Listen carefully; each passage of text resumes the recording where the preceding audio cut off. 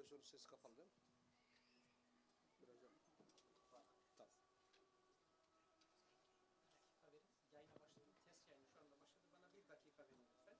Ondan sonra besmele çekip girebilirsiniz.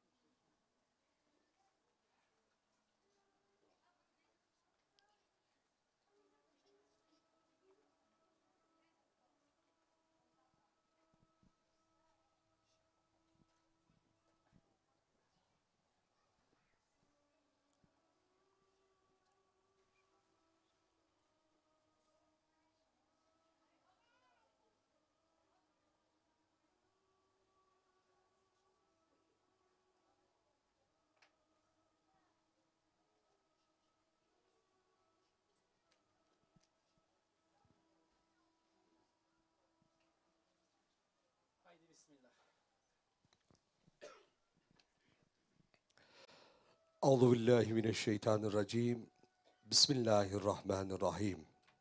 Elhamdülillahi Rabbil alemin. Ve la akıbede lil muttaqin. Ve salatu ve selamu ala seyyidina Muhammedin ve ala alihi ve sahbihi ecmain. Bizleri yaratan, Rahman ve Rahim olan, mülkün tek sahibi, beşeri hakimlerin de hakimi olan Cenab-ı Allah'a hamdü senalar olsun.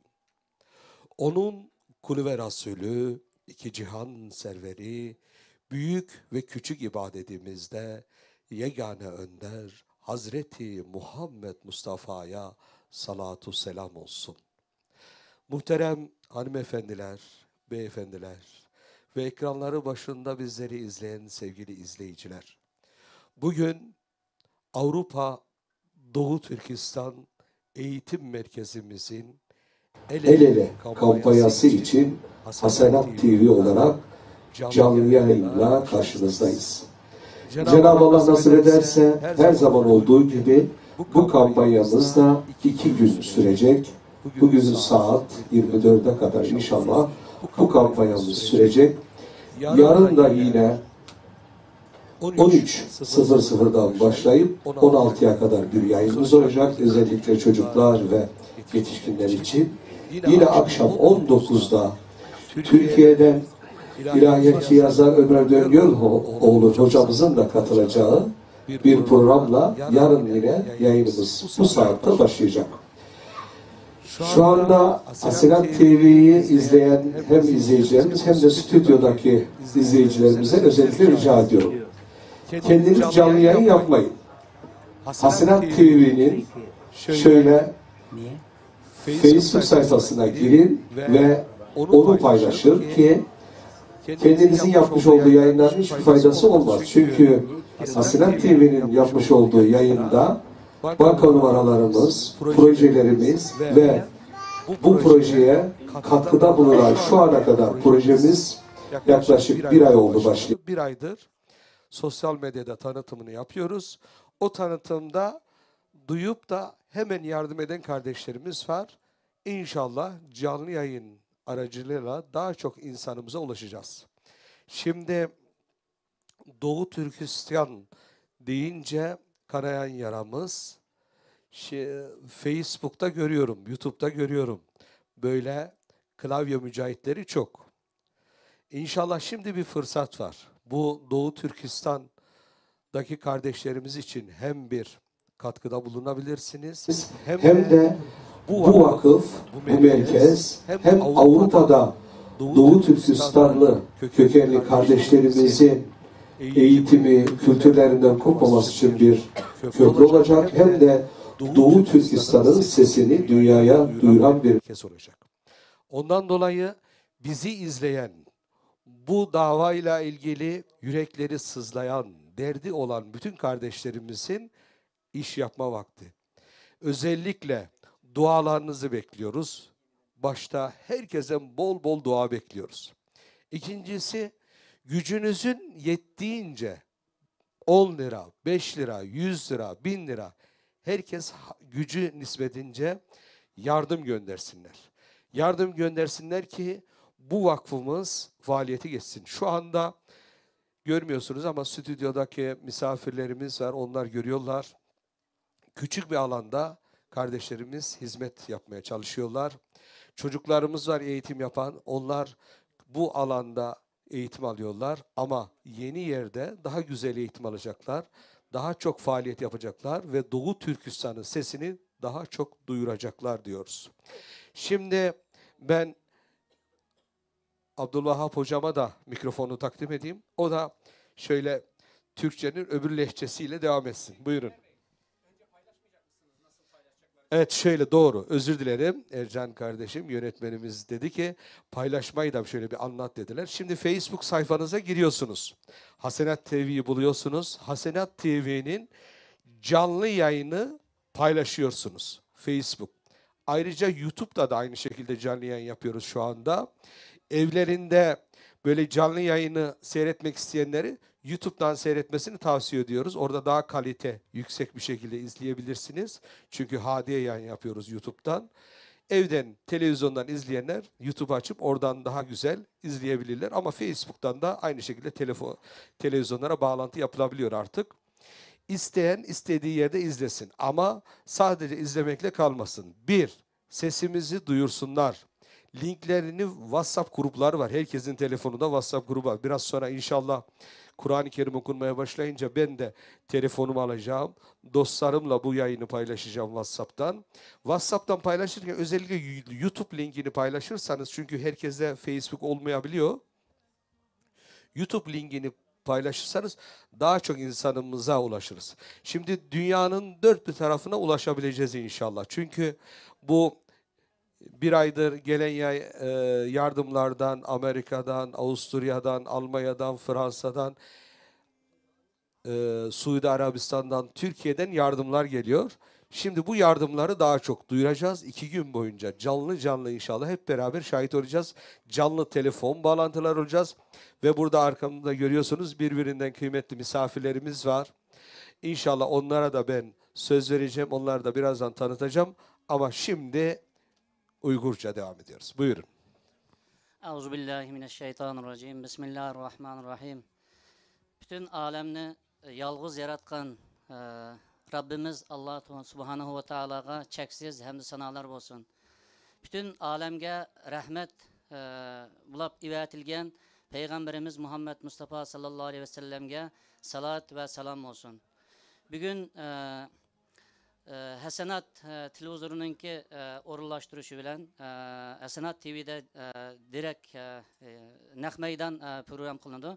Bu programninki hammamizniki bilganimizdek Yevropa Sharq Turkiston Ma'rif Cemiyetininki yeni setvilangan yerining uyadagi shu ta'mirat ishlariga va uningdan boshqa qarzlarni tugatish uchun bugun o'sha Hasenat televizorida naq maydon yordam yig'ish to'lqini boshlandi.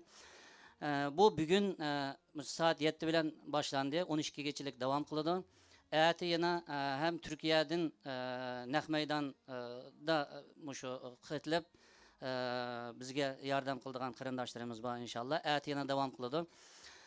Buningdagi asosiy maqsad hammamizningki bilgandek vatanimizdagi aziz vatanimiz Turkistondagi qonliq bostirish va zulmlarni dunyoga anglatish va shuning bilan birga mushada Gollandiyadagi Uyg'urlarga xizmat qiladigan bu setvaga yerimizningki shu qiyinchiliklarni boshda qazisi, uningdan keyin uning ichini remont qilib kirib onundan keyin bizniki o'zimizning faoliyatlarimizni yaxshi shaklda qilish uchun shu yordam to'lqini boshlatildi.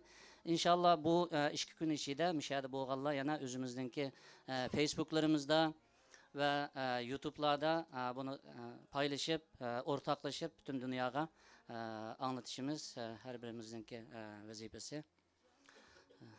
Teşekkür ederiz. Şimdi her zaman olduğu gibi bu programımızı da Yüce Kitabımız Kur'an-ı Kerim okuyarak inşallah başlatacağız. Muhammed Ömer hocamız var. Ben mikrofonu ona takdim edeceğim ve Kur'an-ı Kerim okuyarak bu programımıza başlayacağız. Buyurun hocam.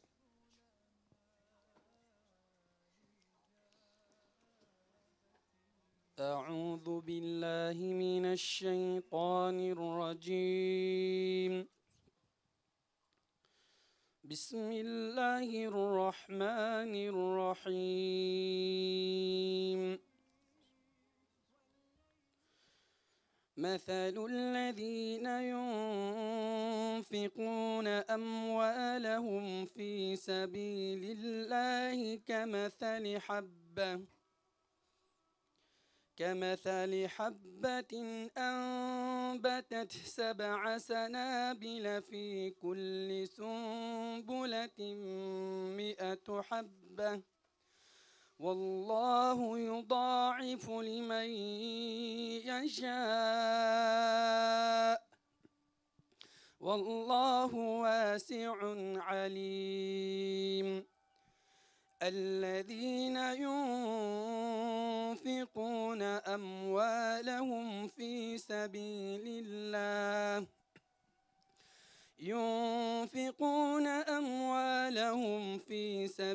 الله ثم لا يتبعون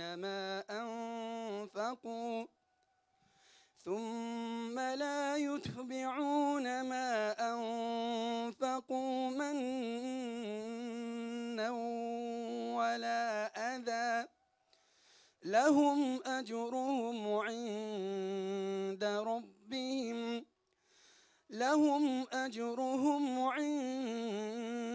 ربهم ولا خوف عليهم ولا هم يحزنون سبحان ربك رب العزة عما يصفون وسلام على المرسلين والحمد لله رب العالمين الفاتحة.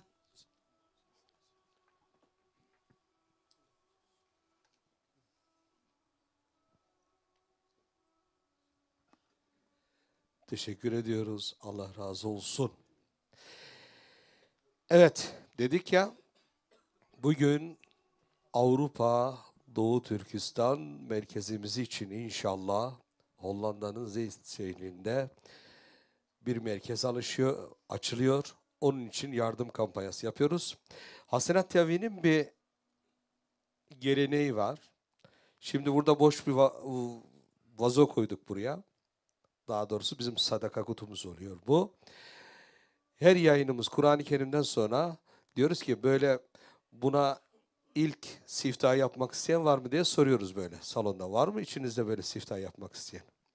Qarindoshlar, Sanat TV'ninki bir adet var deydi. O adeti bunu köygünümüzdeki bir yerde bir lonku var.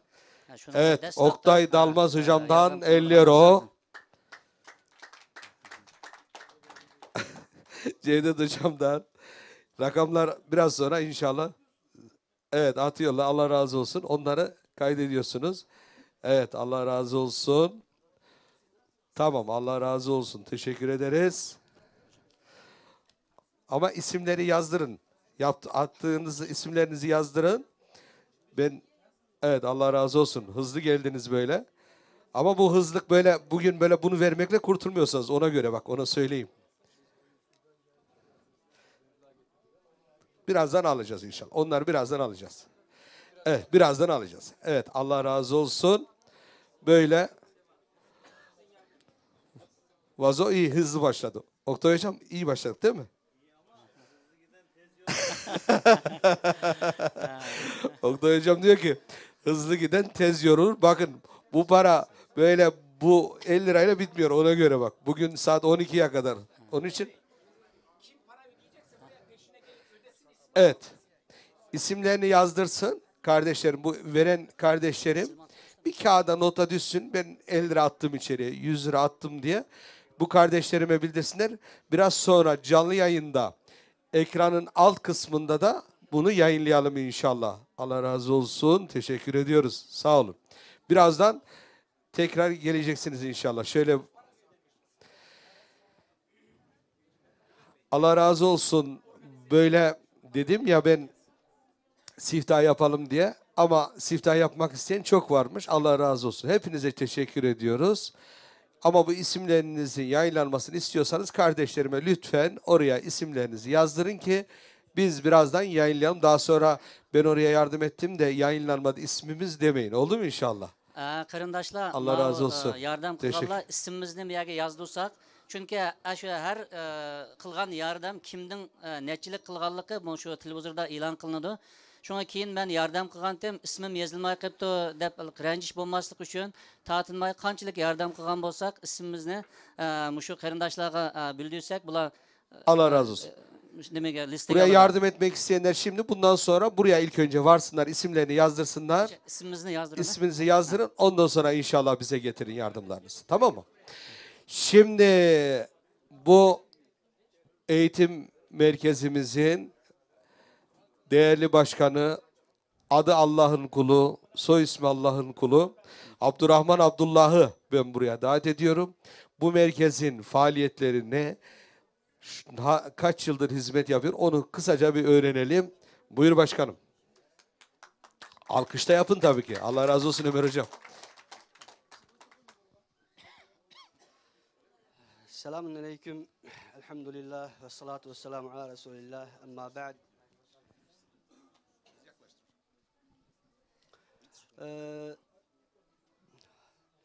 Cenab-ı Allah'a çok hamdü senalar ve Resulullah Efendimiz'e durut ve selamlar olsun. Bize değerli kardeşlerim, değerli hazirun, değerli izleyiciler, size bir şey söylemek istiyorum. Öncelikle çok zamanınızı almak istemiyorum. Burada bize Allah bu fırsatını verdi. Hepimiz biliriz. Ama Doğu Türkistan'da olursak biz nerede oluyorduk? Bu çok yani hepimiz biliyoruz. Allah şükür. Hocam dediği gibi biz 2009'dan itibariyle, en doğrusu 2007'den itibariyle biz Avrupa Doğu Türkistan Eğitim Vakfı bu Hollanda'da elimizden gelen kadar hizmet başlamıştık. 2010'a kadar camilerde, burada bizim nereden bulursak orada kiralayıp ya da camilerde boş zamanları orada vatandaşlarımızla toplayıp orada hizmet verdik ve devam ettik. Bir taraftan buradaki kardeşlerimizin kendimize muhafaza etmek, asimilasyon olmamak için hareket edersek, bir taraftan Doğu Türkistanlık davasını anlatmak, çevremize anlatmak ve Türk dünyası anlatmak ve Avrupa'daki garip dünyası anlatmak, bu işle meşgul olduk. Sonra böyle olmuyor işte. Yani orada bir gün, bir gün o iş olmadı, yürümedi. Sonra 2013'te biz bir yer kiraladık. Zeytin'de hepiniz biliyorsunuz. Orada kiralı bir şey çok üzücü olduğunu siz biliyorsunuz. Devam ettik işte olmuyor. Bir yerimiz olmayınca biz bir gün bir faaliyetini yaparsak bir taraftan her ayda kira ödemeliyiz. Bir taraftan başka masraflar oluyor. Bu bir satın yerimiz olmayınca olmuyor diye hareket ettik. 2013 11. ayının 12. günü biz Hollanda'da üyelerimizle ve arkadaşlarımızla bir arada topladık. Dedik ki biz bir yer satın alalım mı dedik. Deyince arkadaşlarımız hepsi diye %99 kardeşlerimiz %100 gibi dedi ki siz alın diye bize şey verdi. Yani meşruiyet verdi. İmzaladı herkes. Çoğunluğu 50'den fazla kişi 1000 eurodan biz vereceğiz diye bize kart imzaladı. Onu göre yola çıktık. Yola çıkarken bunu çok bizim biliyorsunuz bu Hollanda'ya yeni gelmiş olan olduk için bizim iş adamlarımız da yok. Siz hepiniz biliyorsunuz devlet işgal aslında. Biz buraya gelen kardeşlerimiz kendini bir şeyler yapıp buraya kendisini getirmiş olan, işsiz olan, yeni gelen kardeşlerimiz beraber birlikte çabuk görüştürüp elimizden gelenini yapıp bu günlerde şimdi bu yeni binayımızı aldık Allah'ın izniyle. Bu çok ceryan var burada, çok bizim hikayelerimiz var. Yani bizdeki bir insanın buraya gelip biz elimizden gelenini yapıp sonuçta bir yerin sahibi olduk. Allah'a bin şükürler olsun. Tabii ki bunun arkasında Türk kardeşlerimiz, Türkiye'den gelen Türk kardeşlerimiz var. Başta Hollanda Diyanet Vakfı olmak üzere, İslam Toplumu Milli Görüş olmak üzere, Hollanda Türk Federasyonu'ndaki arkadaşlarımızın durmak ve başka diğer Müslüman kardeşlerimiz zaten bize destek verdiler. Bu hale getirdiler. Allah bunlara fazlısıyla memnun etsin ve bol bol versin, işlerini rast getirsin. Devletimizi, Türkiye devletimizi Allah muhafaza etsin.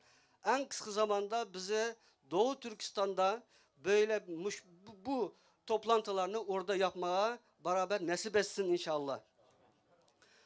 Bu yerin neden bu yerini aldık? Kardeşlerim şimdi size ne demek istiyorum? Siz bunu izleyen arkadaşlar, değerli hocalarım, değerli başkanlarım, değerli hatta Türkiye Cumhuriyeti'nin büyük memurlarım, büyük amirlerim ya da büyük elçimiz olabilir bunu izleyen. Sonra müşavirimiz olabilir, başkonsolosluğumuz olabilir, diğer kardeşlerimiz olabilir.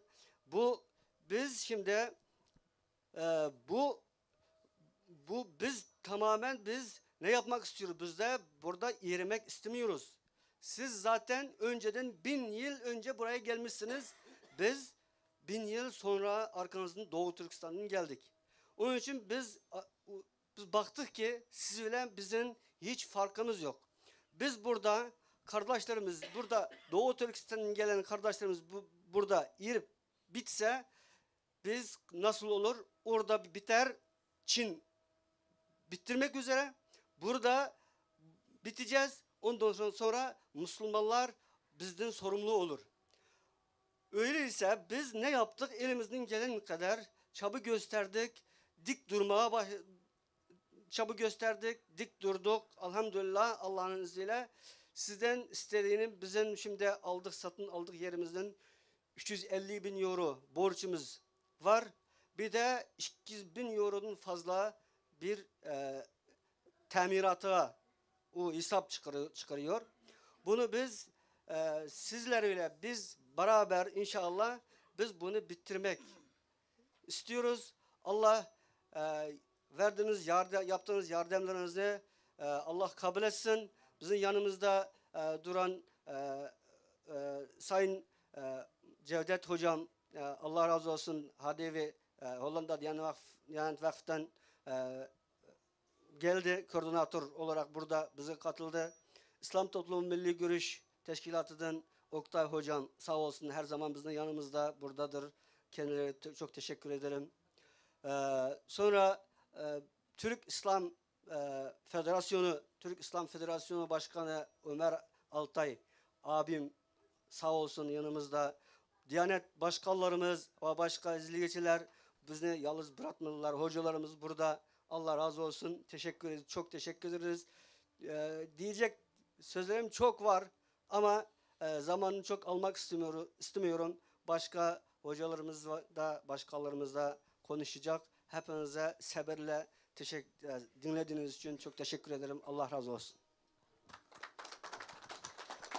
Allah razı olsun. Teşekkür ediyoruz başkanımıza. Allah çalışmalarında ona yardımcı olsun ve ona yardım eden kardeşlerimizden de Allah razı olsun.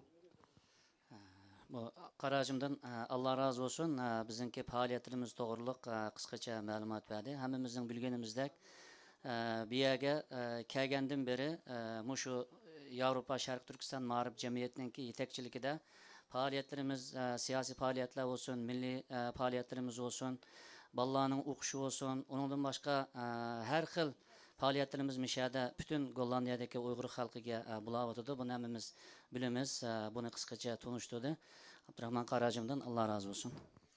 Evet, şimdi ekranları başında bizleri izleyen izleyicilerimizden telefonlar bekliyoruz ve yardımlar bekliyoruz. Ekranımızda şu anda hem telefon numaramız hem WhatsApp numaramız hem de telefon numaramız olarak geçiyor. O numarayı arayabilirsiniz. Banka numarasını hiç aramadan banka numarasına yardımlarınızı gönderin. Biz zaten hemen görüyoruz yardımlarınızı. Evet, Yusuf Aslan. Evet, bir canlı telefon bağlantımız var. Hemen alalım. Efendim hayırlı akşamlar.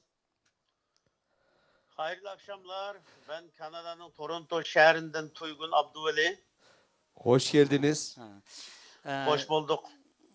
Kanada'dan Tuygun Abdüveli kardeşimiz Kanada'dan bağlandı. Aynı şekilde Tuygun benim hemşerim oluyor. Aynı mahalleden Kanada'da. Buyurun efendim, hoş geldiniz. Buyurun, sizi dinliyoruz. Hoş geldin. Hoş bulduk. Hoş bulduk. Bu Hollanda'daki arkadaşlar 4-5 sene önce Aysa Kara Hacı, Abdülhab Hacı bu bizim arkadaşlarımız söylemişti. Abdurrahman Begdo söylemişti hocalarım.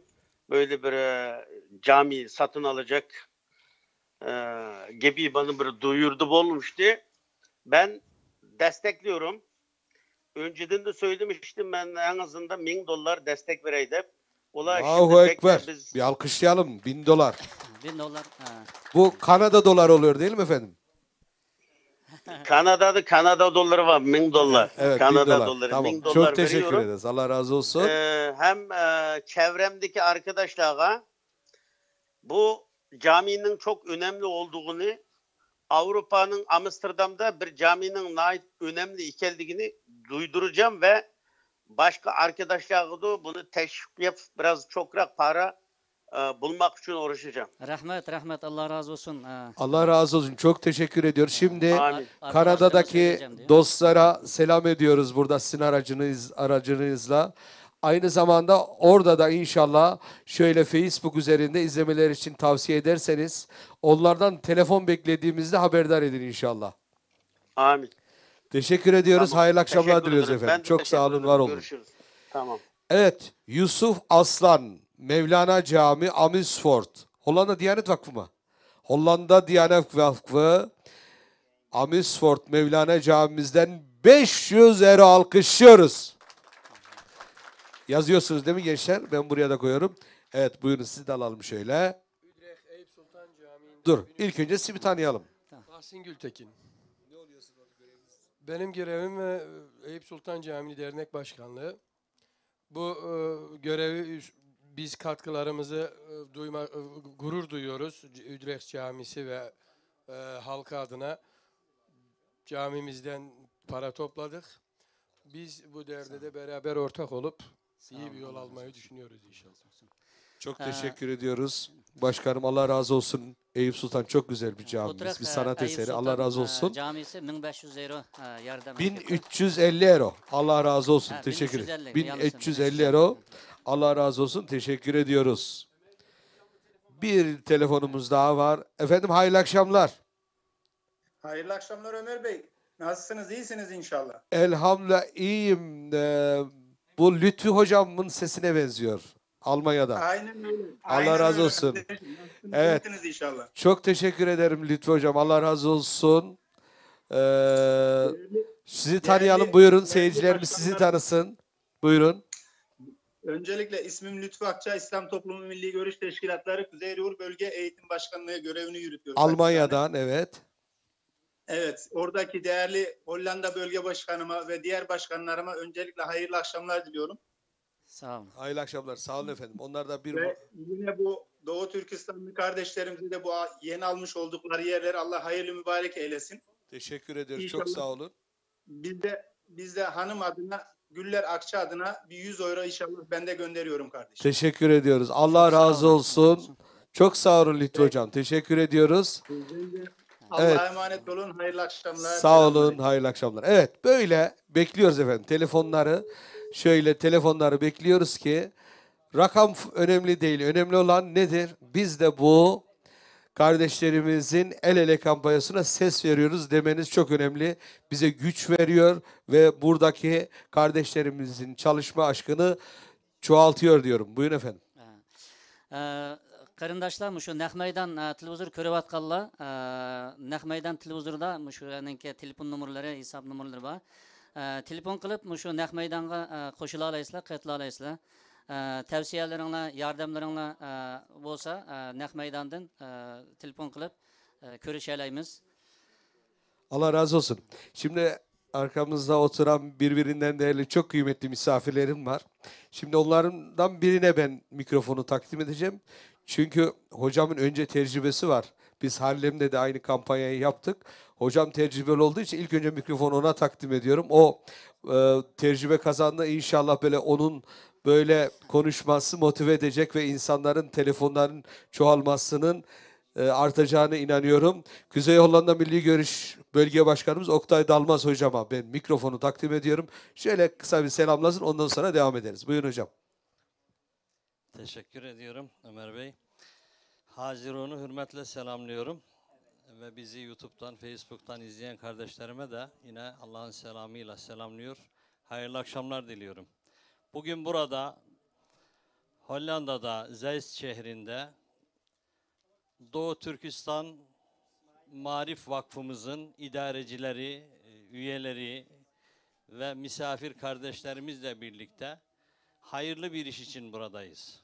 Tabii Ömer Bey takdim ederken bizi şey yaptı, bizde başka burada değerli hocalarımız da var ama madem ilk mikrofonu bize verdi, başkanımızın açılış konuşmasında özellikle belirttiği husus çok önemli. Yani 50 milyon insandan 35 milyona düşmüş bir Doğu Türkistan işgal altında. Şu anda o kardeşlerimizden bir şekilde Avrupa'ya mülteci konumunda çoğu gelmişler ve burada asimile olmamak için bir mücadelenin içerisine girmişler.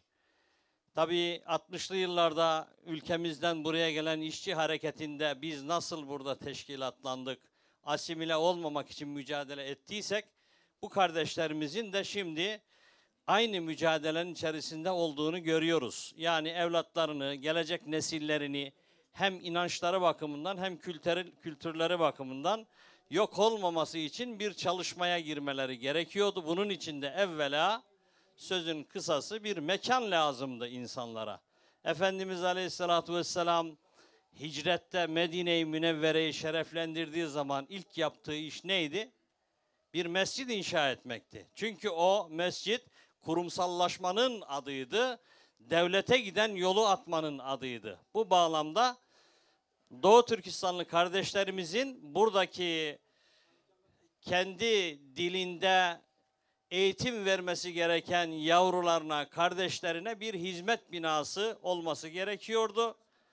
Anlattığı süreci çok zor günlerden geçtikten sonra Allah bir yer nasip etti ama tabii çok borçları var bu kardeşlerimizin. Bu borcun ödenmesi gerekiyor.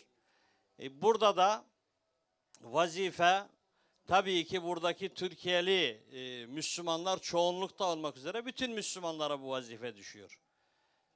Başkanımız arz etti. Bu kardeşlerimiz buraya geldiler ama bunların ne iş adamları var ne de birçoğunun sağlam bir işi var. Yani birçoğu halen devletin ya da belediyelerin verdiği ödeneklerle teşkilatlarını ayakta tutmaya çalışıyorlar. 10 euro, 20 euro gibi aidatlarla yapıyı ayakta tutmanın mücadelesini veriyorlar. Bu gelirle bu 350 bin artı 200 binde tadilat için gereken 550 bin avronun ödenme ihtimali çok düşük. Onun için iş burada biraz ne yapıyor?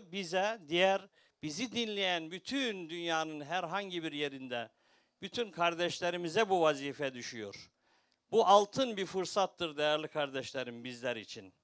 Bakın her birimizin camileri var, camilerimiz için, teşkilatlarımız için çalışmalar yapıyoruz. Ama bu kardeşlerimizin elinden tutup bunları birlikte kardeşliğimizin gereği olarak ayakta kalmalarını temin etmemiz lazım. Doğu Türkistan bizim Serhat Doğu kalemizdir. Oranın düşmemesi için elbette devlet yetkililerimiz, siyasiler çalışmalar yapmalı ama en azından biz de burada STK'lar olarak, İslami manada cemaatler olarak, teşkilatlar olarak buradaki kardeşlerimizin elinden tutmalıyız ki ayakta kalabilsinler. O açıdan biz... Hocam bir telefonumuz var, alalım mı? Hay hay. Siz artık alıştınız yani bütün sözünüzü kesmemizi biliyor. Efendim hayırlı akşamlar, buyurun. Alo. Efendim hayırlı akşamlar. Alo. Efendim televizyonunuzun sesini keserseniz bizi daha iyi duyarsınız. Alo, sizi dinliyoruz, buyurun.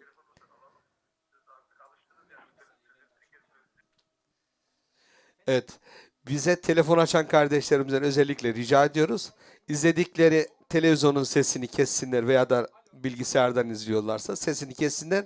Daha sonra bizi telefonla arayıp telefondan konuşurlarsa o zaman sesler karışmış olmaz.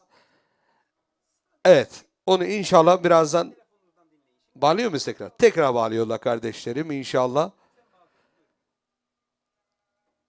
Evet. Alo.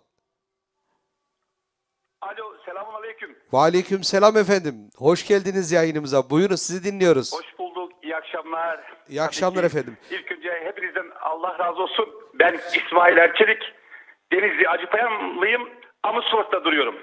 Ve Hoş. TÜİS Ülke Ocağı'nda yönetimdeyim. Tabii Allah bu benim razı olsun. şahsi bir yardım olacak, 500 euro. Allahu Ekber. Teşekkür ediyoruz. Allah hepinizden razı olsun. İsminizi tam alamadık. Bir daha tekrarlar mısınız isminizi? İsmail Erçelik 500 euro. İsmail Erçelik 500 euro. Allah razı olsun. Çok teşekkür Allah ediyoruz. hepinizden razı olsun. Bir saat sonra oradayım. İnşallah. Buyurun gelin efendim. Allah razı olsun. Çok teşekkür Allah ediyoruz. hepinizden razı olsun. Hayırlı akşamlar diliyoruz. Hayırlı akşamlar. Evet. Oktay Hocam ne güzel değil mi? Sesimizi duyan bu teknolojinin böyle güzellikleri var.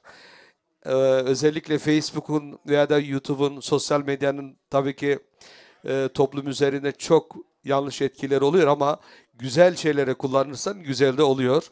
Hocam söylemek istediğiniz başka şey yoksa o zaman ben Cevdet Hocama, Cevdet Keskin Hocam, Hollanda Diyanet Vakfımızın koordinatörü bir mikrofonu da ona takdim etmek istiyorum. O ne söyleyecek? Buyurun hocam. Evet, teşekkür ediyorum Ömer Bey.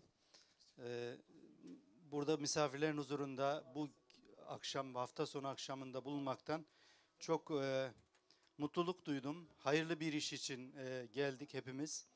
Bu hayırlı işin bir ucundan biz de tutacağız. Hayırlı işlere anahtar olmak, şerli işlere kilit olmak gerekiyor. Hayırda yarışmak gerekiyor. Bizim dinimizin bize öğretileri bunlar. Hazreti Peygamber Mekke'den Medine'ye hicret ettiğinde 14 gün kalmasına rağmen 14 gün kaldığı halde ilk yaptığı iş oraya bir mescit yapmak. Kuba köyündeki Kuba Mescidi biliyorsunuz. Ondan sonra Medine'ye geldi. Yine ilk iş bir mescit yapmak. Mescitler bizim ikinci adreslerimizdir. Birinci adreslerimiz hanelerimizdir. Mahremimiz, hanelerimiz. İkinci adresimiz ise cemiyetle birleştiğimiz, cemaat olduğumuz, dinimizin o yüce güzelliklerini, yardım ve benzeri prensiplerini yaşadığımız camilerimiz bizim ikinci adresimizdir. Neden? Hepimizin burada camileri var. Neden buraya memleketlerini, yurtlarını terk etmek zorunda kalan Doğu Türkistanlı kardeşlerimiz burada ikinci adreslerini yani mescitlerini, camilerini kendi mülkleri olarak oluşturmanın peşinde ve burada da bizden yardım istiyorlar. Bu yardımı biz seve seve kendi camimizden daha çok onlara yapacağız. Çünkü onlar mazlum bir kardeşimiz, mazlum olan bir kardeşimiz, zulme uğrayan bir kardeşimiz. Peygamberimiz Müslümanın acısıyla, derdiyle dertlenmeli buyuruyor. Müslümanı iyi işlerde, hayırlı işlerde desteklemeli buyuruyor. Dolayısıyla biz de kardeşlerimizin bu güzel işini, hayırlı işini mescit edinme ve orada kimliğini muhafaza etme için etmek için, eğitim faaliyetleri başta olmak üzere dini faaliyetleri yürütmek için bu yere ihtiyaçları var. Bu ihtiyacın farkındayız ve ona elimizden gelen gayreti yapacağız. Yapmamız bizim vazifemiz. Ben şöyle, Ömer Bey teşekkür ediyorum ben. Hani bu akşam ben işte Den Haag'dan geldim. En son hatırlıyorum ben bir hayır ne zaman yaptım? En son hatırlıyorum. Hani bangamızdan bir camiye aidat kesiliyor da onu ben saymıyorum. Ama en son böyle gönülden bir yere hayır ne zaman yaptım diye düşündüm. Getiremedim aklıma yani. Herhalde bir 3 hafta oldu. Bir camide bir cumada para toplandı. O zaman bir hayır yaptım diye geldi. Halbuki Müslümanlar olarak bizlerin her gün bir hayır yapması lazım. Az olsa, bir hurma tanesi de olsa hayır yapmamız lazım. Ben camilerde bazen yardımla ilgili konuşma yaparken şöyle diyorum. Müslümanlar Peygamberimizin şu hadisini hiç unutmayın. مَا مِنْ يَوْمٍ يُصْبِهُ الْعِبَادُ إِلَّا مَلَكَانِ يَنْزِلَانِ فَيَكُولُ أَحَدُهُمَا اللّٰهُمَّ أَعْطِ مُنْفِقًا خَلَفًا فَيَكُولُ الْآخَرْ اللّٰهُمَّ أَعْطِ مُمْسِكًا تَلَفًا. Bu hadisi duyduğum anda üzerimde hayır yapmadığım veya bir sadaka vermediğim, bir camiye, bir fakire yardım etmediğim bir gün geçiyorsa bu hadis beni uyarıyor. Müslüman olarak beni uyarıyor. Diyor ki Peygamberimiz, kul her gün sabahladığında 2 melek başına gelir, dikilir. Birincisi şöyle dua eder. Allah'ım bu kul bugün senin için bir şeyler verirse fakirine, camine, yani senin hatırına, senin adına kazandığı rızıktan veya kendisine verilen rızıktan düşünüp diğer Müslümanlarla da paylaşırsa, diğer Müslümanlara da yardım ederse ona halef ver. Malını, mülkünü çoğalt veya evladı, iyalini çoğalt. Her anlama gelir halef. Ona halef ver. Diğeri de şöyle dua eder. Bu kul bugün senin verdiğin nimetleri rağmen senin için bir şey yapmazsa ona da telef ver diye 2 melek dua eder. Biz 1. meleğin duasına erişmek için her gün üzerimizden sadaka veya bir yardım yapmadığımız gün geçmemesi lazım. Cemaate bazen şunu diyoruz. Cuma vaktinde cami için para toplanıyor. Diyoruz ki bu para toplayanlara kızıyorsunuz ya, kızmamanız gerekiyor. Çünkü bu para toplayanlar bakın üzerinizden kaç gün geçti, en son sadaka ne zaman verdiniz, bir hayır ne zaman yaptınız düşünün ve ona göre bu insanlara dua edin ve hesaplayın geriye doğru. 15 gün ben hiç hayır yapmamışım. 15 gün günlüğüne 10 lira, euro neyse hesaplıyorum, 150 euro vereceğim ben şimdi deyin. Veya 1 euro, o kadar gücün yok, 15 euro şimdi vereceğim. Dolayısıyla 1. meleğin duasına erişeceğim diye düşünmesi gerekiyor bir Müslümanın. Bu ayrı bir konu. Bu ayrı bir bize bir yükümlülük. Yani biz bir yükümlülük şeyinde buradayız yani. Ve herkese, Müslümanlara da yükümlülüklerini, yani sorumluluklarını hatırlatıyoruz. Ey insanlar, insanlar arıyor, diyor işte malım kayboldu, şöyle para kaybettim, şurada şu oldu. Birisi diyor ki geçen bana, hocam bana yardımcı olabilir misin? Ne oldu? Ben Türkiye'de bir ev alacaktım. Eve işte 17.000 euro gönderdim peşin ödeyip. TOKİ'den alacaktım. Yalnız yazarken bir yanlış yazmışım. Para gitti, yerine ulaşmadı. Bekledi. Sonra 700 euro kesilerek geri geldi. O aradaki aracı bankalar kesmiş geri geldiği için. Dedim kardeş, düşündün mü? O parayı nasıl kazandın? O paranın faizini hesapladın mı? O paraya aldığın faizi varsa veya o parayı faizsiz helal yolla kazandıysan, onun zekatı üzerinden 1 yıl geçmişse bunları düşündün mü? Yani niye bu hatayı yaptın? İsimde 2 harf yanlış yaptın mı? Namen numur need offering mu diyor. Parayı geri gönderiyor banka. Yani sana bir hata yaptırıldı orada ve o para boşa gitti. 700 euroyu kesti aracı bankalar. Bu IBAN'ı düzenleyen yerler. Bunlar bize hep ders olmalı. Yani başımıza gelen şeylerde yükümlülüklerimizi ihmalin bir sonucu da olabilir. Herhalde telefon geldi. Evet, bir telefon geldi. Gerekiyor. Tamam. Evet. Kusura bakmayın, bizim bu Hasenet TV'nin böyle bir adeti var. Telefon geldi mi amacımız para toplamak olduğu için sözünüzü kesiyoruz. Hakkınızı helal edin. Alo efendim, hayırlı akşamlar. Alo. Hello. Buyurun efendim, sizi dinliyoruz. Alo. Ben Uygurca konuşmak istiyorum. Sizni anlavatımız hazır. Uygurca gap kıslı.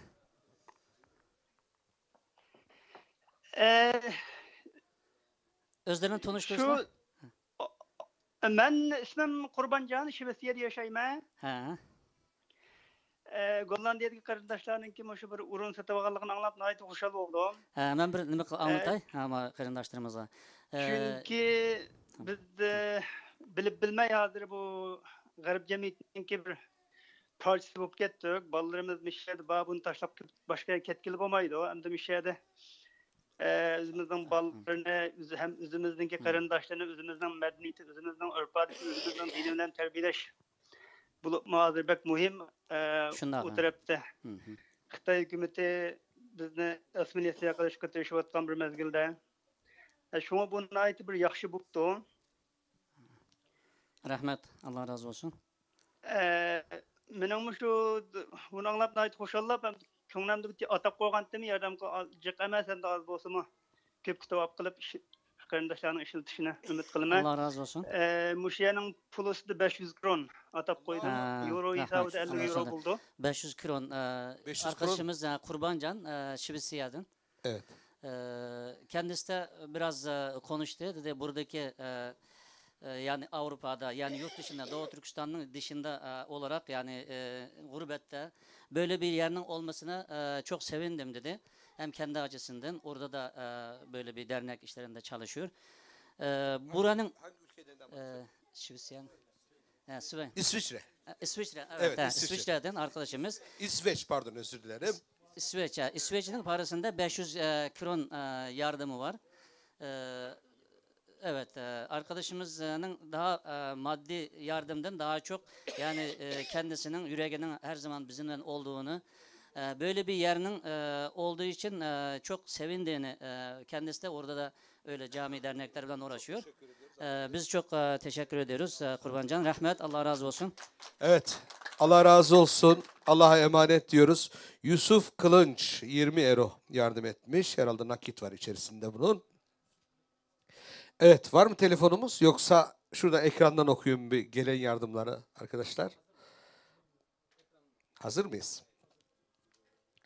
Evet, açalım. Meryem Saud 50 euro. Hollanda Diyanet Vakfı Eyüp Sultan Camii Zeys 2000 euro. Bir alkışlayalım şöyle, Allah razı olsun. Devam et. Sadigan Seley 200 euro. Sadıkcan Seley 200 euro. Evet. Nizamettin Yusuf 100. 100 euro. Nizam. Gürbüz Hocam 100 euro. Maşallah. Mustafa Zeylan 50 euro.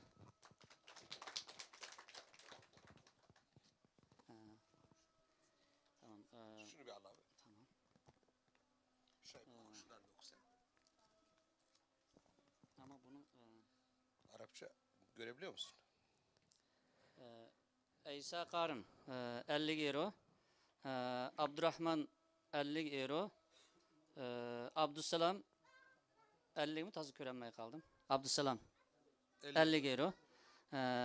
Ahmet soyadım tam tazı uç körenmeye kaldım. Ahmet Karı 20 euro. Nizamuddin Yusuf 50. Cüret 15 euro. Enver 50 euro. Sadık 200 euro. Qarindoshlar, hozir boyatim ben qog'oz berdim. Bundan keyin shu nima yozgan vaqtimizda so'y ism deydi bular. Familiya ismimizni birga yozaylik. Chunki bu ham kompyuterga kuyiziladi, televizorda e'lon qilgan vaqtimizda ismimiz to'liq bo'lsin, shuni bundan keyin diqqat qilaylik. Mehrigul Mahmud 50 euro. Aynur Hanım 100 euro. Utrecht Eyüp Sultan Cami 1350 euro.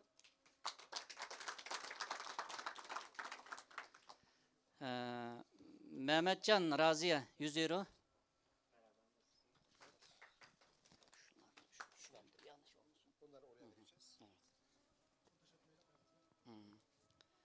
İlham Münevver Hanım 150 euro.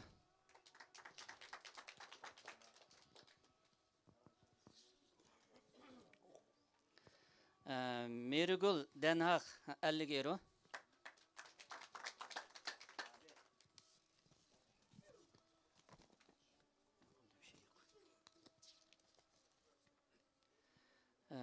Ömer Atif 50 euro.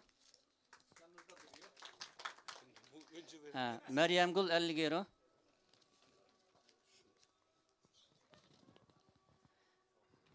Bunu okumuştuk. Alo, hayırlı akşamlar efendim. İyi akşamlar. Buyurun efendim, sizi dinliyoruz. Sizi tanıyalım, buyurun. İyi akşamlar. Ben bilen konuşuyor musunuz yoksa? Evet, sizle konuşuyoruz hocam. Söz anlavatımız. Buyurun. Ben bilen konuşuyoruz.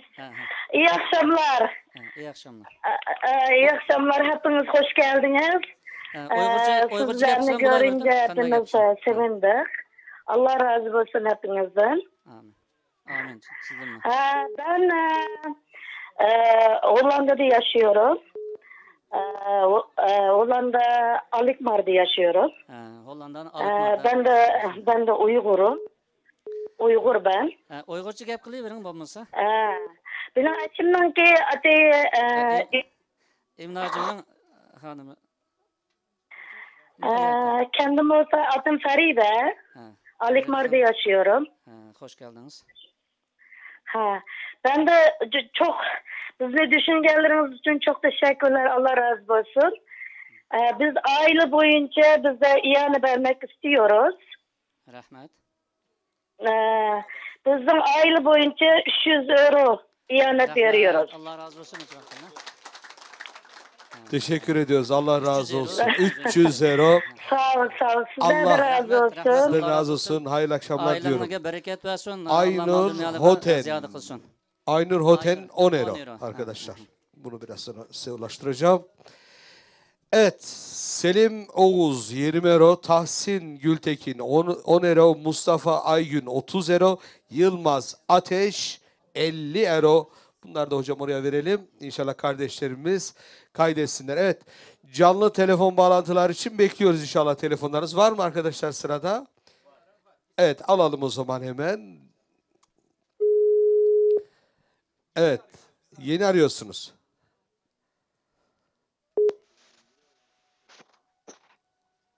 Selamünaleyküm. Ve aleyküm selam efendim. Hoş geldiniz yayınımıza. Buyurun sizi dinliyoruz. Bulduk. Ben Uygurca konuşsam olur mu? Tamam olur. Konuşun. Evet. Buyurun. Selamünaleyküm. Ve aleyküm selam. Hoş geldin. Ben hazır şu tordan sınavmış Nahmeydan körevatkan Nahmeydan bul adamda. Nahmeydan bulavatdı da.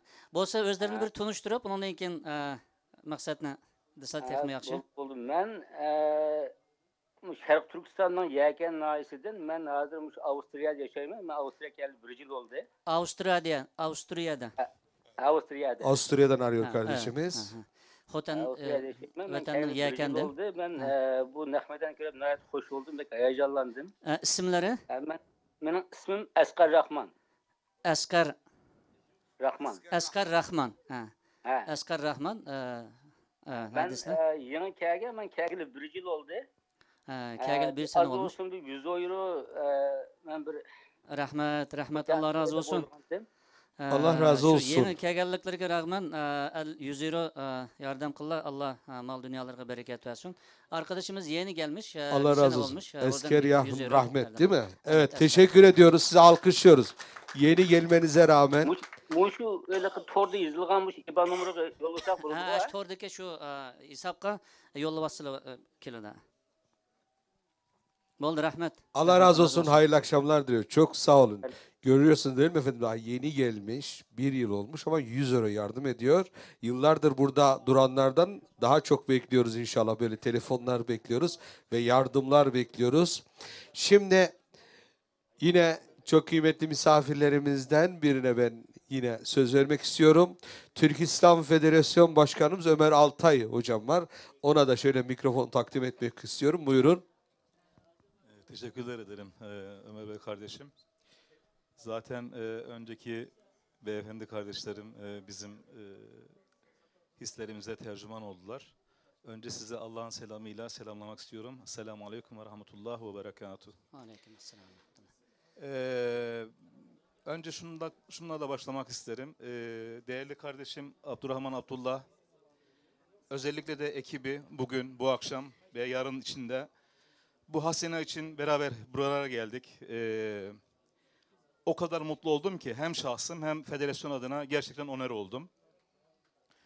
Hazreti Ali Efendimiz diyor ki, eğer diyor bir zulmü karşı gelemiyorsanız, engelleyemiyorsanız en azından sesinizi, avazınızı yükselterek duyurun diyor. İkincisi de eğer zulümlerde karşı sessizseniz bir dilsiz şeytansınız diyor. Hocam şöyle kısa bir Uygurca anlatsam aslında Mükemmel, hocalarımız tabii, çok buyurun. güzel şey yapmıştı. Onun da bir hulası sonra anlatacağım. Tabii. Sizin şeyinizni.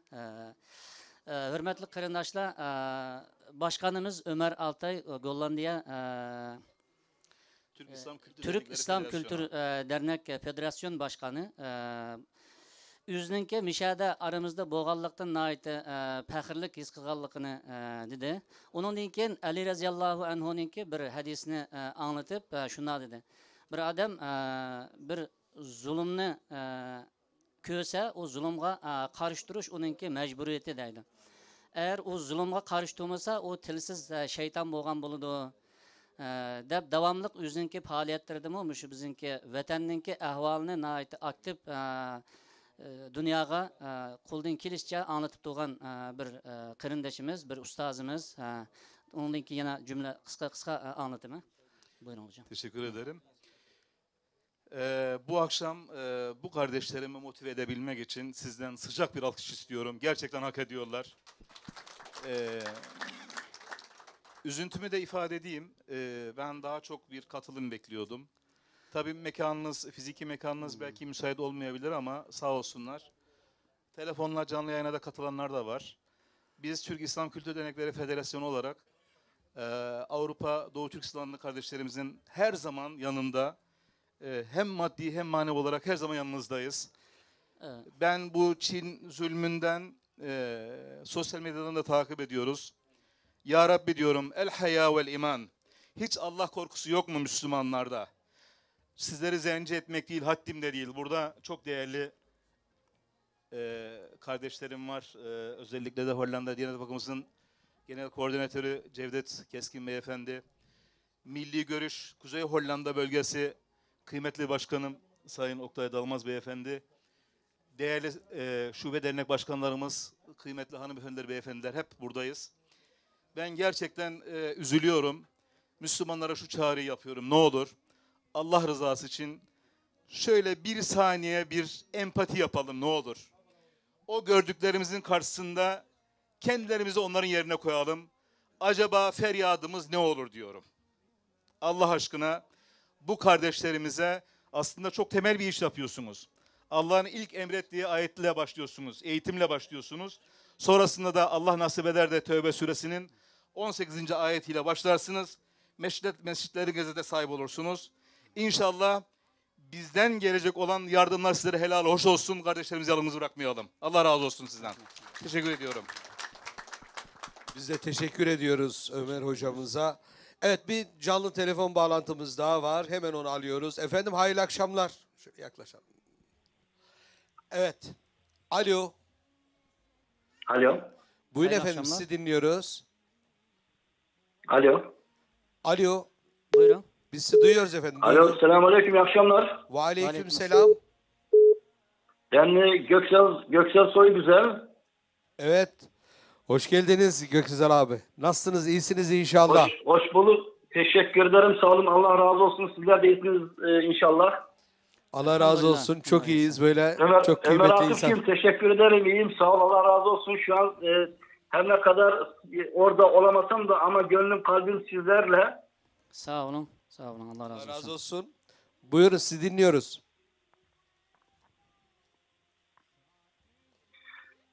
Orada protokolda oturan ve değerli arkadaşlarıma hepsine selam söylüyorum. Başka Ömer Altay Başkanıma, vakıftan Cevdet Bey orada görüyorum. Milli Görüş'ten Yavuz Bey'i orada görüyorum. Yine Abdurrahman Bey. Diğer kardeşlerimize de hayırlı akşamlar diliyorum. Ben çarşamba günü Abdurrahman Bey'i ziyaret ettim. Çünkü bugün de özel işlerden dolayı gelemedim. İnşallah biz de Aspir Hollanda olaraktan, Avrupa Sivaslar Birliği Hollanda olaraktan bu kampanyaya 100 euro ile katılıyoruz. İnşallah bir yararı da merhemde biz olalım diye düşünüyorum. Allah razı olsun. Teşekkür İnşallah ediyoruz. bir an evvel bu çalışmalarımız iyi bir sonuca ulaşır. Allah razı olsun olun, Göksel sağ olun, Bey. inşallah, Sağ olun. Allah razı olsun. Hayırlı akşamlar diliyoruz. Çok sağ olun, var olun. Evet. Telefonlarımızı bekliyoruz tekrar. Var mı telefon arkadaşlar? Evet, bir telefon daha varmış. Alo. Geri arıyorsun. Selamünaleyküm. Ve aleyküm selam efendim. Buyurun. Anlavatımız. Selamünaleyküm. Ve aleyküm selam. Ben Türkiye'den bağlandım şimdi. Buyurun. Evet. Adım Nizamettin Temkini. Hoş geldiniz Nizamettin Bey. Buyurun. Sizi dinliyoruz. Evet. Hoş geldin Nizamettin. Allah razı olsun hepinizden. Biz çok memnun olduk. Hususen bizim Doğu Türkistanlık kardeşlerimizin Avrupa'daki, Hollanda'daki Türk kardeşlerimiz yanında olduğundan çok memnun olduk. Bunun üzerine biz ailemiz hepimiz beraber şimdi istişare yaptık. Sonra da az da olsa bir katkımız olsun diye 100 euro ailemiz namından Teşekkür ediyoruz. Allah razı olsun. Türkiye'deki gelen 100 eurolar bizde burada 1000 euro gibi. Yani biz 7'ye 8'e çarpıyoruz. Onun için çok sağ olun. Çok değerli. Allah razı olsun. Bak burada seni alkışlıyorlar. Türkiye'de 100 euro çok önemli bizim için. Çok sağ olun. Rahmet, Allah razı olsun. Allah ailelerine bereket ata kılsın. Rahmet. Teşekkür ediyoruz. Hayırlı akşamlar diliyoruz efendim. Çok sağ olun, var olun. Evet, görüyorsunuz değil mi? Türkiye'den arıyorlar. 100 euro. Belki ailece bak toplantı yapmışlar. Çok önemli yani. 700-800 TL para ediyor. Belki de maaşı 2000 euro, bilmiyoruz kardeşimizin durumunu. Ama 100 euro bak buradaki kardeşlerimizin sesine ses veriyor. Allah razı olsun. Bir telefon daha var. Hayırlı akşamlar efendim. Selamünaleyküm. Ve aleyküm selam. Buyurun, sizi dinliyoruz. Hocam herkese selam. Ben Hidayet Oğuzhan. İstanbul'dan arıyorum. Maşallah, Allah razı olsun. Türkiye'den arka arkaya. Arap Cemiyeti, Başkanımız. Doğu Türkistan STK'lar Birliği Başkanlığını yapıyorum. Hoş geldin başkanım. Geçen günlerde Hollanda'daydım. Mekanı gördük, ziyaret ettik. Çok sevindik. Allah hayırlı bereketli hizmetleri Amin, amin. Cümlemizge başkanım, cümlemizge Hidayetlacım. Bütün Avrupa'daki Doğu Türkistanlı kardeşlerimizin ortak mekanı olduğunu düşünüyorum. İnşallah hepimizin merkezidir. Çok güzel, çok geniş. İnşallah nice Doğu Türkistan davasına hizmetler verecek burası. Amin, Onun inşallah. için bütün kardeşlerimizi buradan muhabbetle selamlıyorum. Aleykümselam. Oranın tefrişatı olsun, her türlü ihtiyaçlarını gidermek için hem bütün Doğu Türkistanlı kardeşlerimizi buradan çağrıda bulunuyoruz, destek vermelerini. Sadece Doğu Türkistanlı değil, bütün bu sesimizi duyan kardeşlerimizin bu çağrıya destek vermelerini arzu ediyoruz. Ben de inşallah 1000 euro hediye. Allahu Ekber. Allah razı olsun. Teşekkür ediyoruz olsun. başkanım. Kardeşlerimiz de İstanbul'dan. Diğer STK başkanlarımız da seyrediyordur. Bunlar da inşallah desteklerini sunacaklarını zannediyorum. Hayırlı bereketli olsun inşallah. Rahmet, rahmet. Allah razı olsun. Küçük adla acım. Başkanım teşekkür ediyoruz. Allah razı olsun. İnşallah oradaki özellikle büyük iş adamları var. Türkiye'deki iş adamları Avrupa'daki iş adamlarından çok çok zenginler. Onlara şöyle sesimizi duyurun. Bir WhatsApp'la bir mesaj atın. Bak Doğu Türkistan'ın Avrupa'da sesi olacak. Şimdi Türkiye'den siz sesinizi duyurmaya çalışıyorsunuz ama biz Lahey'e buradan yarım saatiz. Lahey Adalet Divanı'na çok yakınız. Sesimiz buradan daha hızlı duyulur. Ondan dolayı bu merkezin önemi çok önemli. Bu Türkiye'deki iş adamlarına diyoruz ki lütfen, Türkiye'de zaten yeterince cami var maşallah. Devlet de yardım ediyor. Her tarafa cami yapılıyor. Şimdi Avrupa'daki bu merkeze Türkiye'deki iş adamlarından telefon bekliyoruz. Siz de inşallah bu konuda bu sesimizi duyurun başkanım. Başkanı kapattınız mı arkadaşlar? Ben boşa mı konuştum? Başka, Allah razı olsun. Ha, onlar duydular değil mi? Allah razı olsun. O kapatmış. Olsun, ha. Allah razı olsun. Ama başkanımız dinliyordur bizi. Duydularmış mutlaka. Başka bir tane de vurmamış. Bir telefon daha var. Efendim hayırlı akşamlar. Buyurun. Alo. Alo buyurun efendim. Sizi dinliyoruz. Selamünaleyküm. Ve aleyküm selam. Nasılsın Ömer abi? İyisin inşallah. Elhamdülillah iyiyim. Ne güzel ses ya. İsmini de duyalım da tam tanıdık geldi isim ama ses. Bir de ismini duyalım. Ömer abi babamı tanıdın beni tanıyamadın mı? Oo Lütfü Hocam'ın oğlu. Damat diyorum ben sana ama. Evet. Allah razı olsun. Aynen öyle Ömer abi. Allah razı olsun. Almanya'dan yine kardeşimiz Ruhar bölgesi değil mi? Kuzey Ruh bölgesi abi. Kuzey Ruh bölgesi pardon. Özür dilerim. Allah Abi razı olsun. Ahmet Akça ailesinden 50 euro. Ahmet Akça ailesinden Sağ olun, Almanya'dan sağ olun, 50 lira. Allah razı olsun. Çok Cümlemizden teşekkür ediyoruz Ahmet kardeşim. Hayırlı akşamlar diliyoruz. Daha Hayırlı yeni akşamlar. Çiçeğiburnu'da damadımız bu. Yeni evlendik, düğünü yaptık. Allah razı olsun. Teşekkür ediyoruz. Evet, telefon bekliyoruz efendim. Böyle bak Almanya'dan böyle kardeşlerimiz var. Ben Hollanda'dan biraz az geldi değil mi telefon? Geliyor değil mi? Evet daha çok telefon bekliyoruz. Hollanda'dan telefonlar bekliyoruz. Arkadaşlar buradaki hocalarımız hepsi sabırla dinlerler. Hiç merak etmeyin yani. Allah razı olsun. Yeter ki para gelsin değil mi Oktay Hocam? Allah razı olsun. Onlar sırf burada dua yapmak için bekliyorlar. Allah razı olsun. Yeter ki para gelsin. Oktay Hocam diyor ki yeter ki para beklesin. 12'ye kadar buradayız diyor. Allah razı olsun. Birazdan inşallah şöyle şu ana kadar toplanan rakamı bir öğreneceğiz, bir dua yapacağız. Bizim Hasenat TV'mizin kurallarından bir tanesi böyle her saat hem yarım saat içerisinde 45 dakikada bir dua yapmamız lazım.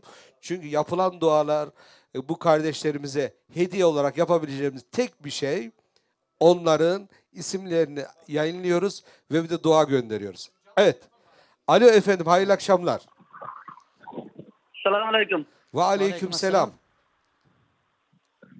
Ben yanlış oyunu sözley. Ha, gap kısa ben anlamadım. Sana bugün bir işim lazım tez, bir işim çıkılı beraberden. Şu mağaratki bağlılık kendilerine kılgan hizmetlerine Allah ecrini versin. Amin. Bizim ablet, Akmad'dan 500 euro. Rahmet, Allah razı olsun. Ablat kardeşimizden 500 euro Alkmaar'dan. Allah razı olsun. Alkmaar'dan öyle mi? Alkmaar'dan, ha. İyi, Hollanda'dan ses duyduk. Allah'a şükür. Selamlar, hayırlı gelsin. Okay. Rahmet ablat. Allah razı olsun. Allah işlerine bereket versin. Teşekkür ediyoruz Ahmet. Allah razı olsun. Hayırlı akşamlar. Allah hayırını kabul etsin. Evet öbür telefonu alalım arkadaşlar hemen. Evet Alkmaar'daki kardeşimiz Allah razı olsun 500 euroyla bu yardım kampanyamıza katıldı. Şimdi bir telefonumuz daha var değil mi? Bağlıyoruz inşallah. Bu arada boşluklarda ekranları okuyabilirim Ercan kardeşim, yönetmenim. Monitörü bana eğer açarsanız ben burada okuyabilirim gelen yardımları. Evet. Tamam. Tamam, telefon devam edelim. Alo, hayırlı akşamlar efendim. Alo. Selamünaleyküm. Ve aleyküm selam. Buyurun efendim, sizi dinliyoruz. Selamünaleyküm. Ve aleyküm selam. Yalnız televizyonun sesini kesin. Bizi televizyondan böyle... Bölge Eğitim Başkanı İdris Kandemir. Oo İdris Hocam Allah razı olsun. Kuzey Hollanda Milli Görüş Teşkilatlarımızın eğitim başkanı İdris Kandemir. İdris Hocam hoş geldin. Allah razı olsun. Buyurun sizi dinliyoruz. Bölge Başkanımız Oktay Dalmaz hocamı selamlıyorum. Oradaki misafirleri ve tüm hazirini selamlıyorum. Allah hayırlara vesile etsin. Amin. Daha bereketini artırsın inşallah. Amin. Doğu Türkistanlı kardeşlerimizin umduklarına nail olmalarını nasip eylesin Rabbim inşallah. Amin. Hayırlı hizmetlerinde de bereketli çalışmalar inşallah sanatında çok güzel olmasını temenni ediyorum.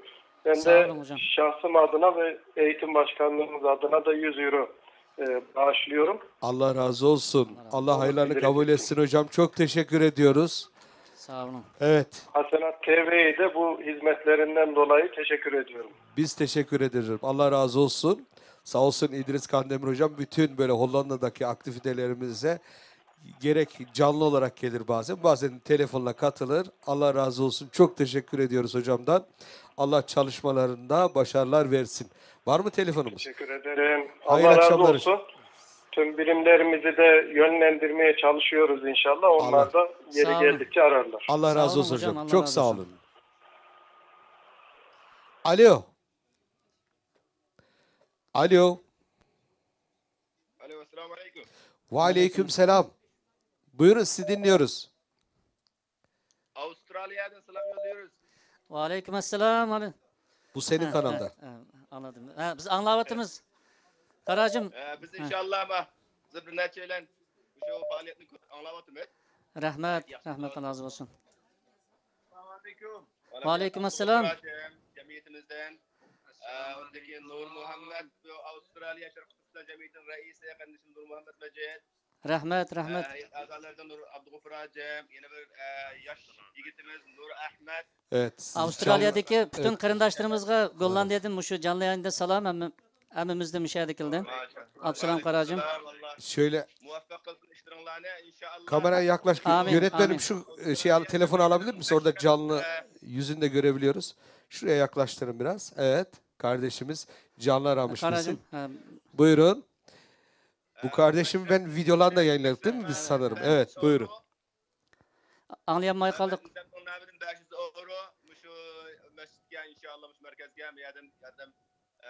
Rahmet. İnşallah. Rahmet. Allah razı olsun Karacım. Allah muvaffak olsun. Amin. Amin. Cümlemizden. Silinen müşahit hizmetinin Allah muvaffak kılsın. Rahmet. 500 euro. 500 euro mu?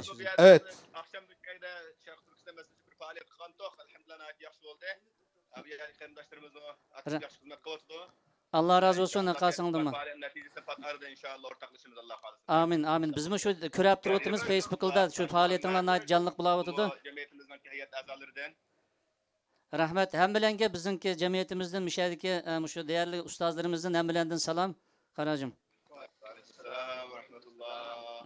Selam. Allah'a emanet. Selametlik olun. Ekastırma Allah'a emanet. Rahmet. Allah bereket versin işlerine. Allah razı olsun. Çok teşekkür ediyoruz. Avusturya'dan değil mi? Avustralya. Avustralya. Da kıtada vallahi daha uzak. Dernek var. O Evet, dernekler 24 başkanı saat uçak yolculuğu neredeyse değil mi? 12 Evet. saat mi? 24 saat mi? Bayağı uzun. 24 saat mı? evet değil mi? Ha. Evet Allah razı olsun. Bir telefon daha var. Efendim hayırlı akşamlar. Alo. Alo.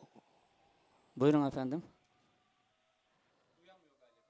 Bir daha seslenelim. Alo, selamun aleyküm. Ve aleyküm selam.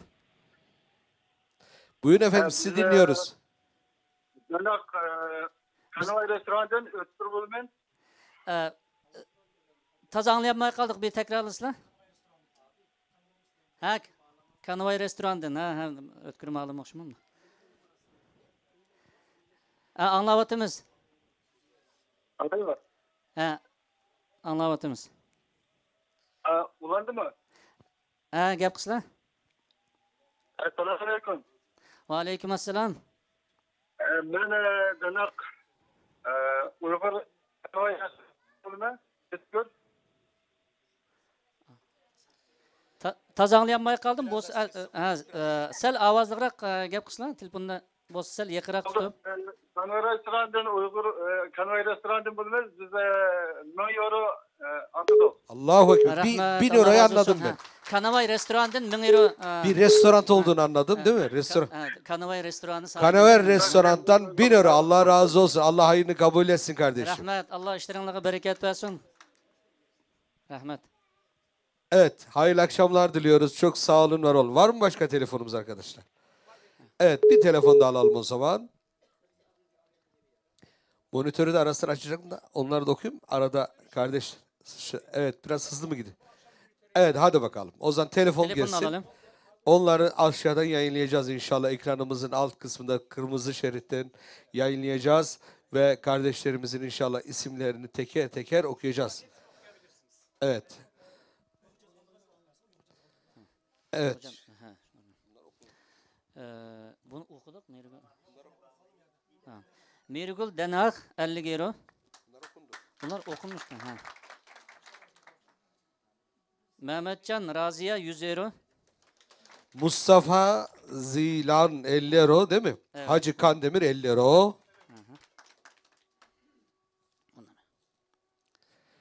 İlham Münevver 150 euro. Oklantık. Nurdun Niyaz. Mevlude Yakup 100 euro.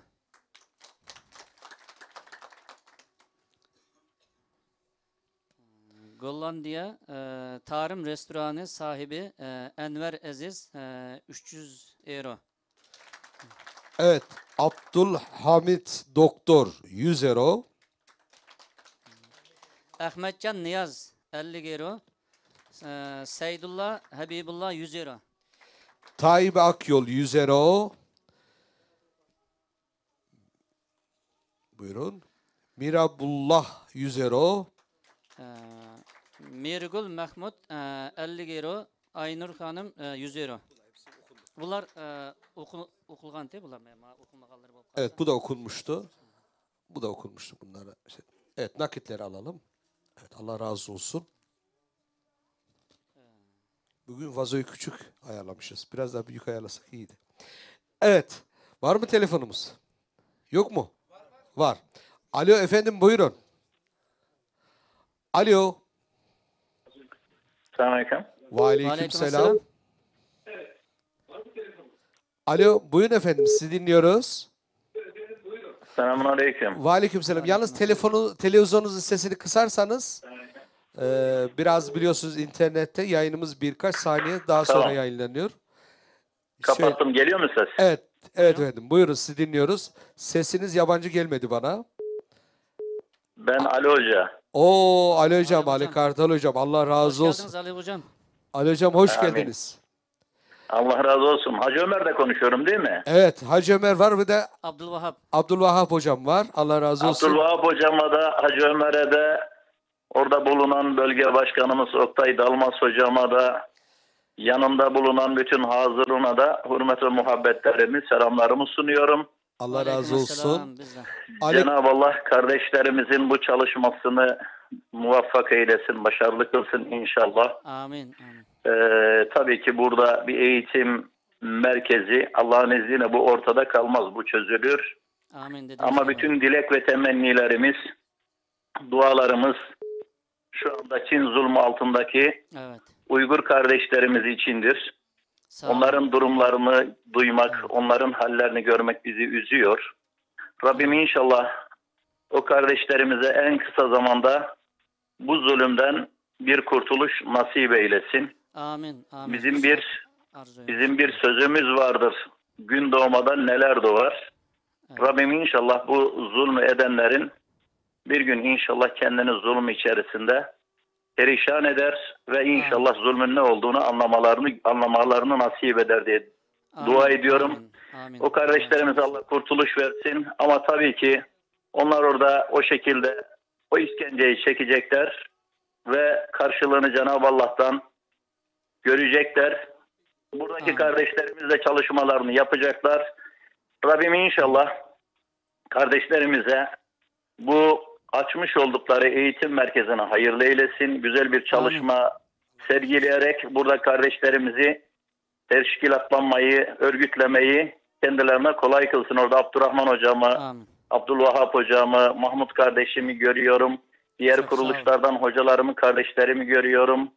Diyanet'ten Cevdet hocamı zannediyorum orada var. Hacı Salim'i görüyorum. Abdurrahman hocamı görüyorum. Ve inşallah bütün kardeşlerimizi biz de gruplarımızda bu hayır çalışmasına davet ediyoruz. Rabbim inşallah kardeşlerimizin bu yolculuğunda bizlerin de yapacaklarını kabul eylesin. Ben de karınca kararınca kendi adıma bir 100 euro da ben kardeşlerime bağışlıyorum Allah razı inşallah. olsun. Rabbim hayırlı eylesin inşallah. Ali Hocam, yarın bekliyoruz inşallah. Siz Hasenet TV'de bayağı tecrübelendiniz. Sizin performanslarından çok memnunum ben. Bekliyorum inşallah yarın. Ali Kartal Yarın hocam. için Evet, buyurun. Ömer hocam, yarın için bir hacılarla toplantımız var. Eğer erken bitirebilirsek neden olmasın? Bekleriz Eğer hocam. o hacılarımızla toplantımızı erken bitirirsem inşallah katılmaya gayret ederim. Allah razı olsun ama hocam. dualarımız, gönüllerimiz, yüreklerimiz kardeşlerimizle beraber Rabbim inşallah onların da bizlerin de hepimizin yar ve yardımcısı olsun. Amin. Ben sizleri fazla tutmayayım çünkü belki bağlanmak isteyen kardeşlerim olur. Evet, Allah razı Hepinize olsun. selam ve muhabbetlerimi iletiyorum. Allah'a emanet olunuz. Allah muvaffak eylesin. Çok sağ olun Selamünaleyküm. Ali Hocam. Allah razı olsun güzel dileklerinize. Çok sağ olun. Ali Kartal Hocam, Kuzey Hollanda Milli Görüş Teşkilatları İnşaat Başkanımız. Allah razı olsun. Teşekkür ediyoruz. Evet, alo. Hayırlı akşamlar efendim. Alo, buyurun efendim. Sizi dinliyoruz. Anlavatımız.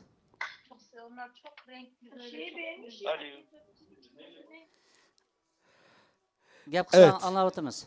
Evet. Evet, bir hatırlatın inşallah kardeşlerimize. Evet, böyle canlı yayın bazen böyle hızlı tempo olduğu için bazen bağlanamıyoruz. Alo, hayırlı akşamlar efendim. Alo. Selamünaleyküm. Gap kısa biz anlavatımız. Buyurun. Benim ses gelmiyor galiba. Şimdi geliyor. Buyurun. Şimdi duyuyoruz. Sesiniz geliyor. Alo, dinliyoruz efendim. Buyurun. Hayırlı akşamlar efendim. Buyurun. Ben Necmettin. Buyurun Necmettin Bey. Oradaki misafirlere, başkanlarıma hayırlı akşamlar diliyorum. Bize de hayırlı akşamlar. Buyurun. Açılışında başta Abdurrahman Hocam ve ekibine ayrıca teşekkür ediyorum. Çok sağ olun. Biz de teşekkür ederiz. Ben hatta mıyım bilmiyorum ama Evet evet dinliyoruz hocam sizi. Sesiniz Buyurun. geliyor. İnşallah biz bu çalışmalarda ferdi olarak yapmakta olduğumuz çalışmalar sonucu kendim 250 euro ile katkıda bulunmak istiyorum. Allah razı olsun. Sağ olun. Allah bereket versin. Allah Çok sağ hayrınızı olun. kabul etsin. Allah razı olsun Necmettin Bey. Çok sağ olun. İnşallah. Hayırlı Sizlere akşam. hayırlı akşamlar diliyorum. Size de efendim. Hayırlı akşamlar, Allah sağ olun. razı olsun. Çok teşekkür ediyoruz. Allah razı olsun. Kardeşlerimizin aldığı yere katkı bulunmalarını buradan tekrar sizlerin aracılığıyla duyuruyorum. Hep birlikten güç doğar diyorum. Allah'a emanet olun. Amin. Amin. Çok sağ olun. Allah İnşallah. razı Beraber olsun. olacağız inşallah. Necmettin abi Udrecht değil mi? Necmettin Küçük. Evet. Evet Necmettin Küçük Udrecht eski başkanlarımızdan değil mi? Evet. Allah razı olsun. Necmettin abi sesini tanıdım ama biraz soy isminizi duyamadım. Şimdi Kusura bakmayın. tanıdım. Allah razı Necmettin. olsun. Udrecht Milli Görüş Teşkilatımızın eski cemiyet başkanlarından. Sağ olun Necmettin Allah abi. razı olsun. Çok teşekkür ediyoruz. Allah razı olsun Necmettin Bey. Bizler teşekkür ediyoruz sizlere. Allah razı olsun. Sağ olun, var olun. Allah razı olsun. 250 euro Necmettin abimizden. Teşekkür ederiz. Evet, ikinci bir telefonumuz var sanırım.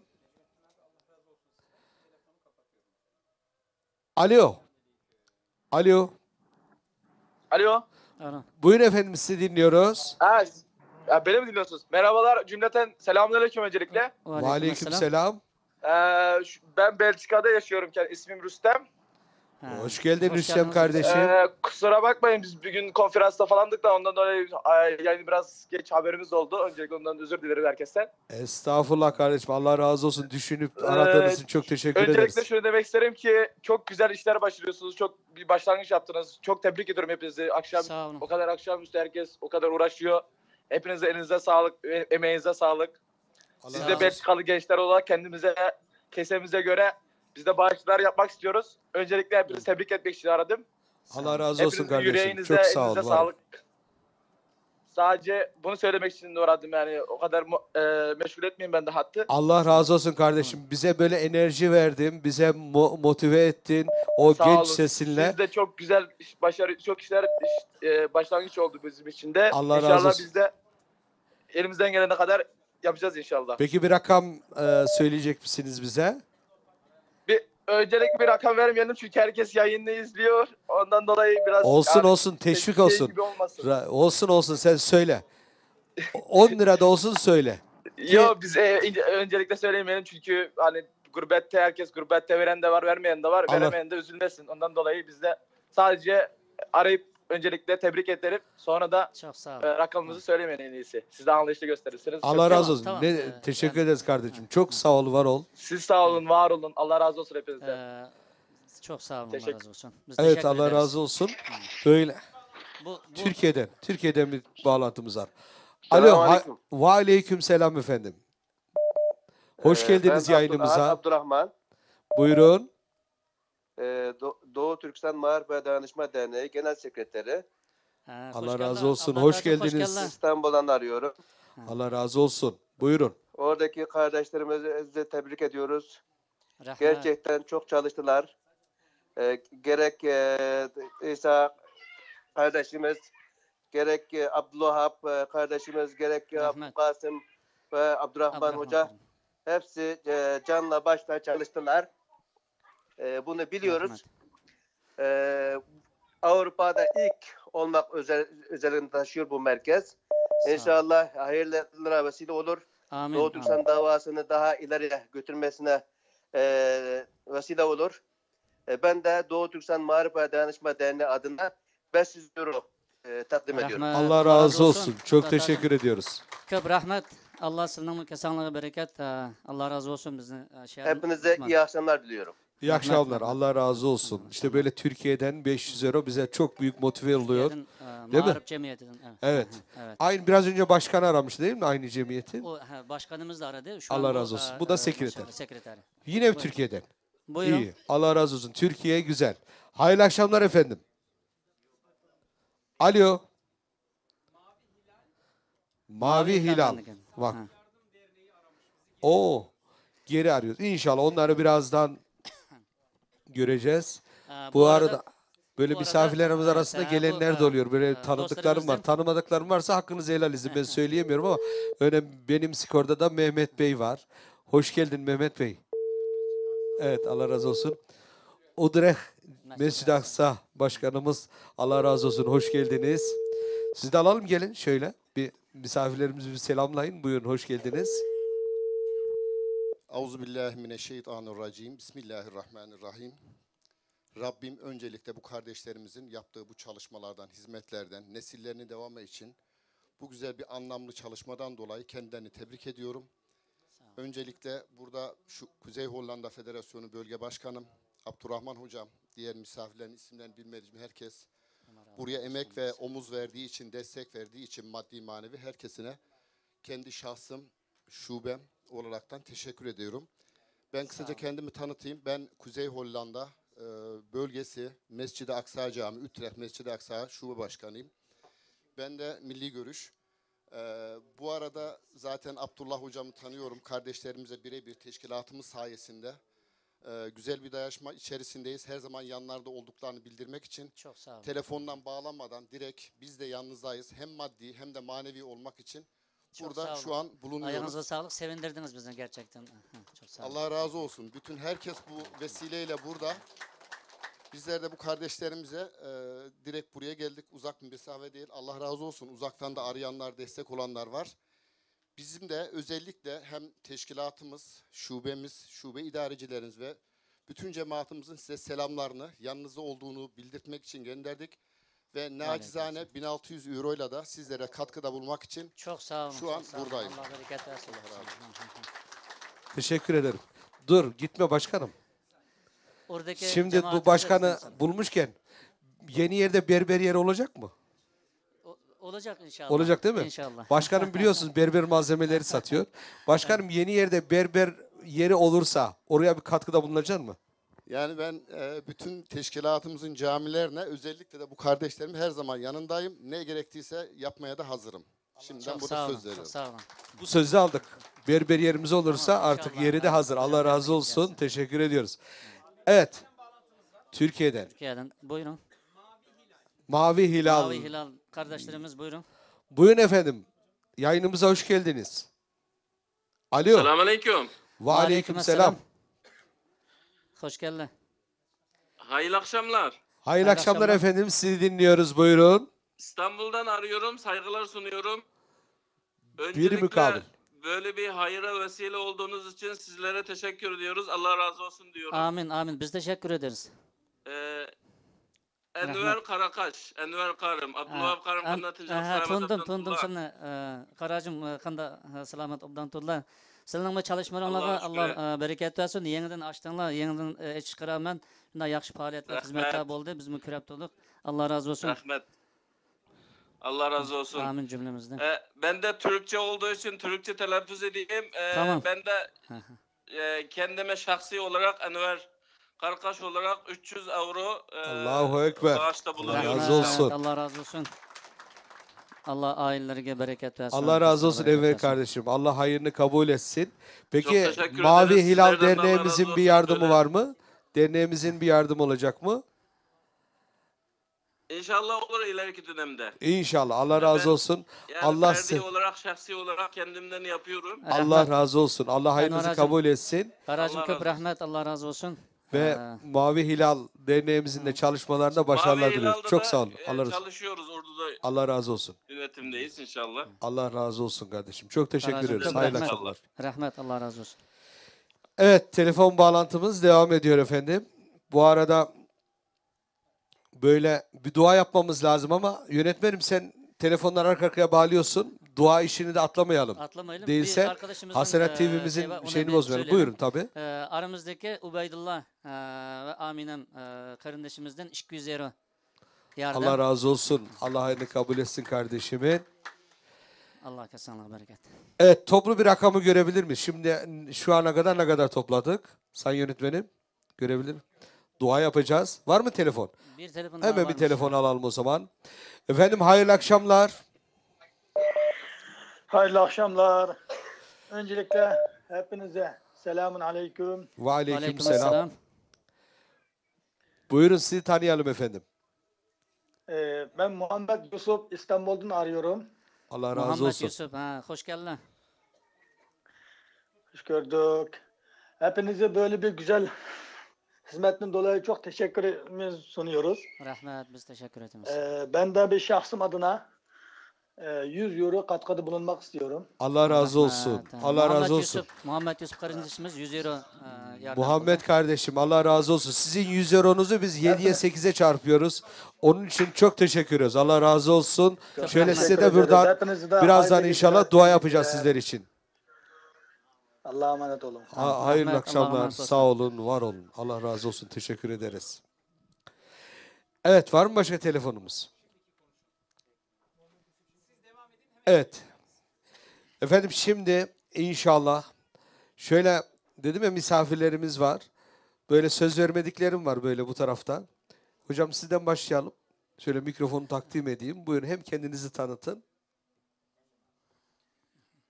Selamun aleyküm hürmetli hazirun. Öncelikle sizlerini Çin kalbimden selamlıyorum. Ondan sonra ben konuşmanın sonunu Uygur Türkçesinde konuşmak istiyorum. Hürmetli qarindoshlar, bizni dünyanın her yerde ko'rayotgan Sharqiy Turkistonlik qarindoshlar, bugünkü bu faaliyetimiz hozirgichilik nihoyatda yaxshi, jo'shqin shaklda ketyotidi.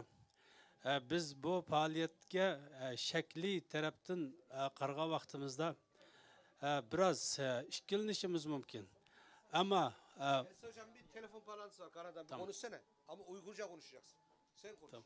Selamun aleyküm. Konuş. Türk mü? Ha, Türkmüş. Buyurun efendim sizin dinliyoruz.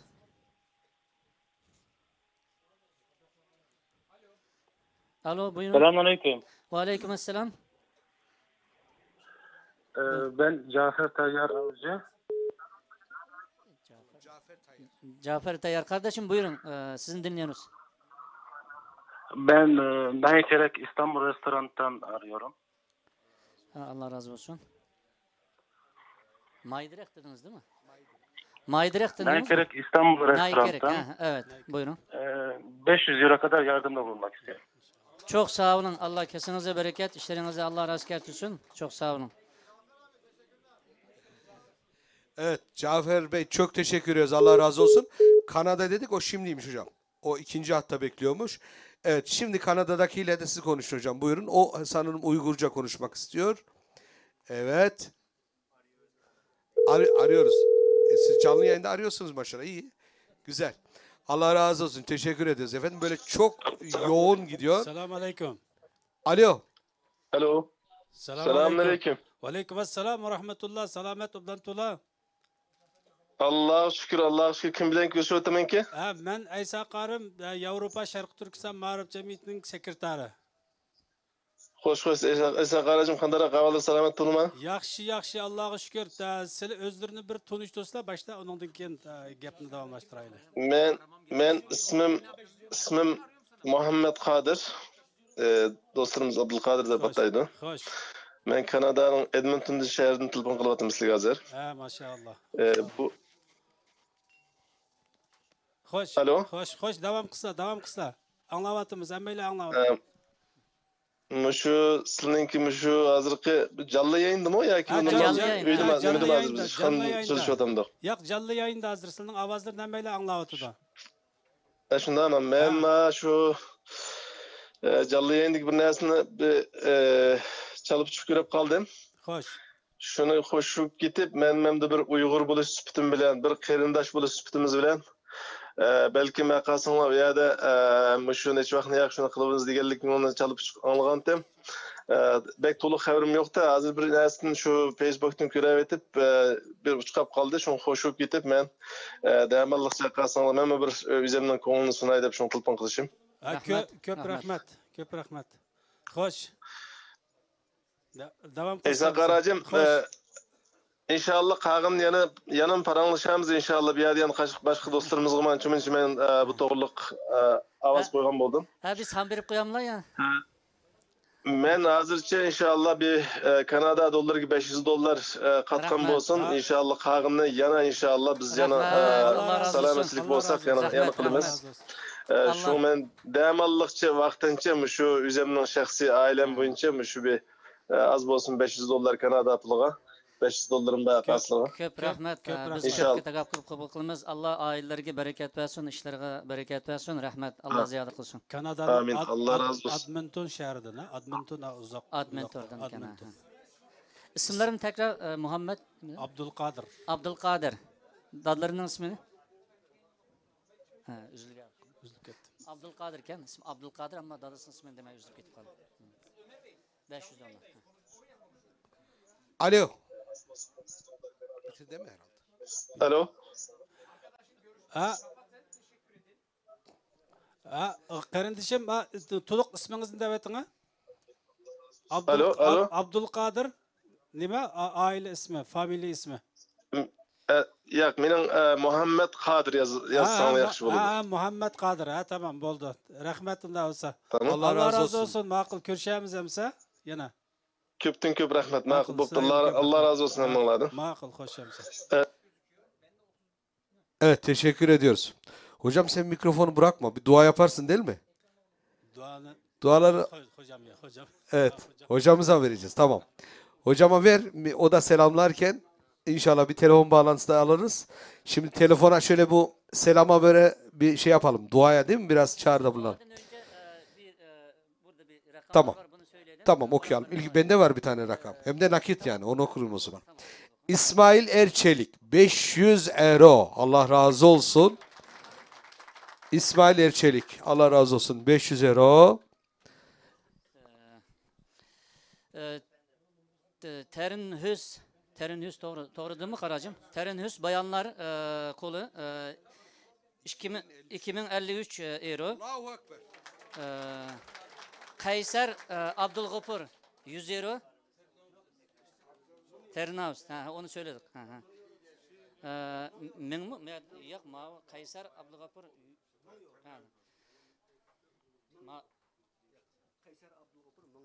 Tamam, 100 Kayser Abdülgafur 1000 euro. 100 yazılıp kaptı da şu an kaldım, hap olmaysılar. Yusuf Ay Amsterdam 1000 euro. Alican Rotterdam 100 euro.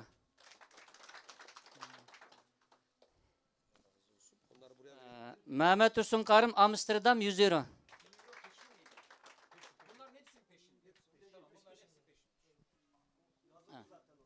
Hocam.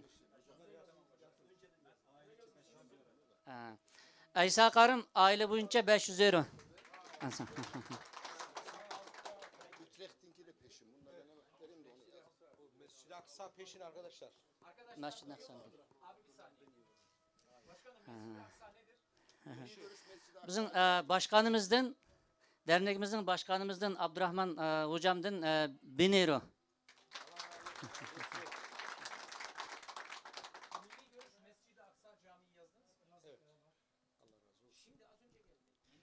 Teşekkür ediyoruz. Allah razı olsun. Böyle biraz önce zaten onu yazmıştık. Evet, söylemiştik. Sadece şimdi nakit olduğunu bildirdi. Allah razı olsun. Efendim tempomuz böyle hızlı gidiyor. Allah razı olsun. İnşallah böyle 2 gün boyunca böyle olur. Oktay Hocam dediği gibi böyle hızlı başlayıp da böyle düşmeyiz inşallah. Saat 12'ye kadar böyle paramın sonu kesilmez. Öyle değil mi abi? Bol bol dua bekliyoruz. Şimdi ben iş adamlarımızdan da böyle Allah razı olsun. Belki de bu arada iş adamları var ama ben tanımıyorum. Varsa iş adamı elini işaret etsin. Ben Mehmet Bey'i tanıdığım için böyle onu buraya almak istiyorum. O da şöyle selamlasın misafirlerimizi. Ben iş adamlarını çok seviyorum bu programlarda. Özellikle Allah razı olsun motive ediyorlar bizleri.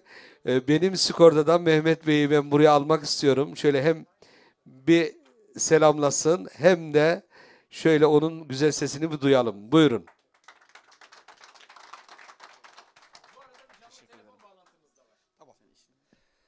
Alo. Alo. Alo. Buyurun efendim. Alo, iyi günler. İyi günler efendim. Buyurun sizi dinliyoruz. Ben bağlanamadım bir türlü de.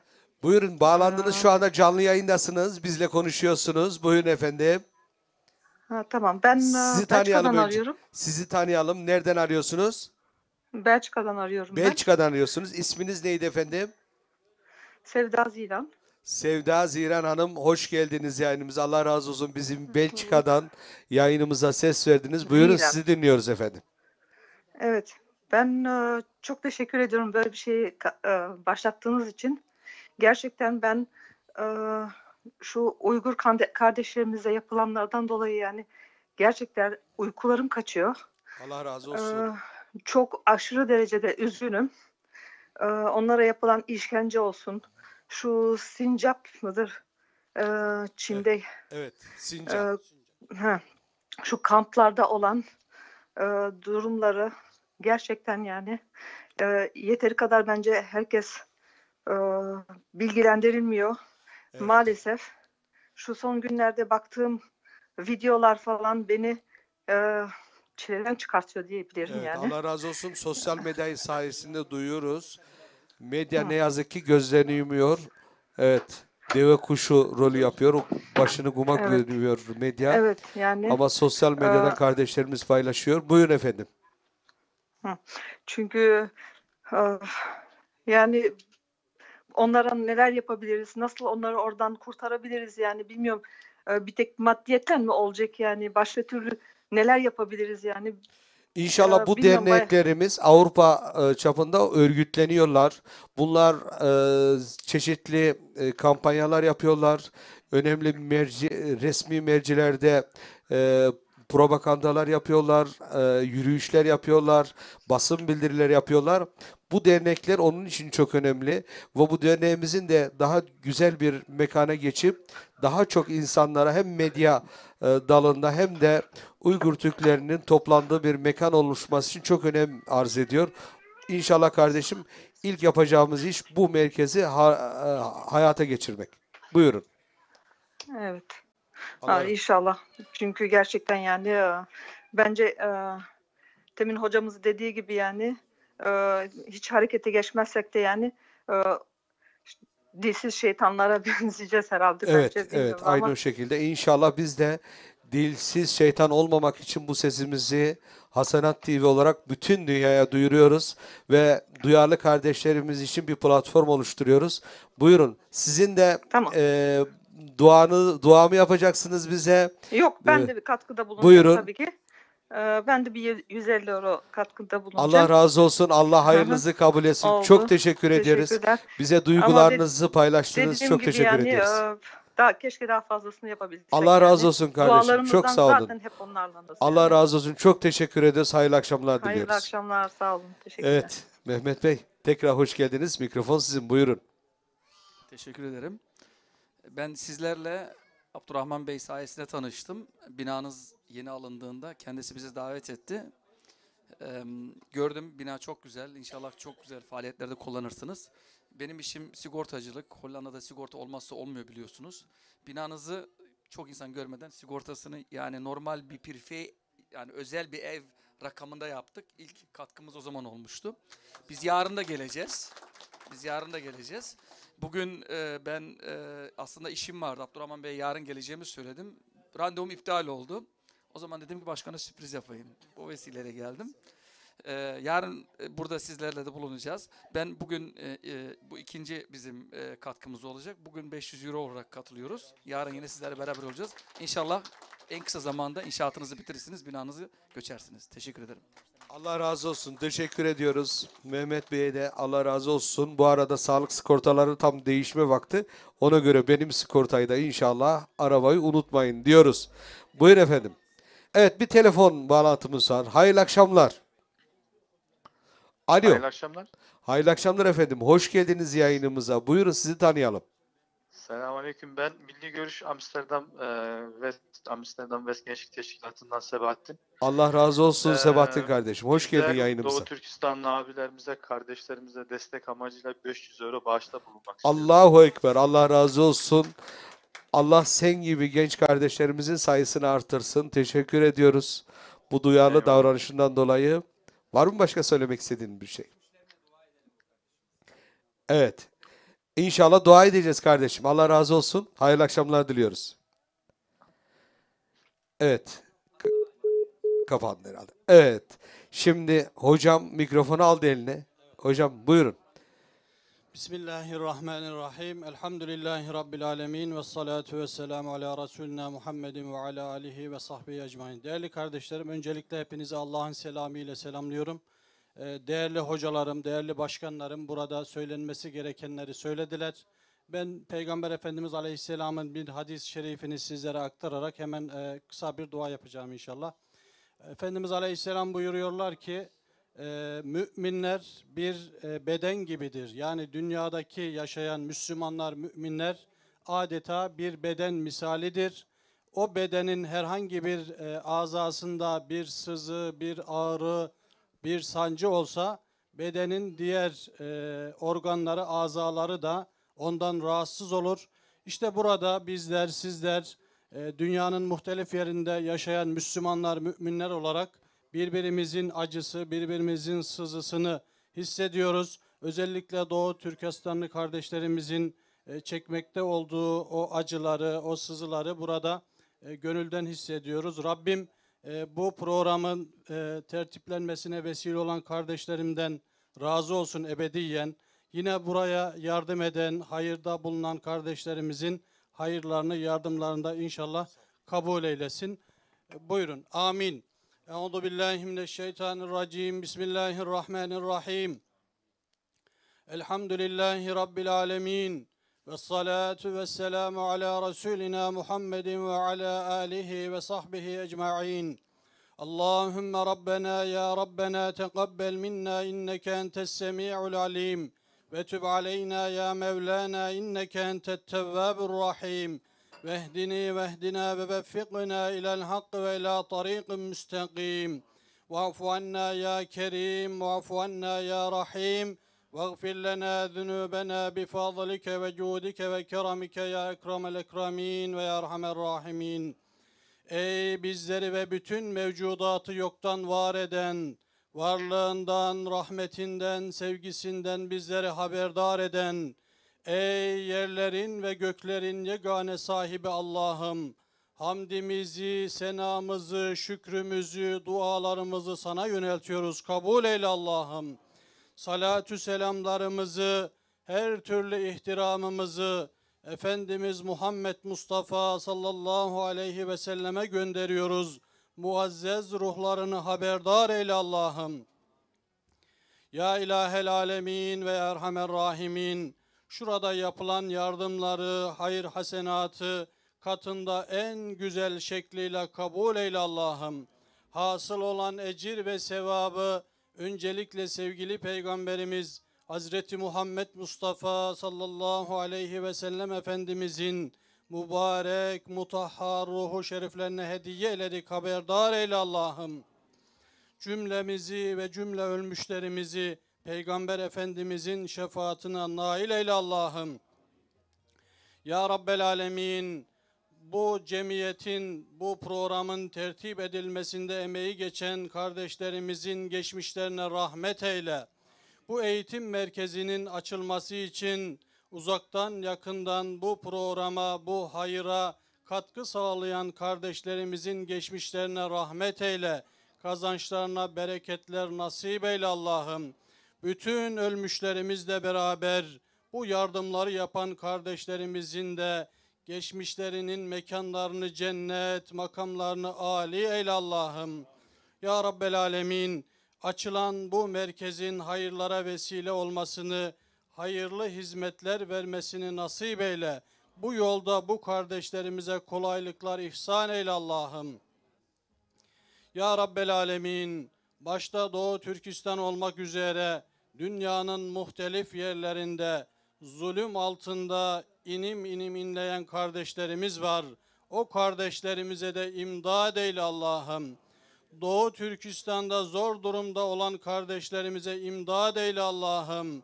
Müminlere, Müslümanlara bu zulmü yaşatanları da Kahhar ismi şerifinde kahru perişan eyle Allah'ım. Ya Rabbel Alemin, bizlere bu dünya hayatında iyilik ve güzellikler nasip eyle. Ahiret hayatında da bizlere iyilik ve güzellikler nasip eyle Allah'ım. Hesabın görüleceği o büyük günde bizi, annemizi, babamızı ve tüm inananları bağışla Allah'ım. Es-salatu vesselamu aleyke ya Resulallah. Es-salatu vesselamu aleyke ya Habiballah. Es-salatu vesselamu aleyke ya seyyidel evveline vel ahirin. Ve selamun alel murselin. Velhamdülillahi Rabbil alemin. El Fatiha.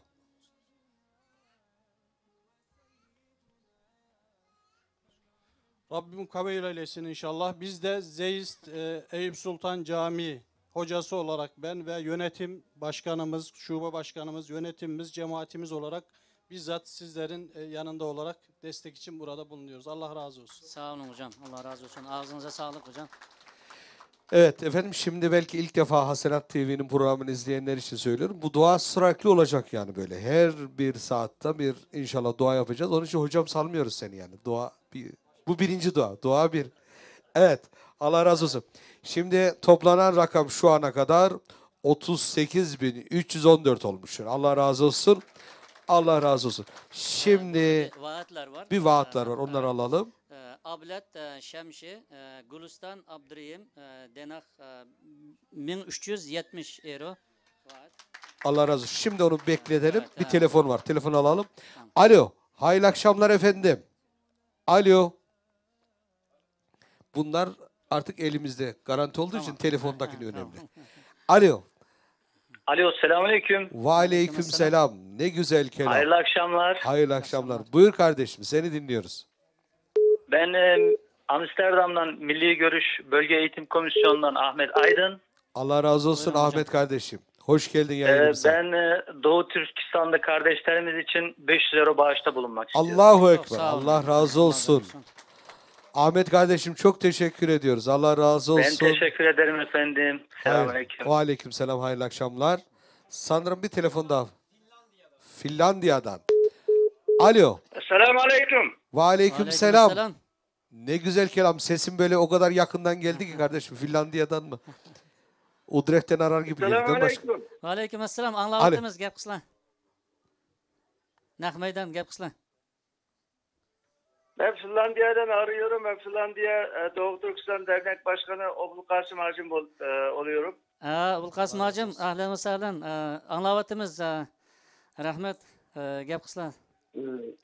Cümleden şu faaliyetle uğurlaştığın bütün Türk kardeşlerimizden Allah razı olsun. Bugün Cumhurbaşkanı'nda bir güzel bir günde sizin yanımızda olmasından çok memnun olduk. Allah razı olsun herkesten. Amin. Ve bütün bağışta bulunan bütün kardeşlerimizden de Allah razı olsun. Amin. Ben şahsi adıma 200 euro. Burada bir tane arkadaşımızın 200 200 euro. eurosu var. Şunun 300 euro biz bağışta olmak Bir istiyoruz. arkadaşın 100 eurosu daha var. 300 Evet, euro. Rahmet. 300. Allah razı olsun. 300 euro. Allah razı olsun başkanım. Allah Allah işlerine bereket hepimize versin. razı olsun ve Amin. bütün dünyadaki bütün Doğu Türkistanlık, Şarkı Türkistanlık kırındaşlarımızın bununla el ele yardım olmasını çağrı yapıyorum burada. Çünkü Rahmet, bu rahmet. Avrupa'da ilk yapılan Doğu Türkistan, yani bizim geleceğimiz için çok önemli bir makamdır. Allah Evet. hepsimize razı olsun. Amin. Amin. Cümlemizden rahmet.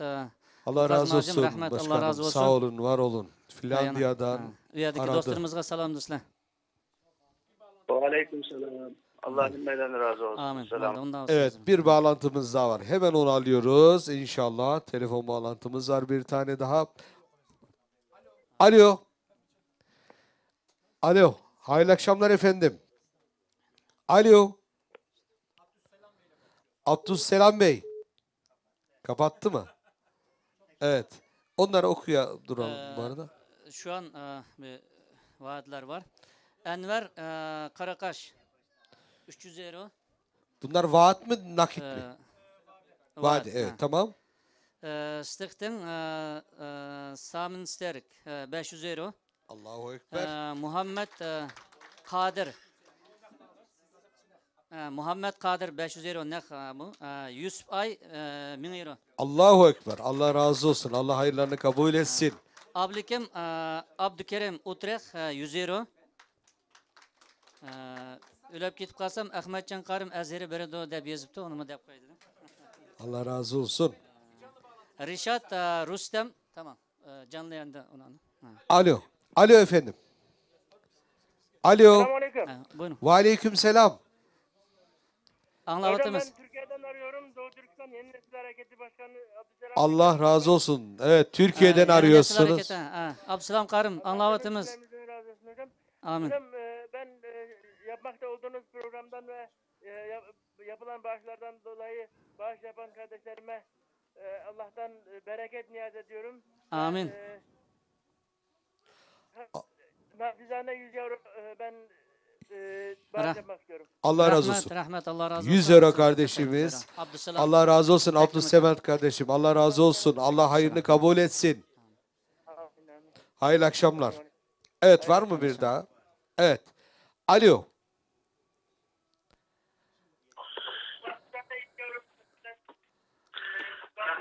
Alo. Alo, buyurun. Tamam, canlı telefonuna gelen kadar. Rişat Rustem 100 euro. Azametcan Erkin Ezheri 50 euro. Abdügappar Amsterdam 100 euro. Allah razı olsun. Allah hayırlarını kabul etsin. Şimdi bir canlı telefon bağlantımız daha var efendim. Hayırlı akşamlar. Alo. Hayırlı akşamlar. Selamünaleyküm. Ve aleyküm selam. Ben sesim geliyor mu? Geliyor. Sizi duyuyoruz efendim. Buyurun. Ben Doktor Abdülhamit Alim Hotel'den Karkaş'ta. Şu an Hollanda'dayım. Allah razı olsun. Birinin emaneti dolayısıyla aradım. Evet. Beni tedavi gören Türkiye'den İzmir'de yaşayan Ayşe, Kemal, Meryem. Evet. 3 kardeşimizin bir 500 Türk lirası yardımı var. Allah razı Benim olsun. ulaştırmam ve söylememle rica ettiler. İzliyormuş. Ben bunun Sağ için aramıştım. Sağ olun. Çok Teşekkür ederiz kardeşim. Allah razı olsun. 500 Türk lirası. Ben bu Türkiye'den. parayı bir şekilde sizlere ulaştıracağım. Allah kabul etsin. Allah razı olsun devamını inşallah. nasip etsin. Çok güzel bir hizmet. Allah razı İnşallah olsun. daha iyi olur. İsimli yani bir divasla kap olmay. Belgelerinin ismini. Ayşe, Kemal, Meryem. İpbaş. Soyadı İpbaş. Ayşe, Kemal, Meryem, İlkbaş. Allah razı olsun. İpbaş. Türkiye'nin İzmir'de yaşayan bir hastamız bu. Beni tedavi gören bir hasta. Allah razı olsun. İzliyormuş onlarda canlı yayını. Biraz önce ben siz de de- rica etti. Ben de bu şekilde aramış oldum. Allah razı Sağ olsun. olun. Biraz önce siz yardım da ettiniz herhalde. Bir doktor ismi. Evet ben şimdilik yani durumun müsait olduğu şey için ben 100 euro gönderdiydim. Allah razı olsun. İnşallah bunun devamı gelecek. İnşallah. Ben öyle hesaplıyorum inşallah. İnşallah. Yani Allah razı bugünlük olsun. bitecek bir şey değil. Herkes yani her ay az azdan olsa da bunun devam etmesi daha iyi olur. Ben de öyle düşünüyorum. Allah kabul etsin. Allah razı olsun doktor bey. Teşekkür ediyoruz. Hayırlı akşamlar Oldu. diliyoruz. Hadi Ömer Bey Allah'a emanet ol. Herkes Allah. selam söyle. Ve aleyküm selam. Sağ olun. Var olun. Evet. Evet, var mı başka? Bir telefon daha var sanırım. Alo. Böyle seyircilerimiz içerisinde konuşmak isteyen gelebilir yani. Bu interaktif. Rahat olun yani. Buyurun. Alo. Bağlayamadık mı? Bağlanmamış. Tamam. Anlavatımız. Alo. Selamünaleyküm. Selamünaleyküm. Alo. Ve aleykümselam. Qanday salomat abdan tulma? Tejlik elhamdülillah. Özlerini bir tanıştırıp asla. Yaxshi alhamdulillah. Men Abduxoliq Qorim Shveysariyadan. Abduxoliq Qorim Shveysariyadan. Ahlan ve sahlan. Ama canlık yayını kurab bek hoş oldum. Allah razı olsun. Amin. Amin cümlemizden. Canlıktan bek suyundum. İnşallah men bu Allah rızalık için 500 euro. Rahmet. Allah razı olsun. 500 euro kardeşimiz. 500 Hayırlı euro. bulunuyor. Allah razı olsun. Allah hayırını kabul etsin. Sizin de Allah razı olsun. Amin. Amin cümlemizden. Rahmet. Allah razı olsun. Allah keslerine bereket versin. Rahmet. Evet. Var mı başka telefon? Bir telefon bir bağlantımız telefon daha var. Alıyoruz inşallah. Türkçe mi Uygurca mı? Türkçe. Hocam bu kanal bende. Tamam. Alo. Hayırlı akşamlar. Alo. Selamünaleyküm, hayırlı akşamlar. Ve aleyküm selam. Hoş geldiniz. Buyurun efendim. Hoş Sizi tanıyalım. Ben Mehmet Eğilmez, Kuzey İrlanda Federasyonu Bölge Sekreteriyim. Allah razı olsun Mehmet Bey. Hoş Hepinize geldiniz hayırlı yayınımıza. akşamlar diliyorum. Allah razı olsun. Buyurun sizi dinliyoruz. Mehmet Bey sizi Alo. dinliyoruz. Buyurun. Dinliyoruz sizi. Buyurun. Ben şahsım adına 100 euro yatırmak istiyorum. Allah razı olsun. Allah hayırınızı kabul etsin. Cümlemizden hepinize hayırlı akşamlar diliyorum. Allah'a emanet olunuz. Allah İnşallah razı Cenab-ı olsun Allah kardeşim. Allah razı olsun. bütün hayırlarımızı, hasenatlarımızı kabul ve makbul eyle. Allah razı olsun. Hepinize Allah hayırlı akşamlar diliyorum. birinizi beş etsin. Allah razı olsun. Evet. Şöyle. Bu arada miyat oltağanlığı mı gap qilish arzusi bo'lganligi bo'lsa gap qilsak bo'ldi. Evet.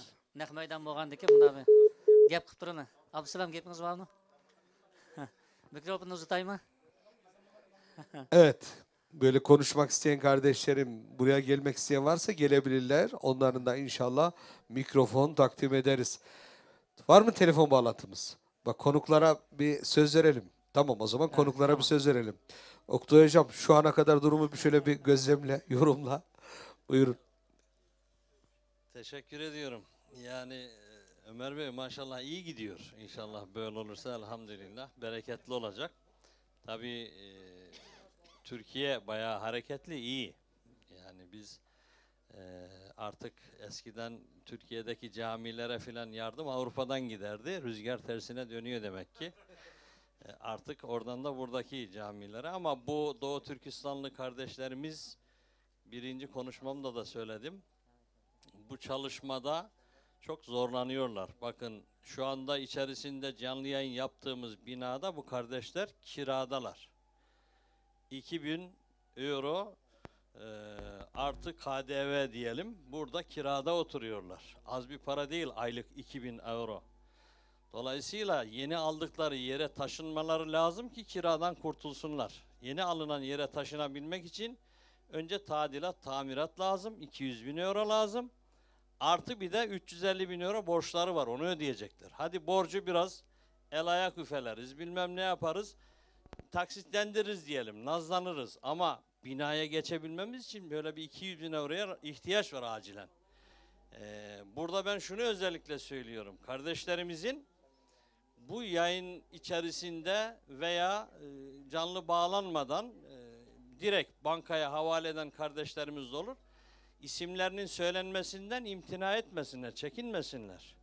Yani sadakanın gizlisi makbuldür meselesi burada geçerli değil. Neden? Çünkü sadakanın gizli verilmesi, tavsiye edilmesindeki sebebi, hikmet şudur. Yani muhatabı rencide etmemek için sadaka gizli verilir.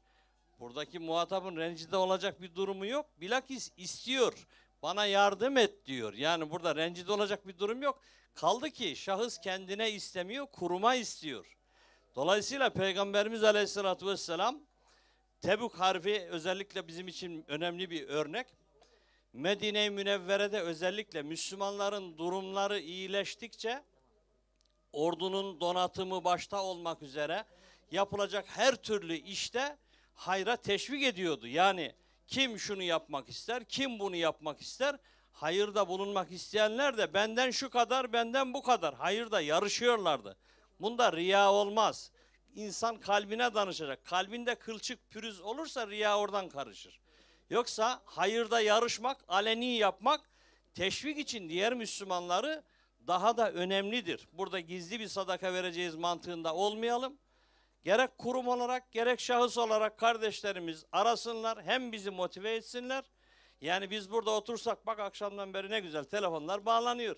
Yani hiçbir telefon çalmasa, buradan da bir ses çıkmasa burada otur dur. O zaman ne olur? Moralin bozulur, üzülürsün. Bu kardeşlerimiz motivasyonlarını kaybeder. Yani şurada son asırda diyelim, daha eskiye de gitmeye gerek yok. Son asırda özellikle de bu 2000'li yıllardan sonra Avrupa'da böyle bir çiçek açıyor. Bu çiçeğe soldurmamak lazım. Doğu Türkistanlı bu kardeşlerimizin yaşatılması gerekiyor. Bu yaşatmaktan kastımız inancı ve kültürünü yaşatmak. Yoksa insanlar bir lokma, bir hırka hesabı nerede olsa yaşar. Mesele boğaz meselesi değil, mesele davayı, İslam'ı, Kur'an'ı yaşatma meselesi. Onun için bizim 10 TL'ye de, 10 euroya da, 5 euroya da ihtiyacımız var. Ama tabii sen hep diyorsun ya ben iş adamlarını çok seviyorum diye. Ona da ihtiyaç var tabii. Yani Hazreti Osman radıyallahu anh Efendimiz Tebük seferinde ne yaptı? Ordunun donatımı için Peygamberimiz hadi bakalım dediğinde Hazreti Osman benden 100 deve dedi. Üzerinin yüküyle beraber. Bir daha Peygamberimiz yokladı sahabeyi, oturuyor böyle aynı sizin gibi. Teşbihte hata olmasın. Kim orduyu donatacak? Hazreti Osman bir 100 deve daha dedi üzerinin yüküyle.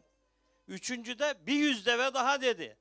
300 deveyi Hazreti Osman üzerinin yüküyle, yularıyla af buyurun ne yaptı? Beytülmale, Allah Resulüne ve Allah'ın davasına teslim etti. Ne buyurdu Efendimiz Aleyhisselatü Vesselam? Artık Osman bundan sonra bir hayır yapmasa da bu Osman için yeter. Elhamdülillah. Yani dolayısıyla bizim vermemiz lazım. Karınca kararınca illa 300 devemiz olamayabilir. 1 dirhem 100.000 dirhemi geçti buyurmuş Peygamberimiz Aleyhisselatü Vesselam. Nasıl olur ya Resulallah demişler. Biri 1 dirhem, biri 100.000 dirhem. 1 dirhem veren adamın 2 dirhemi vardı. Yarısını tas tamam verdi buyurmuş. 100.000 dirhem veren adamın malının hesabı yoktu. Bir kısmını verdi, malından bir eksilme bile olmadı. Dolayısıyla benimki az, benimki şöyle. Böyle düşünmeyelim yani. 10 euroyla da 20 euroyla da olsun. Canlı bağlantıya bağlanın, hesaba gönderin. Telefon var diyorlar. Hemen tekrar Ömer Bey'e buyurun. Allah razı olsun hocam. Teşekkür ediyoruz. Evet. Alo. Tamam. Evet. Anonim bir hayırsever 500 euro vermiş. Allah hayrını kabul etsin. Şimdi telefon bağlantımız var. Hayırlı akşamlar efendim. Alo. Selamünaleyküm. Ve aleykümselam. Ben Furkan Denah'tan arıyorum. Buyur Furkan kardeşim. Hoş geldiniz. Öncelikle çok teşekkür ediyorum bağışta bulunan herkes için. Rahmet sağ olun. Allah razı olsun kardeşim. Biz de siz aradığınız için teşekkür ediyoruz. Buyurun. Sizi dinliyoruz. Ben de şahsım adına 100 euro bağışta bulunmak istiyorum. Rahmet Allah hayrını kabul etsin. Teşekkür ediyoruz. Benim Çok sağ olun, damadım Allah oluyor. razı olsun. Öyle mi? Hocamın Hepinize hayırlı damadıymış. Allah razı olsun. Teşekkür ediyoruz. Rahmet. Ailanglarga bereket versin. Allah Amin, rızkını rahmet. ziyade kılsın. Rahmet. Teşekkür ederiz. Sağ olun. Allah razı Çok olsun. teşekkürler, Allah razı olsun. Sağ olun. Amin. Evet. Böyle Selamünaleyküm. Aleykümselam. Sağ olun. buyurun. Alo. Hayırlı akşamlar efendim. Esselamu Aleyküm. Aleykümselam. Aleykümselam. Nasılsınız, iyi misiniz? Elhamdülillah. Buyurun. Wait. Alo. Ha, Dinliyoruz sizi efendim. Buyurun sizi. Sizni anglavatimiz. Gap qiling. Ha, anlattım size. Esselamu Aleyküm. Va alaykumassalom. Oradaki herkesin Allah razı olsun. Amin. Bir o'zingizni tanitsangiz. Ben de Uygur Türk'üyüm. İstanbul'da çalışıyorum. Yani öğretmenim. İstanbul'dan çalışıyor. İstanbul'dasınız. İstanbul'da evet. Evet. Ha, ismingiz? Yani ben İslam iktisadı çalışıyorum burada. İsmingiz nima? Ya ismim Burhan Uluyol. Ha, Burhan oluyor. Ha. Burhan kardeşim Allah razı olsun. İstanbul'dan arıyorsunuz. Öğretmenlik yapıyorsunuz öyle mi? Evet. Ha, Allah Doktor razı Burhan. olsun. Ha, hocam Buyurun. hoş Dinliyoruz geldiniz. Ha. sizi.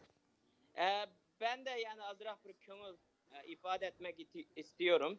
Yani Allah kabul Türkçem kılsın. iyi değil. Allah Çünkü kabul- burada derslerini İngilizce veriyorum. O yüzden Türkçem çok iyi değil. Ha, hocam biz sizni yaxshi bilamiz. Allah kabul qilsin. Ha. Hocam Allah İngilizce de razı olsun. anlatabilirsiniz yani. Burada İngilizce bilirler. Tamam. Allah razı olsun. Buyur. O yüzden ben de bir $1000 vermek istiyorum. Allah razı olsun. Allah razı olsun. Allah Evet. ailengizga barakat ato qilsin, mol dunyongizga barakat bersin, Allah xizmatingizda razı Allah olsun. utuqlik qilsin. Ko'p rahmat. Burhan hocam. $1000. $1000. Türkiye'den. Allah razı olsun. Türkiye'den Soy isminiz nimadi hocam? Burhan Uluyol. Burhan Uluyol hocamızdan Uluyol. İngilizce öğretmeni $1000. İngilizce değil. Islamic Economics. Ha İslam ekonomik pardon biz İngilizce anladık. Hocam derler ya sağır duymasa yakıştırır. Yakıştırdık yani. Hocamız aynı zamanda Allah Türkiye'de razı de olsun. çok Evet. vatanımızın Evet, bu dava Allah razı ön olsun. septe çalışan çok dava için emek veren bir hocamız. Allah razı olsun. sağlık, selametlik versin. Teşekkür ederiz hocam. Teşekkür Görüşürüz. ediyoruz. Hayırlı akşamlar. Hayırlı akşamlar Herkes hocam. için Allah hayırlı razı olsun. akşamlar Çok diyorum. sağ olun, var olun Türkiye hocam. Haber Çok teşekkür kardeşlerimizden ediyoruz. Allah razı olsun. Amin. Allah razı olsun. Teşekkür ediyoruz. Allah razı olsun. Esselamu Aleyküm. Hayırlı akşamlar. Evet. Bir telefon bağlantımız daha var. Alo, selamünaleyküm. Ve aleykümselam. Çok teşekkür ederiz. Amisor Cemiyetimiz Buyurun. gidiyorlarmış. Allah razı olsun. Çok Buyurun. teşekkür ediyoruz. Alo. Alo. Buyurun efendim. Anlavatımız. Alo. Hocam sesim geliyor mu? Geliyor efendim. Geliyor. Sizi Geliyor. dinliyoruz. Buyurun. Buyurun. Sağ olun. Ben Türkiye'den arıyorum. Maşallah. Adilcan, Maşallah. Adil Allah Muhammedoğlu. razı olsun. Adil Muhammedoğlu. Evet. Türkiye'den. Nereden Doğu efendim? Türkistan. Türkiye. Türkiye'nin Doğu Türkistan İnsan Hakları İzleme Derneği Yönetim Kurulu üyesiyim. Allah razı olsun. Allah razı olsun kardeşim. İstanbul'dan o zaman öyle değil mi? Yaptığım program dolayısıyla Allah'tan hepinizge çok tam ecir vermesini Allah'tan Allah razı niyaz olsun. ediyoruz. Allah razı olsun hepinizden. Biz teşekkür ederiz. Ben Allah kendi razı olsun. adıma 500 euro arkadaşlarımın yaptıkları program için 500 euro bağışta bulunmak istiyorum. Rahmet. Teşekkür ediyoruz. Allah razı olsun. Ve arkadaşlara hepsine, hocalarımıza hepsine Çok teşekkür ederiz. bütün Rahmet. selam yolluyorum. Allah razı Allah olsun. razı olsun. Dinliyoruz efendim sizi. Buradaki hocalarımızın Sağ da olun. size Allah razı olsun. selamları var. Herkese selam olsun. Allah Hepinize razı olsun. selam var Çok Türkiye'den. teşekkür ederiz. Allah razı olsun. Allah razı Allah'a olsun. emanet olun herkese. Allah'a Rahmet, emanet olun rahmet. efendim. Allah razı Bizden de olsun. selam yerdekiler. Evet kardeşimiz yine bu harekette öndeki kardeşlerimizden 500 euro yardımda bulundu. Evet telefonlarımız sanırım devam ediyor. Allah razı olsun. Özellikle bugün Türkiye önde gidiyor. Hollanda'dan daha çok Türkiye'de arayan var. Allah razı olsun. Hollanda'dakiler daha yeni herhalde Facebook'a girmeye başladılar. Dışarı. Evet. Buyurun. Alo. Selamünaleyküm. Ve aleykümselam. Benim ismim Abdurrahman. Abdurrahman Bey. Alıkmardin'den arıyorum. Alıkmardin. Abdurrahman Karım. Hoş geldin. Abdurrahman Selamünaleyküm Alıkmardin. cümleten. Hepinize Allah'ın selamı bulun olsun. Ben Amin. Alıkmardin. Ben kendi adıma 500 euro yani istiyorum. Allah razı olsun. Abdurrahman kardeşimiz Alkmaar'dan arıyor. Alkmaar'dan Abdurrahman Karım 500 euro. Abdurrahman Karın değil mi? Karım diyoruz biz. Karım. Evet, Abdullah Kerim diyecek. Abdurrahman.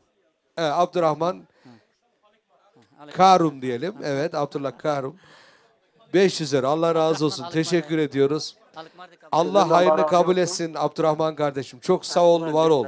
Selamlar. Hayırlı akşamlar. Rahmet Abdurrahman Karım, rahmet. Allah keslerine bereket versin. Evet, telefon bekliyoruz inşallah böyle. Özellikle Hollanda'dan daha çok hızlı aramalar lazım. Yurt dışından daha çok geliyor. Hollanda'dan böyle telefon sık sık bekliyoruz. Yani veya da yardım telefon açmazsanız bankadan hemen gönderebilirsiniz. Ekranlarımızda banka numaralarımız, dünyanın her tarafından gönderebilirsiniz banka numaramızı. Banka numaramıza hemen de görüyoruz zaten. Artık yasalar değişti. Hemen gönderdiğiniz parayı biz buradan görebiliyoruz. Buyurun. Telefon yok mu? Telefon var mı? Yok. O zaman bu yardım bağışı olanları okuyalım biraz. Tamam. Evet, şu ana kadar inşallah 40 bini geçmişiz. Allah razı olsun. Bir alkışlayalım. Allah razı olsun. 50 bine doğru ilerliyoruz. Vaat olanlar da var ama az vaat olan. Vaat edilen de var içerisinde. Hepsi içerisinde. Şu anda 40 bin. Evet, dahil genel. Evet, 40 bin euro, Allah razı olsun, geçmişiz. Burada Baki Mehmet 100 euro. Ferhatcan Gollandiya Ferhatcan deplam yazıptı 190 euro. 190 euro. İsimsiz Hayri Sever 500 euro. Allah razı olsun. Nur Muhammed Ahmet Germaniya 50 euro. Almanya'dan 50 euro. Nur Muhammed Ahmet. Allah razı olsun. Şöyle misafirlerimize dönelim. Ömer Hocam bu yayına ilk defa katıldınız. Nasıl? Bu hoşunuza gitti mi Hasenet TV'nin kampanyası?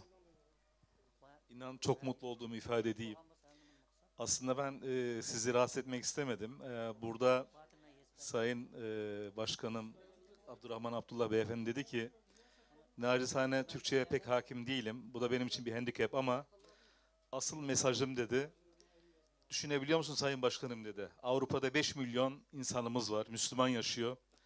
Bunlardan sizin kanalınızın vasıtasıyla birer euro verseler dedi. Bu işi 2 dakikada hallederim aslında dedi. Buradan bir alkış istiyorum kendisine. Gerçekten. Hakikaten eğer bu 3-4 saat içerisinde maşallah Sübhanallah gözleyemesin.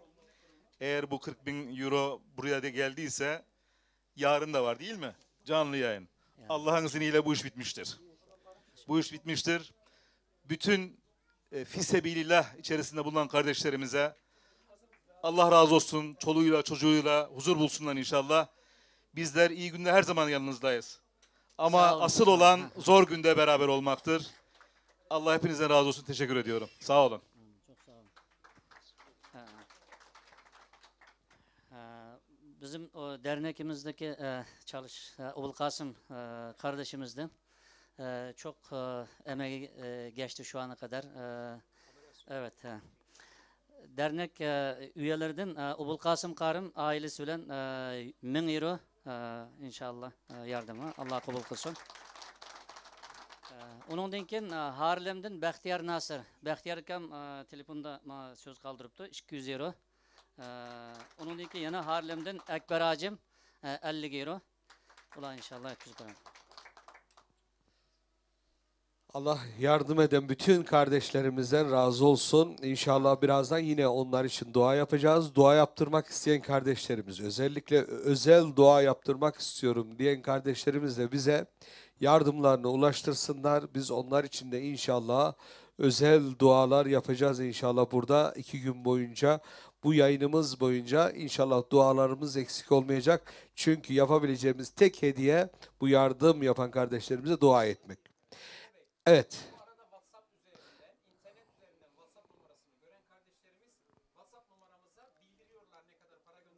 Evet.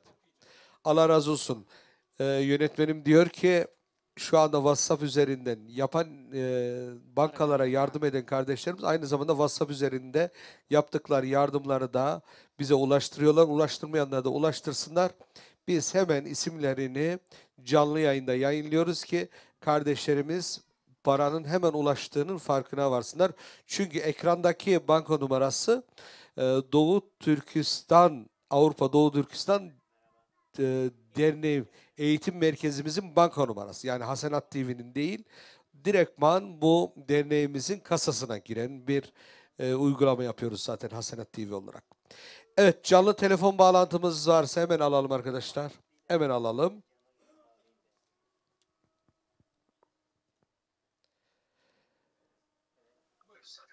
Alo. Selamünaleyküm. Ve aleykümselam. Aleykümselam. Hayırlı akşamlar. Hayırlı akşamlar. Ben Zikrullah Alim. Kahramanmaraş Cümem Üniversitesi İlahiyat Fakültesi son sınıf öğrencisiyim. Allah razı olsun. Kahramanmaraş'tan, Türkiye'de. 100 lira bağış yapmak istiyorum. Allah razı olsun. Şimdi sen 100 lira diyorsun da 100 TL mi 100 euro mu? Onu bilelim. 100 TL. 100 TL. Allah razı olsun. Ya öğrenci adamın öğrenci 100 yani. TL'si bizim için 1000 euroya bedel. Allah razı olsun kardeşim. Allah razı olsun. Amin cümlemizden. Allah razı olsun. Allah sizlerden razı olsun. Amin. Zikrullah, soy isminiz neydi? Zikrullah Alim. Alim. Zikrullah Alim kardeşimiz Türkiye'de öğrenci harçlığından 100 TL katkıda bulunuyor. Bizim için çok değerli bir katkı. Allah razı olsun kardeşim.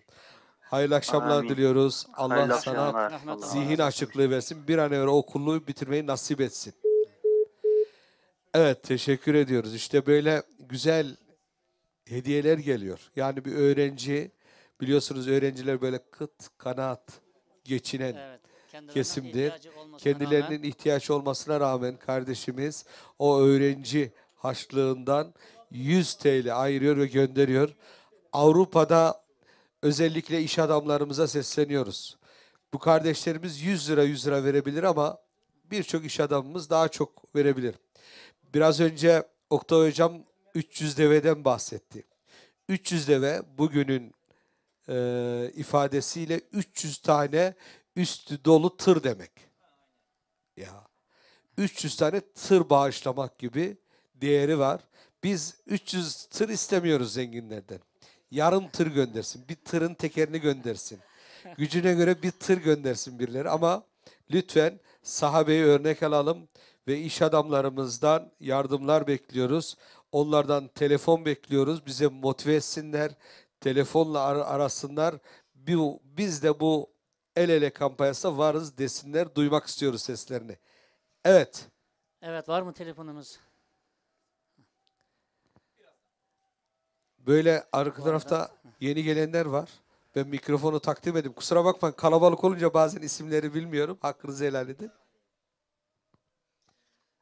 Ben Mustafa Aygün. Ben de Utrecht Eyüp Sultan Camii yöneticisi olarak buradayım. Camimizi ve cemaatimizi temsilen buradayım. Sağ olun. Biz de gerçekten burada olmaktan memnunuz, çok mutluyuz. Ve derneğimiz, cemaatimizin adına da bağışta bulunduk. 1350 euro gibi bir bağışta bulunduk. Sağ olun. Allah razı olsun. Ben de herkese teşekkür ediyorum. Gerçekten biz iyi bir milletiz. Dayanışmayı, birliği, beraberliği, yani biz her zaman acımızı, neşemizi paylaşabilen bir insanlarız. O yüzden de çok mutluyuz. Herkesten Allah razı olsun diliyorum. Evet, Sağ şu olun, an teşekkür ederim. yani Türkiye'mizin de ayakta durması o hayırseverlik, paylaşma, o güzellikten dolayı ayakta duruyor diye öyle düşünüyorum. Niye deseniz Türkiye'mize her taraftan saldırıyor. Tarihten itibaren böyle bir sene, 2 sene değil de böyle yıllardan beri ta Osmanlı'nın zamanından itibaren güzel Türkiye'mizi her taraftan düşmanlar saldırıyor. Ama Türk halkının böyle cömertlik, paylaşma böyle özellikleri, yardımseverlikleri, mezlumlarının yanında durmasının bereketinden, şehitlerimizin bereketinden Türkiye'miz dimdik ayakta daha da güçlenecek. Hep duamız evvela Türkiye, Doğu Türkistan tabii evvela ve Türkiye'miz aynı, yani biz iki ülke ama bir milletiz. Evet, Bunu aynen bilmek öyle. istiyorum. Aynen katılıyorum. Evet. Teşekkür ederim. Biz de teşekkür ediyoruz. Memnun olduk geldiğiniz için. Bir canlı telefon bağlantımız daha var. Efendim hayırlı akşamlar. Alo. Alo. Alo buyurun efendim sizi dinliyoruz. Buyurun. Hoş geldiniz yayınımıza. Hoş oldum. Ben Belçika'dan Ezer. Ben 200 euro yardım etmek istiyorum. Allah razı İsminiz, olsun. Taze anlayamay kaldık. Enver dediniz mi? İsminiz ne bilirsiniz kayta? Ne mi? Alo, isminiz ne? Avaz kemeratu da. İsminizi taze anlayamay kaldık. Kayıt edemsiz. İsminizi biraz yüksek İsmim sesle Ezer. söyler misin? Elzem. Ezher mi dedi? Ha, Ezher. Tamam, Ezer. tamam. Ha. Ezer kardeşim. Allah razı Rahmet, olsun. Rahmet. Rahmet, Allah razı olsun.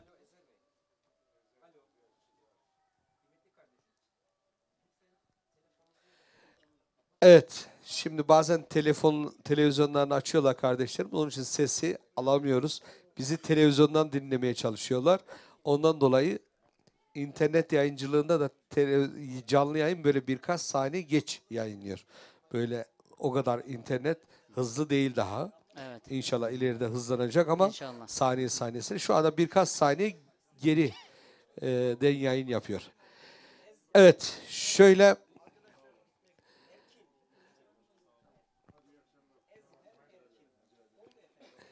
efendim şu anda ekranlar başında bizleri izleyen misafirlerimize, izleyicilerimize sesleniyoruz. Ekranlarımızda banka numaralarımız var. O banka numaralarına Doğu Türkistan için yardımda bulunabilirsiniz. Rakam önemli değil. Allah razı olsun efendim böyle aile misafirlerimize. Onlara da hayırlı akşamlar diliyoruz. Sağ olun, var olun efendim. Allah razı olsun. Bu inşallah banka numaralarını yardımlarınızı yapabilirsiniz. Yaptığınız yardımları WhatsApp'la da bize hemen bildirebilirsiniz. Biz de isimlerinizi yayınlarız. Evet. Telefon alıyor muyuz? Alalım. Buyurun. Efendim hayırlı akşamlar. Alo.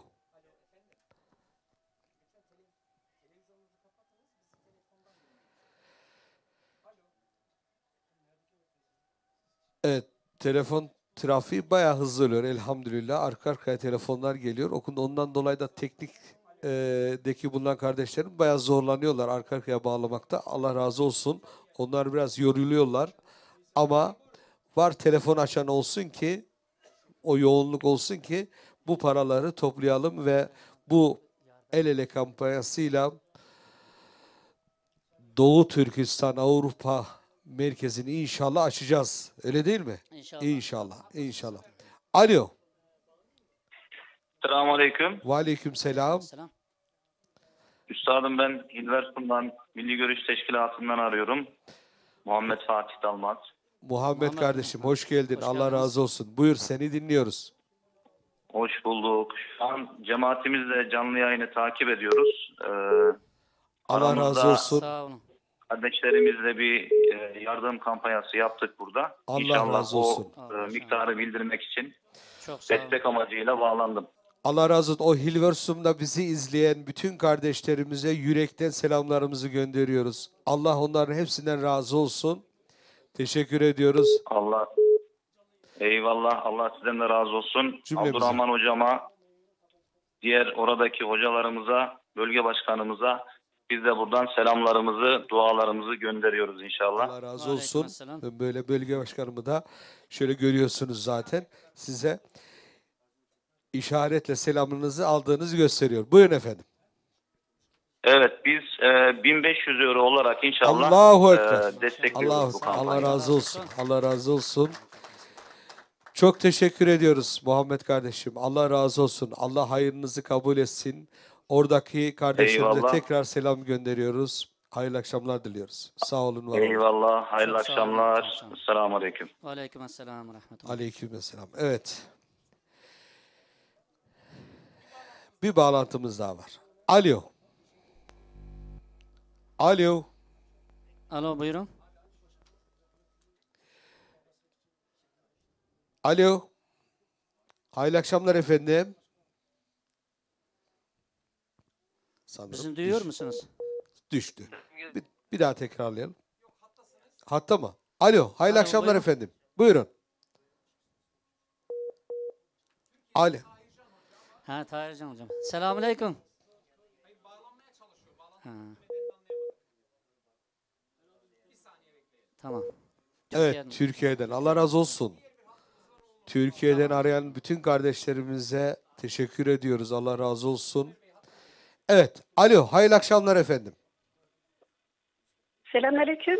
Ve aleyküm selam. selam. Hoş geldiniz Ömer yayınımıza. Bey, ben Necla Erdoğan.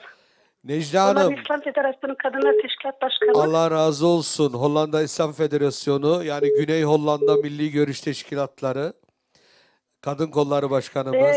Ve Buyurun. öncelikle programınız hayırlara vesile olsun. Allah razı olsun. Eğitim merkezinizde inşallah en kısa zamanda kavuşur ve içerisinde güzel hizmetlerde bulunulur.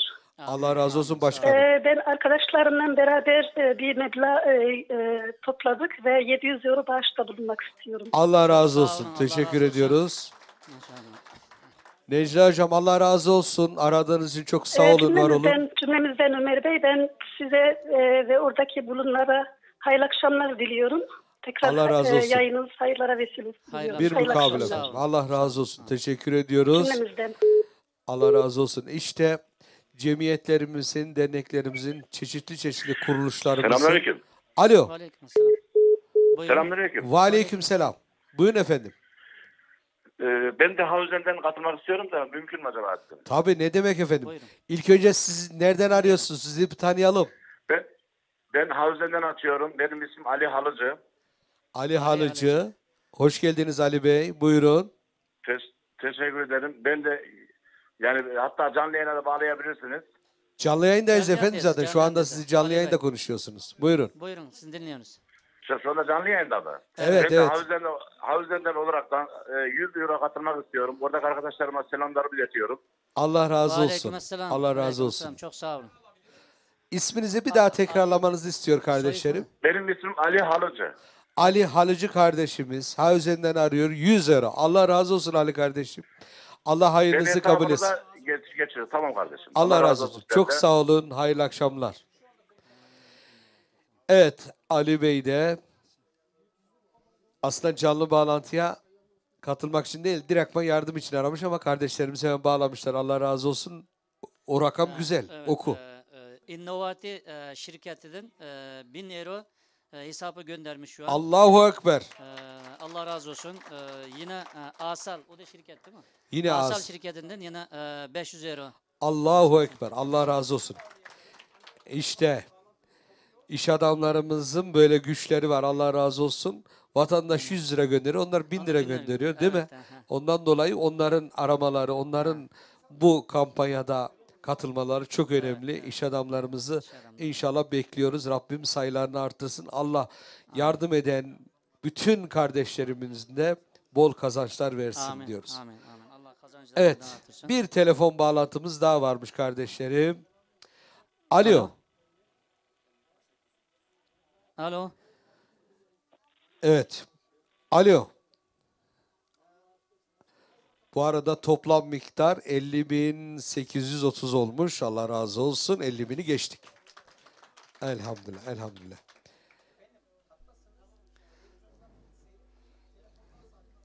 Özellikle tekrar hatırlatıyorum. Bizi canlı telefon bağlantımıza katılan kardeşlerim, lütfen aradığınız vakit televizyonunuzu veya da bilgisayarınızın sesini kapatıp ondan sonra arayın ki seslerimiz karışmasın. Güzel bir şekilde iletişimimizi sağlayalım inşallah.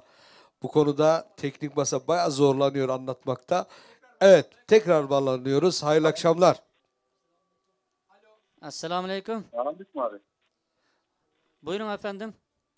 Abi bu senin. Alo, selamünaleyküm. Aleykümselam. Sizin dinliyoruz. Canlı yayındayız.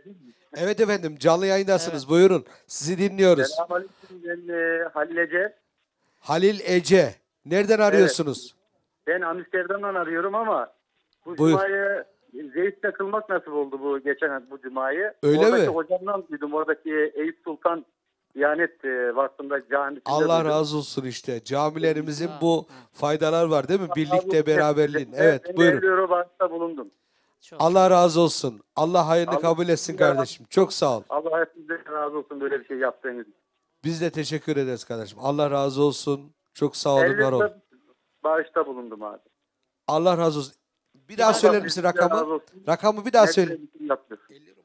50 dediniz değil mi? Hayırlı akşamlarınız olsun. Herkese selamünaleyküm tekrar. Allah razı olsun. Sağ olun. Hayırlı akşamlar.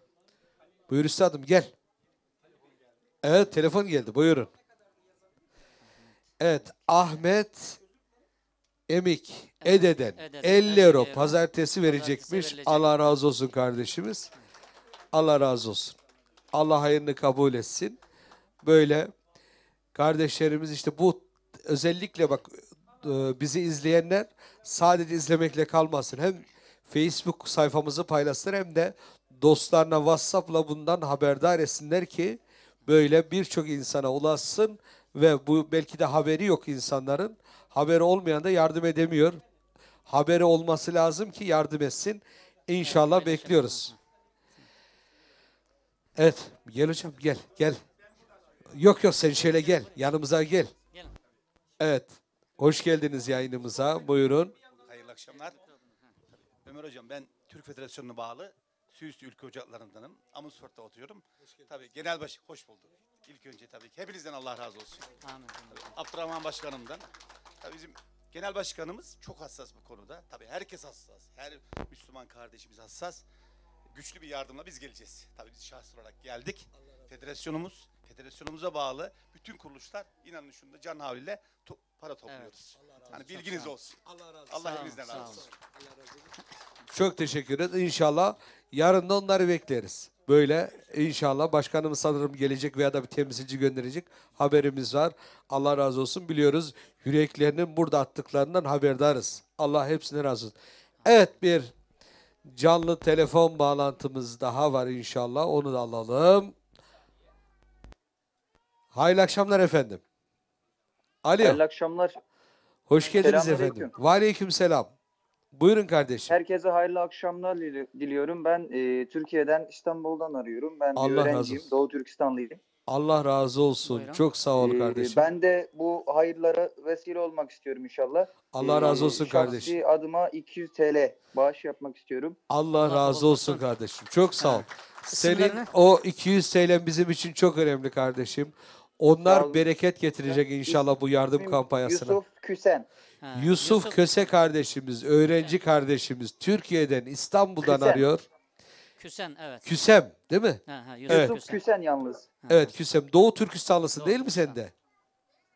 Evet, Doğu Türkistan. Evet, Doğu Türkistanlı kardeşimiz. Allah razı olsun. Rahmet, Allah razı olsun. Allah razı olsun Hepinizden Allah razı kardeşimiz. olsun. Allah'a emanet olun. 200 TL gönderdi. Bu kardeşlerimizin 200 TL'leri bu kampanya bereket katacak. Birçok inşallah yardımları gelmesine sebep olacak. Bizi izleyen izleyicilerimiz bu kardeşlerimize bakıp mutlaka herkes kendinin gücü nispetinde bu kampanyamıza katkıda bulunacak. Var mı telefonumuz, bitti mi? Evet, teknik masa yoruldu herhalde. Telefon falan. Evet. Oktay Hocam siz Ömer Hocam mikrofonu siz buyurun. Aslında teknik masaya da ve yönetmenine o kadar hoşuma gitti ki maşallah. Organize içerisinde yani mükemmel yönetiyor. Hakikaten de bir yönetmen. Radikal çıkışları çok hoşuma gitti. Demek ki disiplini çok iyi seviyor. Bir alkış istiyorum yani onlara. Gerçekten. Tebrik ediyorum. Bu Hasene TV gerçekten maşallah mükemmel. Kısa zamanda da böyle büyük bir rakama ulaşması sizlerin sayesinde oluyor. Özellikle de yiğidi öldür hakkını inkar etme. Milli görüş dendiği zaman organizede maşallahları var. Bir alkış gerçekten. Tebrik ediyoruz. Kolay gelsin. Allah işinizi rast getirsin. Evet. Evet. Başkanım. Telefonlar kesildi. Telefon kesildi, biz hocalara mikrofonu satıyoruz. Ne yapalım? Biz tabii boşlukları Rabbim ikram ettiği sürece doldurmaya çalışacağız. Bugün kapanışa kadar buradayız. Yani Abdurrahman Hocam'la yalnız kalsak da buradayız. Tabii işi olan kardeşlerimiz gittiler. Randevuları vardır, mazeretleri vardır. Ama biz kendimizi öyle planladık inşallah. Bugün kapanışa kadar buradayız. Yarın da başka kardeşlerimizle yine desteğimiz, takviyemiz devam edecek. Şimdi yardım etmek güzel bir şey. Yardıma vesile olmak da daha güzel bir şey. Çünkü teşvik edenler, yol açanlar, bu işte hayra öncülük edenler, öncüler olmazsa bu işler olmaz. Bu bakımdan biz Hasenat TV'yi bu noktada tebrik ediyoruz gerçekten Ömer kardeşim. Çünkü hadis-i şerifte Efendimiz Aleyhisselatü Vesselam hayra delalet eden onu işlemiş gibidir buyuruluyor. Dolayısıyla sizin bu bağlamda amel defteriniz Allahu alem iyi kabarıyor. Rabbim mizanda sağ kefeyi sakil eylesin inşallah. Tabii kardeşlerimizden destek bekliyoruz, telefon bekliyoruz. Özellikle Hollanda'daki kardeşlerimiz tabii daha çok netverimizde olduğu için onlara daha çok sesleniyoruz ama dünyanın her yerinden de destekleri beklediğimizi belirtiyoruz. Az önce Kadınlar Teşkilatımız Bölge Yürütme Kurulu hanımefendi yazdılar. Onların da kendi aralarında bir çalışmayla 1000 euroyla Kuzey Hollanda Milli Görüş Kadınlar Teşkilatımız katkıda bulunacaklarını bildirdiler. Kendilerini gıyabında tebrik ediyor. Bütün ulaşabildiği kardeşlerimize saat 12'ye kadar bugün, yarın da yine öğleden sonra bu çalışmanın devamı için bütün teşkilatçı, idareci, üye, cemaat, bütün kardeşlerimize bu bir fırsattır, bu bir altın fırsattır. Her zaman Doğu Türkistan'ı gelip bizden para istemedi. Biz kendi adıma söylüyorum, teşkilatlarımızda elbette ki mazlum ve mağdur için dünyanın dört bir tarafına, Afrika'sından Sri Lanka'sına varıncaya kadar 100 ülkede kurban, zekat, fitre, kumanya dağıtıyoruz. Nereden alıp dağıtıyoruz? Tabanımızdan, insanımızdan. Şimdi de Doğu Türkistan diyoruz. Şimdi de Avrupa'da bir ilk, yani hiçbir ülkesinde bir başka emlak sahibi olan kardeşlerimiz yok şu anda. Kiralık yerlerde olanlar var belki ama benim bildiğim Hollanda'da Doğu Türkistanlı kardeşlerimiz Avrupa'da bir ilki başardılar. Bir yer satın aldılar. Burası diğer kardeşlerimize de örnek teşkil edecek. Yüz akıyla bu işi başarır da şöyle bir de güzel teşkilatlanarak harıl harıl çalışırlar da hukuki alanda, siyasi alanda, eğitim alanında, insani ilişkiler noktasında, protokolda vesairede dolgun bir çalışmayla kendilerini Avrupa'da, Brüksel'de, Strasbourg'da gösterirlerse ben inanıyorum ki Çin bu zulmü fazla devam ettiremeyecek. Onun için kardeşlerimizi desteğe davet ediyoruz. Bir kişiden, bir kurumdan, bir dernekten ne olacak demeyin. Allah Resulü Aleyhisselatü Vesselam Darül Erkam'da başlattı sohbeti, hak davayı. Sonra Medine-i Münevvere'ye hicret edildi. Bir mescit inşa ederek bu işe başlandı ve İslam'ın bugün 1 milyar 800 milyon müntesibi varsa işte o Erkam'ın evindeki çalışmanın bereketidir diyorum. Buyurun. Allah razı olsun. Ben bildiğim için hemen Oktay Hocam'a veriyorum. Hemen telefon geliyor. Bereketli oluyor. Allah razı olsun. Evet. Alo. Alo, iyi akşamlar. İyi akşamlar efendim. Hayırlı akşamlar. Buyurun. Ben Danimarka'dan arıyorum. Ben de bu yardıma katılmak istiyorum Allah inşallah. razı olsun. Danimarka'dan ilk sizsiniz. Buyurun. Bekliyoruz. Sizi bir İsim tanıyalım önce. Erdal Çakıcı. Erkan Çakıcı.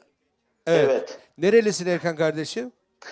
Ben Konya Kulu'danım. Konya Kulu'dan. Hemşeri sayılırız. Evet. Ben de Karamanlıyım. Evet, buyur. Ben de 3000 kron Danimarka kronu yardım etmek Allahu istiyorum Ekber. inşallah. Allah razı olsun. Allah razı olsun. 3000 Amin kron. cümlemizden Allah razı inşallah. olsun. Allah hayrını kabul etsin kardeşim. Danimarka'dan Allah razı kardeşlerime olsun. duyurursanız seviniriz. Allah razı olsun. Allah sizlerden de razı olsun böyle bir şeye öncülük yaptığınız için. Allah razı olsun. Çok sağ olun. İnşallah Allah yardımlarımızı kabul eder. Amin. Ve bu dolayıyla da inşallah daha fazla kişinin aramasını Sağ olun sebep inşallah. olur Cenab-ı Allah razı Allah. olsun. Çok teşekkür ederim. Gerçekten hani biz ailecek çok istiyorduk böyle bir şeye yardım etmeyi. Allah da kısmet etti sizin aracılığınızla Elhamdülillah. inşallah. Elhamdülillah. Allah razı olsun kardeşim. Çok teşekkür ediyoruz. Hayırlı akşamlar. Amin. Yalnız ben bu size nasıl çıkaracağım onu arkadaşlarla Hemen banka numaramıza görüşürsek daha hoş olur. gönderebilirsiniz. Banka numaramız ekranda yazan banka numaranıza gönderin efendim. Tamam oldu. Ben arkadaşlarla görüşeyim. Diğer arkadaşlarla nasıl yollarız buradan. İnternet Onu bankacılığıyla ben inşallah bir an önce gönderelim. çıkartayım inşallah. Evet, Allah razı olsun. Çok teşekkür ediyoruz. Amin Allah cümlemizden. hayrınızı kabul Rica etsin. ederim, ben teşekkür ederim. Buyurun efendim. Evet. Bir telefon daha var. Hayırlı akşamlar efendim. Alo. Alo. Alo, buyurun efendim. Dinliyoruz sizi. Buyurun. Assalamu alaikum. Aleykümselam. Ha bu biz anglavatımız gap kısla. Gap kısla biz anglavatımız. Ovoz bormi? Ha, ovoz kelyapti, gap kısla. Men shu kampaniyaga qatnashayotgan, kampaniyaga yordam qilayotgan barliq qarindoshlarga rahmatimni bildiraman. Rahmat, biz rahmat o'qiymiz. Siz o'zlaringiz tanishtirsizlar? Men Finlandiyadan Muhammed Ali. Muhammed Ali Karim. Rahmat. Bu kampaniyaga yordam qilayotgan barliq Türk qarindoshlar va Uyg'ur qarindoshlarga rahmat aytman. Alloh razı olsun. Rahmat, o'zdirdimmi? Doktor o'zdirdimmi? Allah razı olsun. Shundoq. Rahmat. Başka bir deydigan so'zlar bo'lsa?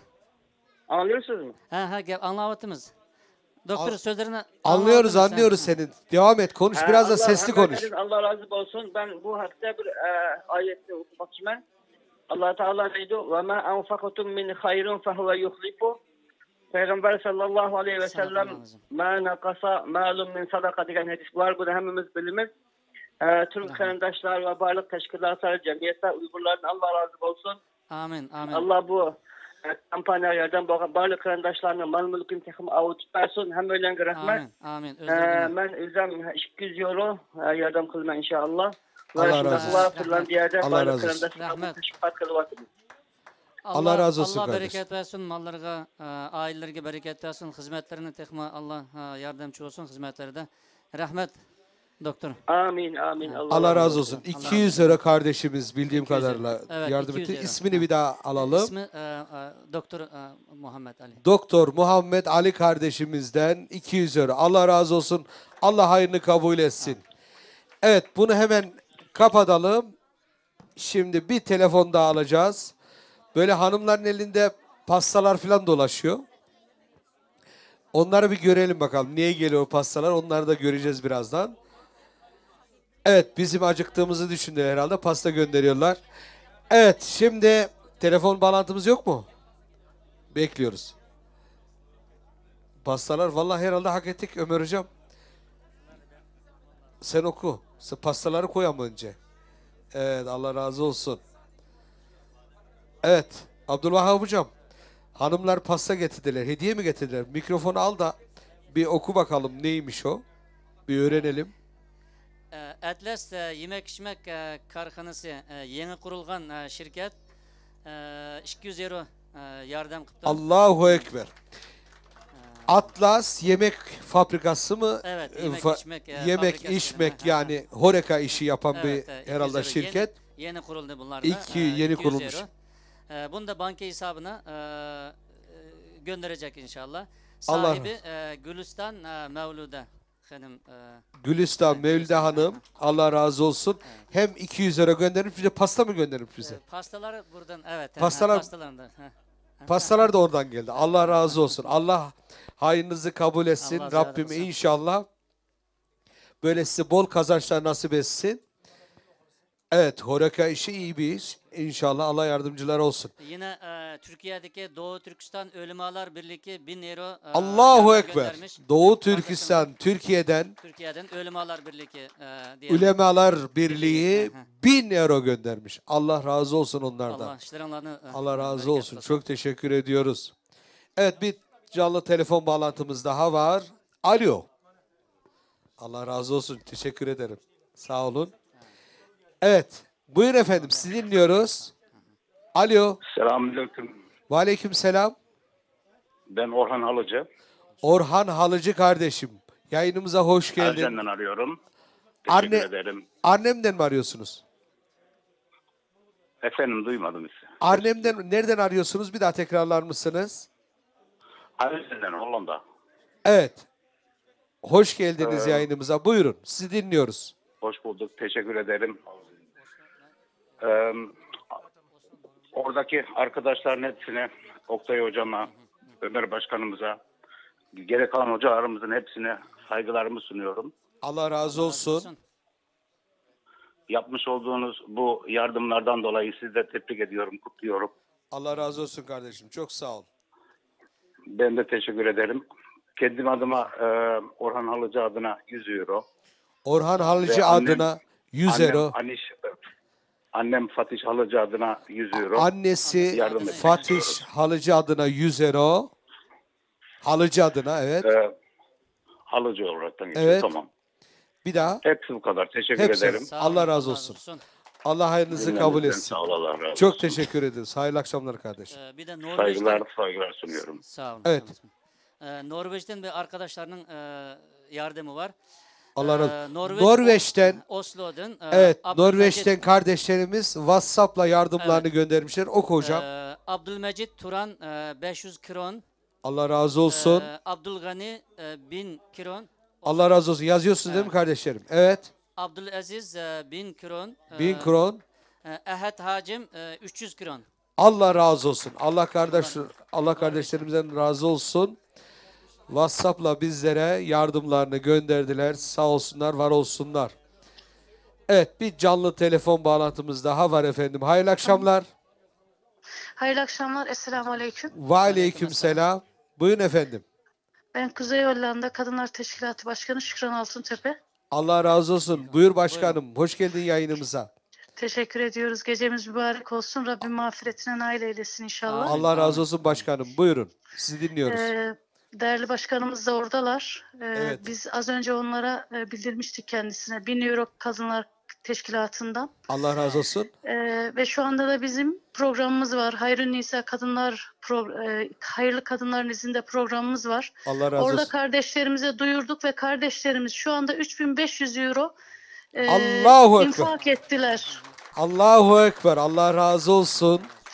Biz inşallah bunu 4000 belki de 5000'e tamamlayacağız ama biz 4000 diyelim şimdilik. Allah razı İnşallah olsun. kardeşlerimizin yanındayız. Teşekkür ederiz. Onları unutmadık. Dualarımız, yüreklerimiz onlarla. İnşallah biz 1000 euro demiştik ama 3500 euro toparladık. Şükürler olsun.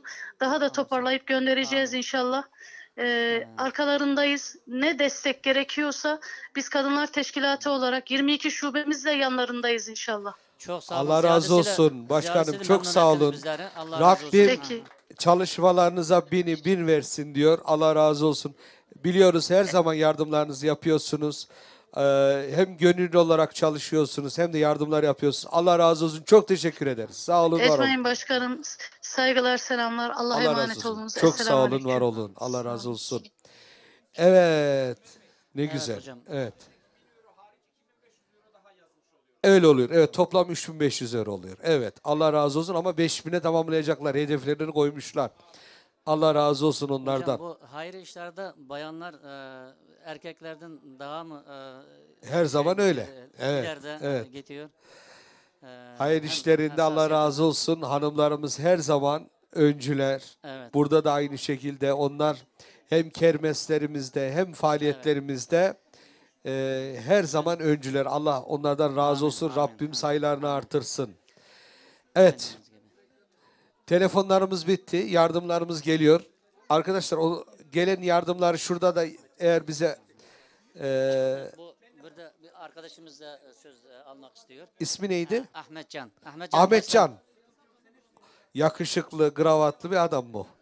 Ahmetcan kardeşim. Hoş geldin. Mikrofonu sana vereyim. Türkçe biliyorsun değil mi Ahmetcan? Biliyor. Tamam. Esselamu Aleyküm. Dünyanın her yerinde dilimizni, konuşumumuzu duyan herkese, Türk kardeşlerimize Allah'ın selamı olsun. Bugün buradaki bu ortamda meydana gelen bu sesleriniz, yardımlarınız sizlerle bizim kalbimizin ne kadar yakın olduğunu ve kardeşliğini tekrar hissettirdi. Biz Çillerin altında sizlerle bir kardeş olduğumuzun bedelini verdik yıllarca ama ısığını hiç görmemiştik. Şimdi ilk defa görmüş gibi hissediyorum. Onun için devamını istiyoruz. Hatta sonuna kadar bu işin arkaya çıktığına kadar yardımımız olmasa bizim halimiz yani belli. Çünkü Çiller o taraftan bizi eziyor. Bu taraftan bizi hem ruhen hem cismen çok bir zor durumdayız. Eğer bugün bu durumlardan geçersek inşallah aynı tarihteki gibi biz zulümün karşısında dik duran bir ecdatlarının yani tekrar zulüme karşı her şeyine önünden geçen bir evlat olarak önünüzde yeni bir simayla karşılayacağız inşallah. İnşallah. Amin. Şimdi müsaade ederseniz dünyanın her yerlerinde benim sesimni duymak isteyen ya da benim kalbimi isteyen bazı Uygur kardeşlerimize Uygurca konuşmak istiyorum. Müsait olursa ve Uygurca biraz konuşmak istiyorum. Biraz sözlüsün. Köp rahmet. Aldığından dünyanın hem yerlerde avazımızı anlavatkan Pidayla ekran arkalık Piday Ahmet Kaşkar deb tonul kilayotgan qarindoshinglar Ahmet Kaşkardan yana bir qatam salam. Bugun Yevropa Sharq Turkiston Ma'rif jamiyatininki yangidan setib olingan bu yeriga iqtisodiy jihatdan yordam qilish kompaniyasini tuzallagan Hasanat TV'ga butun Uyg'urlar nomidan Pidayla ekrani nomidan ham rahmatimni bildiraman. Ve körülmelerimiz namidin hem kırındaşlarımızın bütün salamını bulağı yetkizme inşallah. Aziz kırındaşlar, Avrupa Şarkı Türkistan Ma'rif Cemiyeti, ben Gollandiya kelsem 2010 yılı bula ailevi şekildeki bir faaliyetlerini başlavatkan iken 2008 yıldır geldim ben. Onundan keyin bula bağan sıra bu özülallam kalmay etraftaki baş kırındaşlarının mı dini, milli ve ruhi cihetki kırındaşlık duygularını yaşaş istikiga asasen bula bağan sıra işlerini sel kengaytken oldu. Haberimde boğundaki burun birlik kelgen kırındaşlar elbette düşünüdü, bilidi ular için konu ama yeni kelgen kırındaşlar için bir tekrar esletme olsun için davet ben. Bu kırındaşlarımız gerçi siz biz köygəndək, bizge oxşaşlam addi insanda görüngeni bilen. Kılıvatkan gap sözlerde, kılıvatkan işlerde o kadar pasahatlik, balağatlik görünmegen bilen. Ama başına ayak kılıvatkan, bizden təsirlendirvatkan bir nersi var. O bolsun mu? Izçıllık. Kırındaşlarımız meyli az olsun, meyli köp olsun, qav olsun, yağmur olsun. Bir kıgan, başlayan işi de izçıl oldu. Biz izçıl bulanmadık. Şu qo'llagan vaqtlarimizda mı bula o'zining mustaqil mangan yo'lidan taymay jahilona deyli, ya'ni qat'iylik irodasi bilan o'zining yo'lini davom qildirib bugun keldi. Va tarixdan buyon shu Yevropa o'lkalari ichida Sharq Turkistonliklar adiga, ismiga, nomiga bir zimin setilishdan iborat istikini tunji qitim reallikqa aylantirdi. Bu bir Allohning rahmati. Bu Allah'ın yardımı cemaatin üstüge degen bu ayetninki tecellisini ben buladı köydüm. Ben kısa bir müddet, 20 yıl etrafında bu kardeşlerle bildim mandım. Bu işin terslikidin, cemaatin işinin kılmasının kılışının terslikidin ben bu sevinine sevir kılamaya inip çıktım. Ama kardeşlerimiz sevir bilen yollarını devam kıldı, bugüne ulaştı. Ve hatta Şarkı Türkistanlıklarının ismiga biz közümüz yetmegen bu zeminni setilip kelgüsü de bütün Şarkı Türkistanlıklarının ortak menfaatini alaydigan Gollandiyada vaqti kelsa konsul rolunu alalaydigan bir derecedeki yani muqimlashtirib altın qo'zi qilib qaqqan bo'ldi. Bugünkidek mushundaq bir yardım chaqirqiga, safarbarligiga her xil sharoitlar bilan, turli imkonlar bilan dunyoning nerede bo'lsa özünün yardımını yetkizaladigan bir sharoitda mushundaq bir faoliyatni tuzalgan vaqtida, mushundaq bir faoliyatni tashkillagan vaqtning o'zida dunyoning har yerlaridagi qarindoshlarning bundaq bir fursatni qo'lida tutishini, bu fursatni g'animat bilishini men alayda tavsiya qilaman. Aziz qarindoshlar, bir yaxshilikni qilg'uchi bir hassa savab algan bolsa, onun vesile boğuşu mu hem onun bir savabını aladı. Biz ilgili savablar qanday unda bolsa kimiyip ketmemde deydik. Bugün softwarelar dünyasida gördük ki, kompüterdagi asli hujjatni kopi qilgan bilan asli hujjatning miqdorida o'zgarish, hech narsa o'zgarish yo'q ketmaydi. Lekin kopi qilish qancha kopi qilgan vaqtida, ya'ni ko'paytgan vaqtida onun soni shuncha ko'paydi. Shunga o'xshab ketadigan bir masala ekanki, Allohning savobi insonlarga yetkazilishda onda aslidan kimib qolmaydi. Allohning azizini ayt ko'ngil. Onundan boshqa aziz qarindoshlar, bergan siri ko'paydigan masala ekan. Onun uchun bugun qarindoshlarımızning turli shayton yoki fitna fasatlar va yoki boshqa g'alvalarninki ovoz bilan o'zininki Alloh yo'lida atamoqchi bo'lgan xayriy esyonlarga tormozga desishi va planlarni o'zgartib qilishi, bu fursatni qo'ldan berib qo'yishini bir hasrat deb tushunaman men. Uning uchun qaytada o'yinib boqishinglarni samimiy tavsiya qilaman. Oxirida so'zimni bek uzarsam, vaqtinglarni ko'p uzrab nuqib ketmasin. Mening demoqchi bo'lgan narsam, biz aziz qarindoshlar, bu Yevropa Sharq Turkiston ma'rif jamiyatidagi qarindoshlarning dilining sog'lomligi, niyatining durustligi, ishining izchilligidan kunimiz kelgan bo'ldi. Oyoqcha bir ishning oyog'iga chiqib ketadiganiga ko'zimiz, mening ko'zim yetdi albatta. Uning uchun men bir ham guvohlik qilib qo'yay. Ham bundan keyin qilmoqchi bo'lgan ishlarga ro'naqlar bersin. İş kabiliyet gilam emas, en muhimi sadaqatdan başlanır ekan. Ben bunu qalib samimiyatla sağlamoqchi bo'lay. Men ilgari 2013 yili mo'shu zaminni setilish maqsadi bilan elib berilgan yana bir qatimliq, ya'ni yer kiralash jarayonida kelgan riyoziyatlarimizdan keyin bir yerni setilish bosqichiga sabab bo'lgan bir to'plantıda men mushu Gollandiyadagi bosh qarindoshlarga o'xshash agar qachon Yevropa Sharq Turkiston ma'rif jamiyati Sharq Turkistonliklar ismiga, Sharq Turkistonliklar nomiga, ya'ni Sharq Turkiston nomiga bir yer setib olib qolsa, ya'ni bir zamin setib olsa, men 1000 euro beraman deb va'da qilgan edim. Ash 1000 euroni inshaalloh eng qisqa zamonda yetkazaman. Bugun bu kompaniyani safarbarlikni qo'llash yuzasidan agarchi ish odim bo'lmasam-mu, yenimda 100 euroni berishni istayman. Allah razı olsun. Çok rahmet. Emirlerine Allah'ın. Dur ama seni salmıyoruz. Sana dediler ki WhatsApp'tan istek geldi. Sen güzel ilahi okuyormuşsun. İlahi okuman istediler. Gerçekten bak öyle WhatsApp geldi. Dur. Şimdi var mı telefon? Telefon yoksa bir ilahi alalım. Haydi bakalım. Dur şunu bir alalım o zaman. Adil Anyar peşin ödemiş kardeşimiz 200 euro. Allah razı olsun. Allah hayırını kabul etsin. Ayakta söylesin. Sanatçı gibi adam ya. Şöyle. Tamam. Ortada söyle orta. Herkes. Evet. Haydi bakalım. Ya bu ilahi derken bu Türk kardeşlerimiz çok sesi güzeldir. Onlar zaten böyle bir yerlere çok yerlerde ilim tahsil kılarak, öğrenerek gelir. Biz öyle bir şeyler olmadığımız için sokaklarda, evlerimizde ve toplantılarımızda söyleyerek şarkıcı olarak tanıtıldık ama belki Hasanat TV'ye erziyek bir şarkı söyleyemem. Olur mu ya Doğu Türkistan. Ama ne olsa olsun. Müzik, bak ben müzikle ilgilenen biriyim. Bak bu arka tarafta bir tablo var hocam. Görüyor musun? Gördünüz mü? Bak şurada tablo var. Türk musikisindeki 12 makamı temsil ediyor. Ya Türk musikisi sizden gelme bize. Biz aslında biraz şeyiz yani imitasyon Türk, siz orijinal. Değil mi hocam? Öyle. Gerçek. Evet. Tekrarınız olsa. Evet. Biz aslında ben Selçukluyum falan diye övünüyorum ama Karamanoğlu Mehmet Bey'in torunuyum.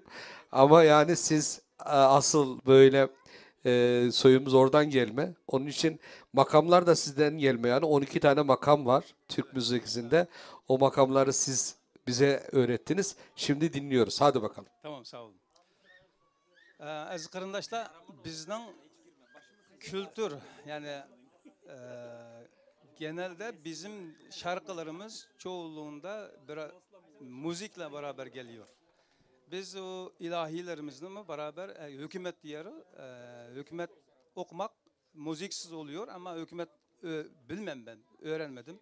Sadece kendim yazıyorum ve kendim seslenerek ona ses katarak şarkıya çeviriyorum. Böyle geldi arkadaşlar severek işte bazen talep ediyor ben de bildiğimni takdim ediyorum. Bugün de ekranınızda inşallah ilk sefer böyle bir bildiğimini söyleyeyim inşallah.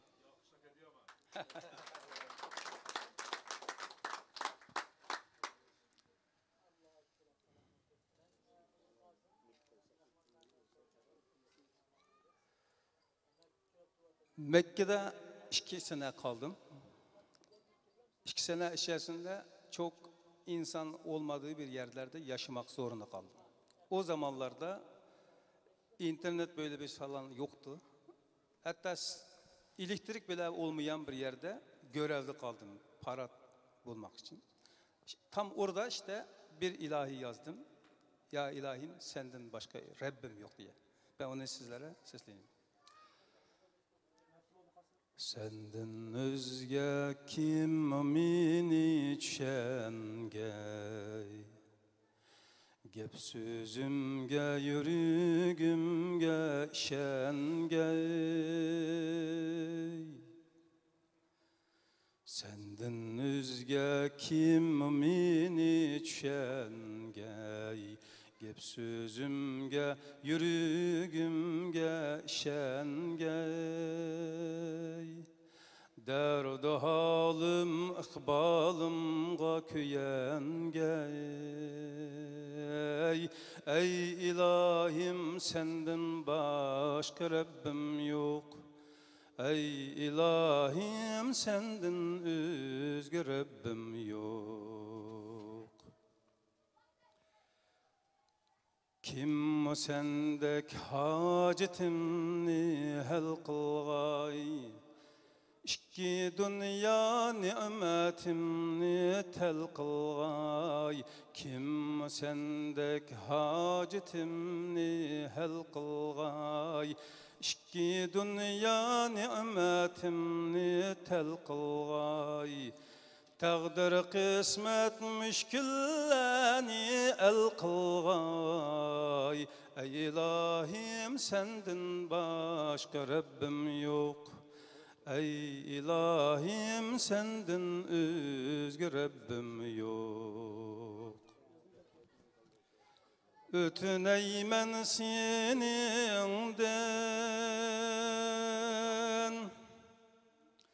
Bir özünden başkaga har kılma Bir özünden başkını aziz kılma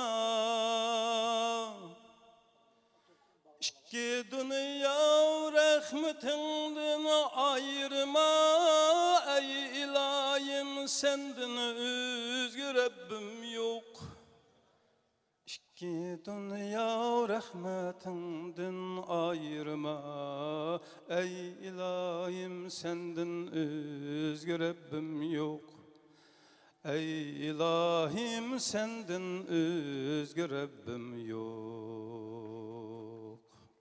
Çok teşekkürler. Allah razı olsun. Allah razı olsun. Uzağa gitme. Arada bir dinleriz, tamam mı?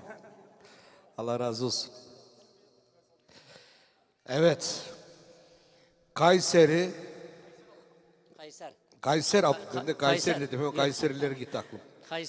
Kayser Abdülvapur 1000 euro. Allahu Ekber. Allah razı olsun. Allah hayırını kabul etsin. Bir telefonumuz var. Efendim hayırlı akşamlar. Hocam. Başkanım hayırlı akşamlar, gidiyorsunuz. Ya.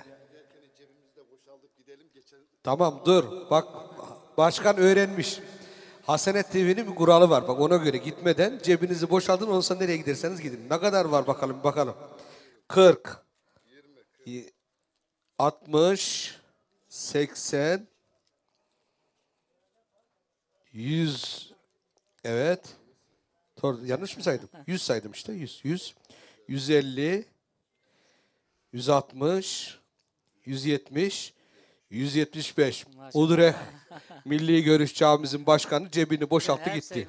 Hepinize adet olsun. Allah razı eylesin. Aslında arkadan kaçanlara haberim olsaydı onları da boşaltıp gönderirdim ama yarın onları yapacağız inşallah. Allah razı olsun başkanım. Çok sağ ol. Allah razı olsun. Evet.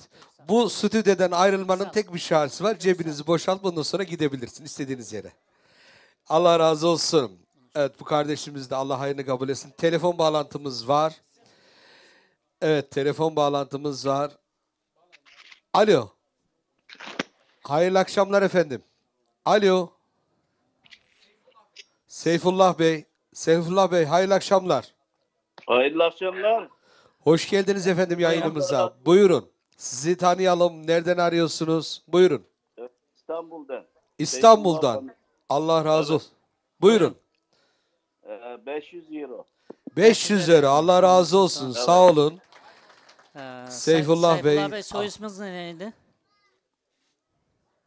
Seyfullah Bey. Efendim? Soy isminizi de alabilir miyiz? Pamir. Pamir. Seyfullah Pamir'den 500 euro. Türkiye'den. Allah razı olsun. Sağ olun. Çok sevindik. Allah razı olsun. Allah. Herkes saygılar, selamlar. Ve aleyküm selam. Çok sağ olun. Var olun. Allah razı olsun. Teşekkür ediyoruz. Evet. Evet. Var mı başka telefon bağlantımız? Yok. Başka buraya gelip konuşmak isteyenler olsa. Evet. e, Böyle Muhammed var. yeni İş adamı. gelenlerden. İş adamı yeni geldi böyle ayağını Evet. toza. Gel Muhammed. Gel. Gel bir şöyle milleti bir selamla gel. Gel. Unimpex gel. Şöyle iş adamlar gelmiyor dedik ya, bir tane geldi. Bir tane Mehmet kardeşim geldi. Allah razı olsun, iş adamı. Bir de Muhammed geldi. Muhammed geldi, böyle hemen ayağının tozuyla alalım onu. Buraya şöyle selamlasın. Muhammed sadece selamlamak için alıyorum. Gel. Evet, böyle kardeşim böyle. Hoş geldin. Çok değerli bir kardeşimiz bu. Böyle helal şekerler satıyor bildiğim kadarıyla, değil mi? Böyle helal ürünler satıyor. Bir de şimdi helal böyle temizlik malzemeleri var, değil mi herhalde? Yeni bir proje. Evet. Selamünaleyküm. Cümleten siz de hoş geldiniz. Evet. Kendim yakında kalıyorum. İsmim Muhammed Ulu. Kardeşlerimizle komşuyuz. Aynı mahalledeyim. Canlı yayında görmüştüm. Misafirim de vardı. Beraber geldik. Yakında canlı yayında programda bulunalım istedik. Çok sağ ol. İnşallah yarın da daha geniş vakit programa katılacağız. Desteklerimiz inşallah her zaman olduğu gibi yine olacak. Yarın da inşallah beraberiz. Allah Yarın ölürsün. Evet. Aynen hocam. Dur. Ben hocaya mikrofonu vereyim. Evet, şimdi bu Ulu Impex, Muhammed Ulu kardeşim Zeys'te oturuyor, burada. Yani ateşin yakınında oturuyor, bu ısınacak. Bu bir. İkincisi Kayserli. Üçüncüsü yani adam artık iş adamı. Bugünkü nasibimizi versin, yarınkine Allah kerim. Bugünlük şeyini... Emir Büyükyer'den hocamız başlasın hocam. 500 euro inşallah destek verelim. Allah razı olsun. Allah hayırlarınızı kabul etsin. Geceniz mübarek olsun. Muhammed, senin de Allah razı olsun. rast getirsin. Çok Muhammed sağ ol. kardeşim, Allah sana bol kazançlar nasip etsin. Bu bugünlük, ona göre. Evet. Hocamın dediği gibi daha yarın var. Yarın iş adamlarını çağırdık, değil mi özellikle başkanım? Yarın, bugün hocalarımızı çağırdık, yarın iş adamlarını çağırdık. Geriye kalanlar onları ödeyecekler artık bu rakamın. Evet. Yok mu telefon bağlantımız? Telefonumuz var mı? Ha. Bekliyoruz inşallah telefon bağlantıları. Ya bizim bu açık artırma ürünlerimiz var ama onlardan hiç satma fırsatı bulamadık telefonlardan. Böyle şu şapkalardan diyorum ki herkes başına bir tane taksın gitsin istiyorum ben bugün. Benim böyle şapkalara karşı bir de özel ilgim var, böyle çok seviyorum şapkaları. Bu şapkalardan arkadaşlar şu arkadan zor alıyoruz ama ortada dolaşan kardeşim. Şu başındaki şapkadan bir tane getirsen oraya, kullanılmadık. O Türkçe bilmiyor herhalde. Biliyor mu? Gel. Biliyor, helal olsun. Şöyle. Bunlardan satacağız bugün. 50 eurodan başlatacağız inşallah. Bunlara 50 euro veren var mı aranızda? Bir 50 euro veren var mı? Hadi. Bak ben 50 euro veriyorum. Ben başlatıyorum. Var mı 50 euro veren? Evet. Fazlası ver. Evet. Ben buna 50 euro veriyorum. Sen ne kadar veriyorsun? 50 euro ben verdim. Sen ne kadar veriyorsun? 60 euro. Başka? Evet. Doğru. Olabilir aslında. Yeterince var mı ama? Ama onları yarın iş adamlarına satacağız. Yarın bitirirsek yani sermayeyi şeyi. Arkada çok mu? Bu şapkadan kimlerin yok? Bu şapkanın özelliği ne biliyor musunuz? Bunu dur bakalım Uygurlara sorayım. Bu niye dört köşe?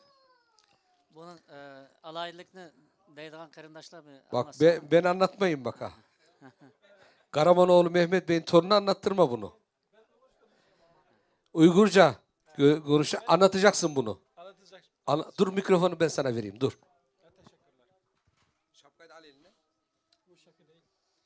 Bunun adı doppa. Biz Uygurlar bunu doppa diyoruz. Erkekler için bu. Ayarlarım bundan çok güzel. Çok yani nakışlı ve mimarlı olur. Biz bu şekilde giyiyoruz. Bu şekilde giyiyoruz. Çok güzel bu. Bunu giydiği zaman bu Uygurken de hep tanıyoruz biz. Tanıyoruz yani. Uygurların hepsi bunu giyiyor. Yani hürmetli insanlara yani biz bizim büyüklerimize bunu yani hediye şeklinde hem veriyoruz. Evet. Dostlarımıza. Ver o zaman. Şimdi bunun bir özelliği daha var. Dur. Dedim ya ben şapkalarla özel ilgileniyorum. Bu şapka niye dört köşe biliyor musunuz? Kabe'yi sembolize ettiği için dört köşe. Anladınız mı? Yani aslında Uygurlu Türkler yani biz Türkler yani Kabe'yi başımızda taşıyoruz. Anladınız mı? Bunun o özelliği de var. Yani onu sembolize ediyor. Ben bir tane alıyorum. Ercan kardeşim dedik bizim aslında Hasene TV'nin böyle adetleri var. Böyle arada bir buradaki insanları bu kampanya yapmak için. Ben bir tane alıyorum 50 euroya. Artırma yapmıyoruz. Herkese 50 euroya birer tane satıyor muyuz? Bir tane de yönetmenimiz alıyor. Bir tane de kameramanımız alıyor. Evet. Ömer Atıf'tan 50 euro. Ercan Kuzu'dan 50 euro. Hacı Bekir'den 50 euro. Bunları yazıyorsunuz. Sizinkini de ben ödemeyeyim. Siz artık sonra ödersiniz. Ben 50 euroyu peşin ödüyorum. Ömer Atıf peşin ödüyor 50 euroyu. Hacı Bekir vaat. Ercan Koç vaat. Başka? Evet şapkalar devam ettiriyoruz. Kimler var burada? Masanın başındakiler. Sağ taraftan başlayalım. Kaldır bak. Şapkayı yaz bakalım oradan. Şu şapkayı anlatan. İsmi neydi? Anüver. Yazıyor muyuz sana da bir şapka? Enver'e de bir tane şapka yazıyoruz 50 euro. Enver'in yanındakine de yaz bir şapka. İsmini söyleyin ama. Yaz. İsmini söyle. Alişin tamam burası doldur. Şimdi telefon alalım. Oradan bekliyoruz. Devam et. Biraz devam edeceğiz. Devam et. Alo. Alo. Buyurun. Buyurun efendim. Alo. Alo hoş geldiniz yayınımıza. Hoş oldum. Bana mı söylüyorsunuz? Sana söylüyorum. Senin kanaldan bu. Konuş. Ama sesiniz gelmiyor. Bize Televizyonu izliyordum şu an. Televizyonun sesini biraz kapatsanız daha iyi gelir. Yani Tamam. Selamünaleyküm. Aleykümselam. Selamlar olsun arkadaşlara. Sizin isminiz ne bildik? Hoş oldum. İstanbul'dan arıyorum. İstanbul'dan. Maşallah. İsminiz? Abdullahcan. Ablacan. Hoş geldin. Hoş oldum. 52 euro. 52 euro mu? 52 euro. 50 euro. 50 euro. 50 euro. 50 euro yani. Ha 50 euro Ablacan, 50 euroymuş. Allah Pardon. razı olsun, 50 euro. Allah razı olsun kardeşim. Allah razı olsun. Cümlemiz Çok de teşekkür öyle. ediyoruz. Yani Allah hayırını kabul etsin. Yani Amin, bir şapkada amin, o amin. almış oldu. Evet. Var mı telefon? İstanbul'a gönderiyoruz. Allah razı olsun. Güle güle kardeşim. Allah razı olsun. Şapkaya devam. Burada nerede kaldıydık? Burada. Ali Şif. Onun yanındaki? Adil'e yaz bir şapka. Onun yazan bir de kendine yaz. Adil.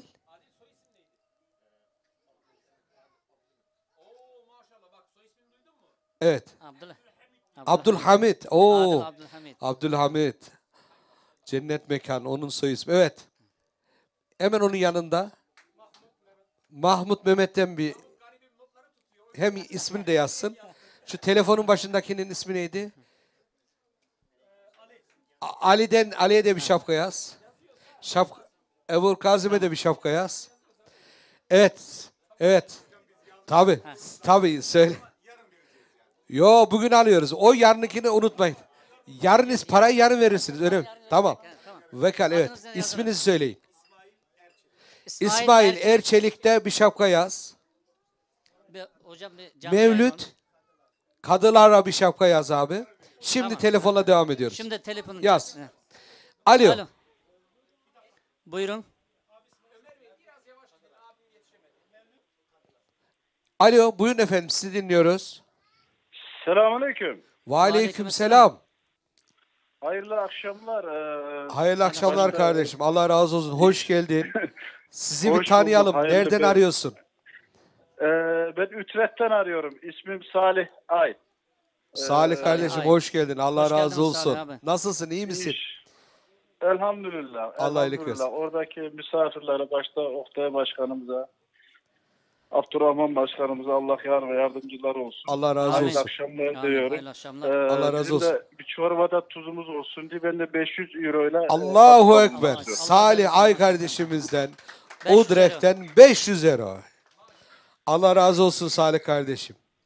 Oldu. Hayırlı yayınlar. Sağ olasın. Sağ ol. Yarın da bekliyoruz Salih kardeşim inşallah, İnşallah, yayınımıza. inşallah, Hayırlı inşallah. akşamlar. Allah razı olsun. Hayırlı akşamlar. Teşekkür ediyoruz. Evet, şapkaya nerede kalmıştık? Bura bitti. Orayı da yazdık. Onu da yazdık. Onu da yazdılar. Yazdınız değil mi? O iki tarafı da yaz. Şu arka sıradakiler. Evet, sizin de isim. Yazdı, onu da yazdı. Aldı mı? İsim yazdı mı? Onun yanındaki? Yazdı. Muhammed yazdı mı yazdı? Muhammed. Ben bazıları anlamıyorum. Muhammed Evet. yazdık. Ya da başka arkadan. Evet, başka arkada şapka almak isteyen yok mu? Hadi. Var. Hanımlardan şapka almak isteyen var mı? Evet. Allah. Kadınlar için de var değil mi böyle güzel? O şu süslü olan bayanlar için değil mi? Bayanların da Evet, Allah razı olsun. Bir canlı telefon bağlantımız daha var. Onu alıyoruz inşallah. Evet. Hayırlı akşamlar. Buyurun. Alo. Hayırlı akşamlar. Ben Ahmet Tursun. Ahmet İsveç'ten Dursun. arıyorum. İsveç'ten arıyorsunuz. Allah razı olsun. Buyur Ahmet Bey. Ahmet kardeşim. Benim sadece 100 euro yardımda bulunmak istiyorum. Allah razı olsun kardeşim. Allah razı olsun. Öyle yaptığın yardımları küçümseme. Allah razı olsun. İsveç'ten arayıp bizi sadece telefonla araman bile çok önemli. Allah razı olsun. Dua niyetindedir. Çok teşekkür ediyoruz. Allah razı olsun. Sağ ol. Allah razı olsun sizlerden de. Amin. Gönlümüz istedi ki daha fazla olsun maalesef. İsveç euro bölgesi olmadığı için sadece 100 euro. Allah razı olsun. Sen Pakistan'da mı okudun kardeşim? Pakistan'da mı okudun Kusura sen? bakmayın. Sağ olun. Alo. Pakistan'da mı okudun sen? Efendim? Pakistan'da mı eğitim aldın? Evet, ben o Muhammed oğlunun arkadaşıyım. Tamam. Pakistan'da beraber okulda okuduk. Allah razı olsun. Muhammed'e Muhammed'e selamlar. sadece 500 euro yardımda bulunduk. Daha fazla beklerdik maalesef. Şu an Muhammed de yanımızda. Ama Muhammed bugün, yarın da var Muhammed'in. Yanında Merak bizde etme. yine Pakistan'da birlikte okuyan savaktaşları var bir yerde. Ulanın salam basılığı. Bizden de selam söyleyin. Burada arkadaşlarımız var. Bazıları Bak haberi o yok, zaman gitti olduğu o için. zaman senin bir görevin var. Bu Pakistan mezunlarına bir ulaşıp bunu duyurman lazım. Her Pakistan İnşallah, mezununda inşallah. Belki yarın akşam bağlanırlar inşallah. inşallah onlara bir duyur ama önce. Ben de unutmuştum. Başka işlerimiz vardı. Az önce bir hocamız hatırlattı. Allah razı olsun. Sağ olun kardeşim. Allah razı olsun. Geç Çok teşekkür ederim. saatlerde aramak zorunda kaldım. Hepinize hayırlı geceler. Allah razı olsun. Allah Çok tüm sağ ol. kardeşlerimizin yardımlarını kabul etsin inşallah. Amin. Allah razı olsun. Allah razı olsun. Hayırlı geceler. Hayırlı akşamlar efendim. Allah razı olsun. Hayırlı geceler diliyorlar. Bu arada saat kaç? 10.30 değil mi? Aşağı yukarı. Evet, 10,5. 10,5. Şu anda 62.491'e vardık. Allah razı olsun. İnşallah böyle bugün 100'ü bulmamız lazım. Hadi bakalım. Evet, yok mu telefon bağlantımız? Kesildi mi telefonlar? Evet, bekliyoruz telefon bağlantıları. Fırsat bulamayıp da aramayan kardeşlerimiz hemen arasınlar. Şu anda canlı yayına bağlanabilirsiniz. Bu arada boşluk var inşallah. Hemen arasınlar. Canlı telefon bağlantısıyla yardımlarını bize ulaştırsınlar. İnternet üzerinden yardımlarınızı bank aracıyla gönderebilirsiniz. WhatsApp üzerinden bize bildirebilirsiniz. Bu şekilde yardımlarınızı dünyanın her tarafından gönderebilirsiniz. Sanırım bazı ülkelerde Switch kodu istiyorlar. Onu kardeşlerimiz bildiriyorlar, değil mi?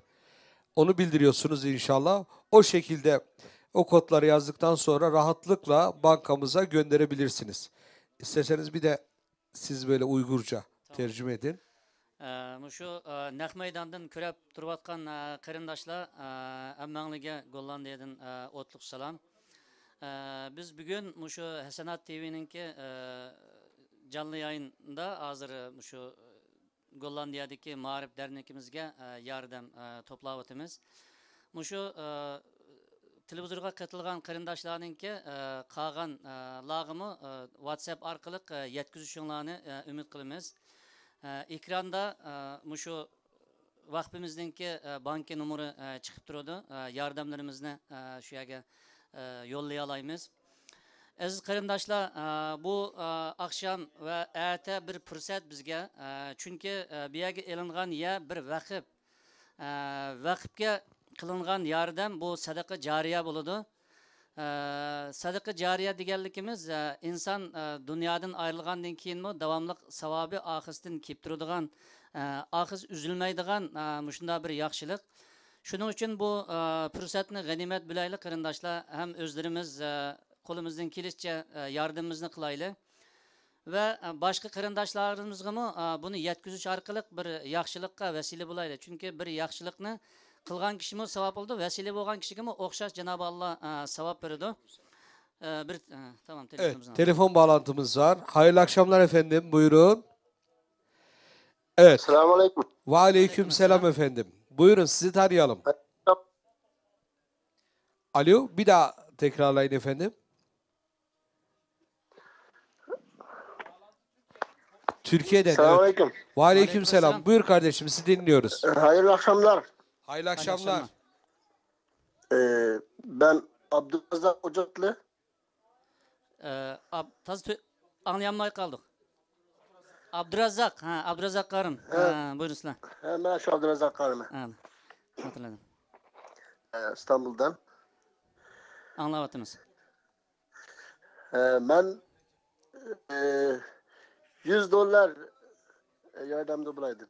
Rahmet. Allah razı olsun. Allah hayırlı kabul etsin kardeşim. Çok sağ ol. Abdülrazak, teşekkür ediyoruz. $100. Sağ olun. Allah Türkiye'ye selamlar diyoruz sizin aracılığınızla. Bizden selam. Allah razı olsun. Allah, Allah razı olsun kardeşim. Çok teşekkür ederiz. Tamam. Evet. Maşallah.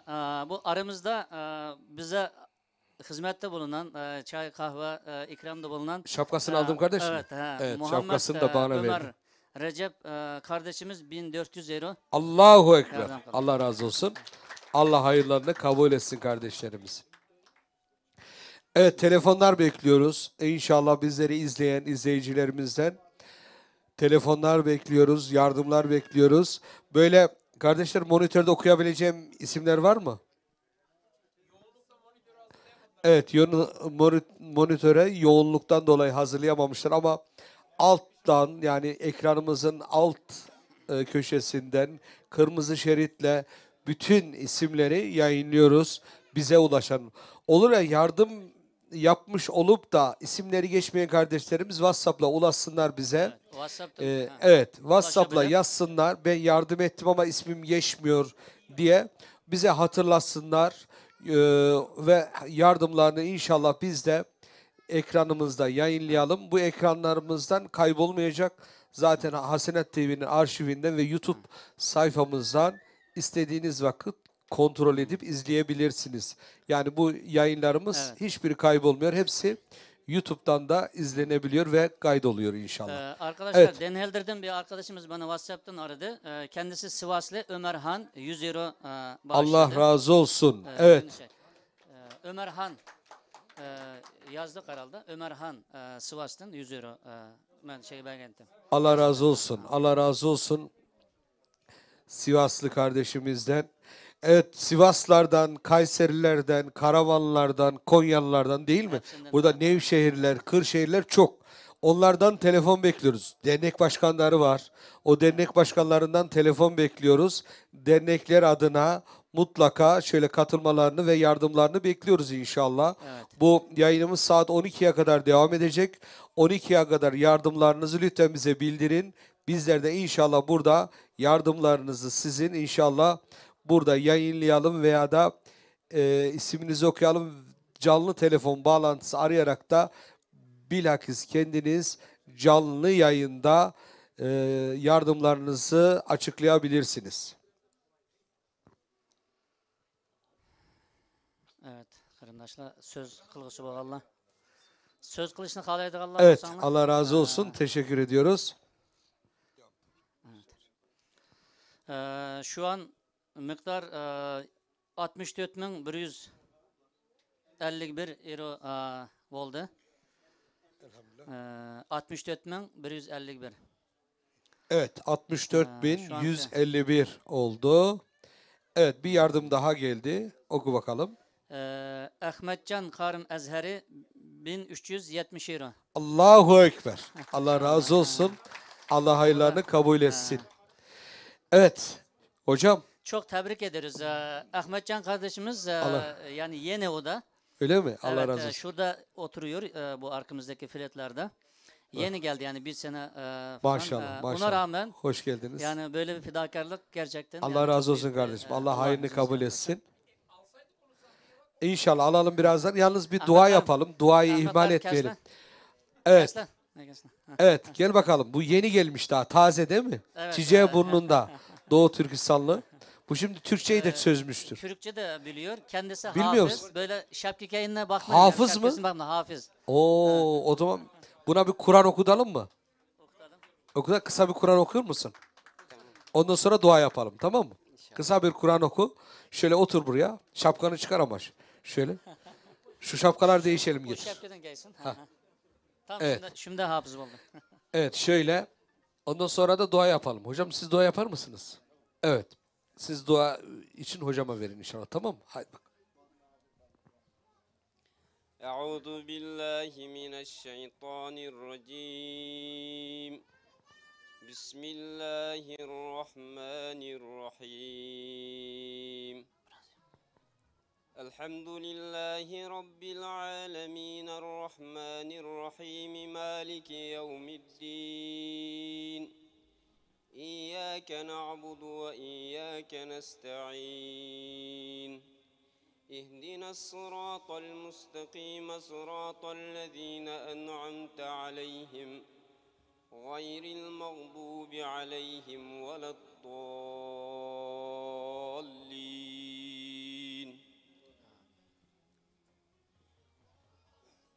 يا أيها الإنسان ما غرك بربك الكريم الذي خلقك فسواك فعدلك في أي صورة ما شاء ركبك كلا بل تكذبون بالدين وإن عليكم لحافظين كراما كاتبين يعلمون ما تفعلون إن الأبرار لفي نعيم وإن الفجار لفي جحيم يصلونها يوم الدين وما هم عنها بغائبين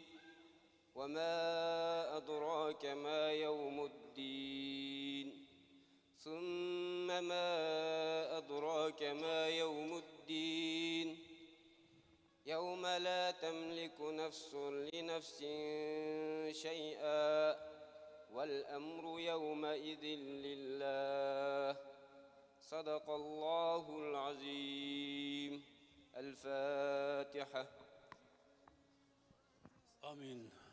الحمد لله رب العالمين والصلاة والسلام على رسولنا محمد وعلى آله وصحبه أجمعين. ربنا آتنا في الدنيا حسنة وفي الآخرة حسنة وقنا عذاب النار. اللهم لا تدع لنا ذنبا إلا غفرته ولا هما إلا فرجته ولا حاجة من حوائج الدنيا إلا قضيتها يا رب العالمين. اللهم لا تزغ ربنا لا تزغ قلوبنا بعد إذ هديتنا وهب لنا من لدنك رحمة إنك أنت الوهاب. Ey Allah, bugün bu programga katılgan qarindoshlarımızın hammasinin mallarga berkat ato qilsizlar. Ey Allah, ularga ko'plab bersinlar. Ey Allah, ularninki qilgan bir sadaqasiga 1000 hassilab 700 hassilab bersinlar. Ey Allah, ularni dunyo va oxiratda hidoyat yo'lidan ayirmaslar.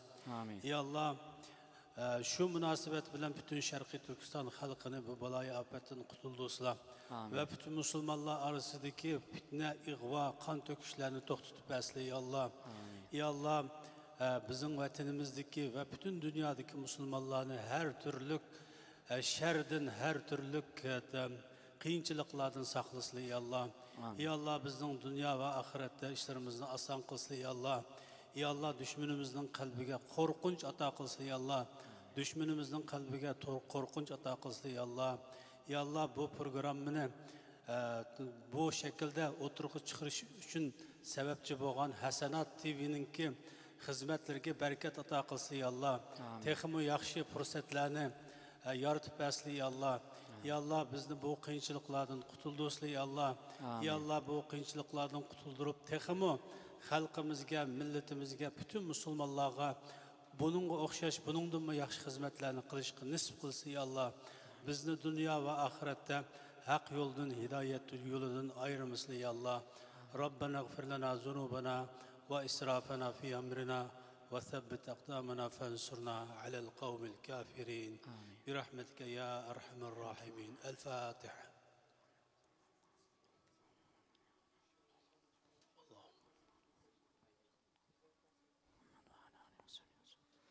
Evet, Allah razı olsun kardeşimizden.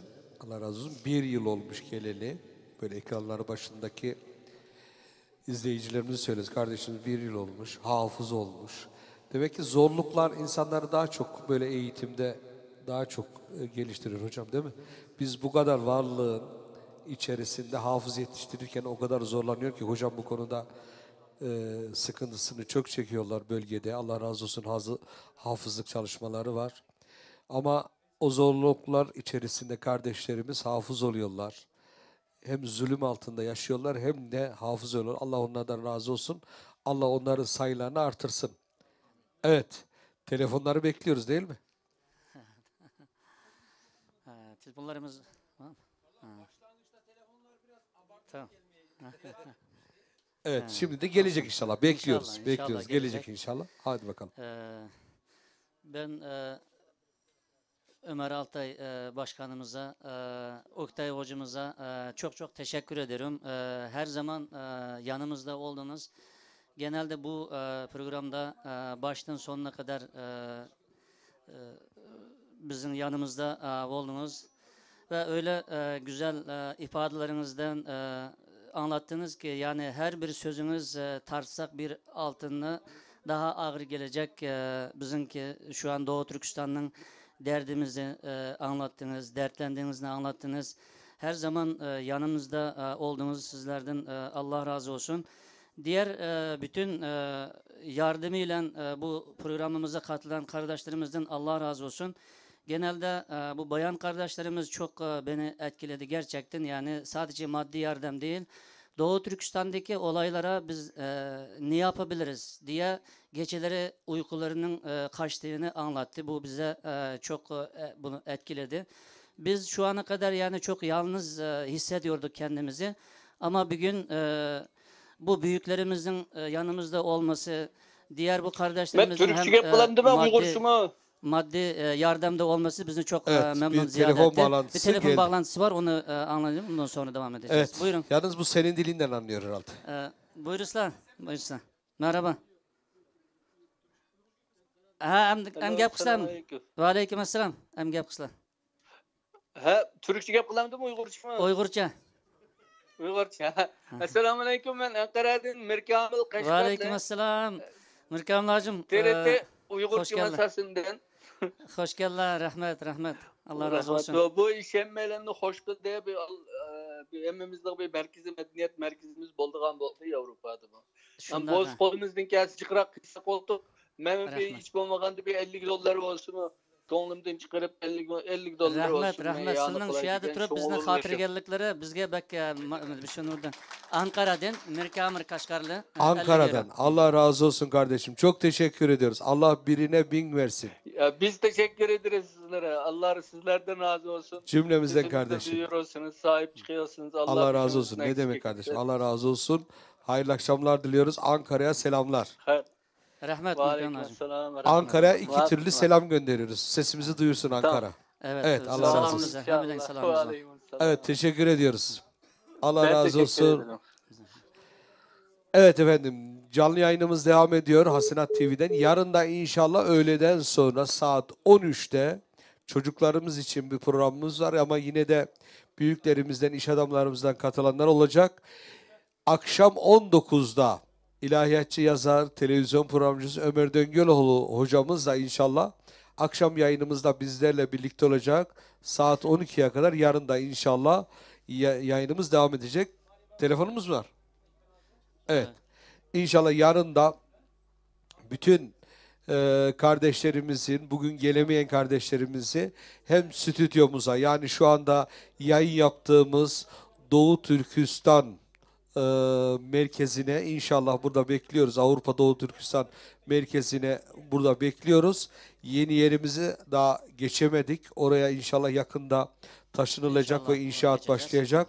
Pazartesi gün sanırım belediyeye proje sunulacakmış. Başkanımdan aldığım bilgiye göre. Pazartesi günden sonra inşallah proje belediyeye sunulacak ve ondan sonra orada proje onayladıktan sonra bu toplanan yardımlarla proje bu şekilde faaliyete geçecek, inşallah icra edilecek.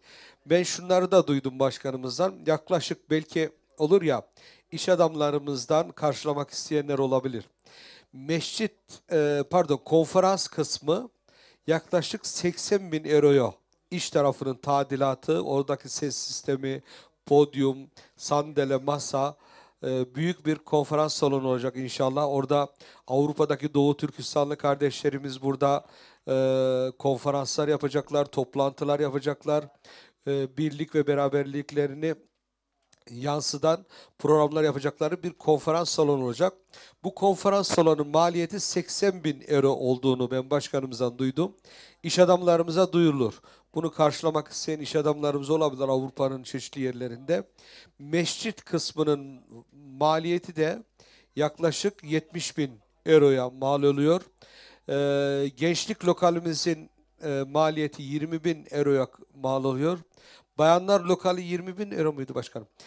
Bayanlar lokali de aynı şekilde 20 bin euroya mal oluyor. 10 bin euroya da bir eğitim için sınıflar mı olacaktı? Evet. 10 bin eurolukta eğitim sınıfları oluşuyor.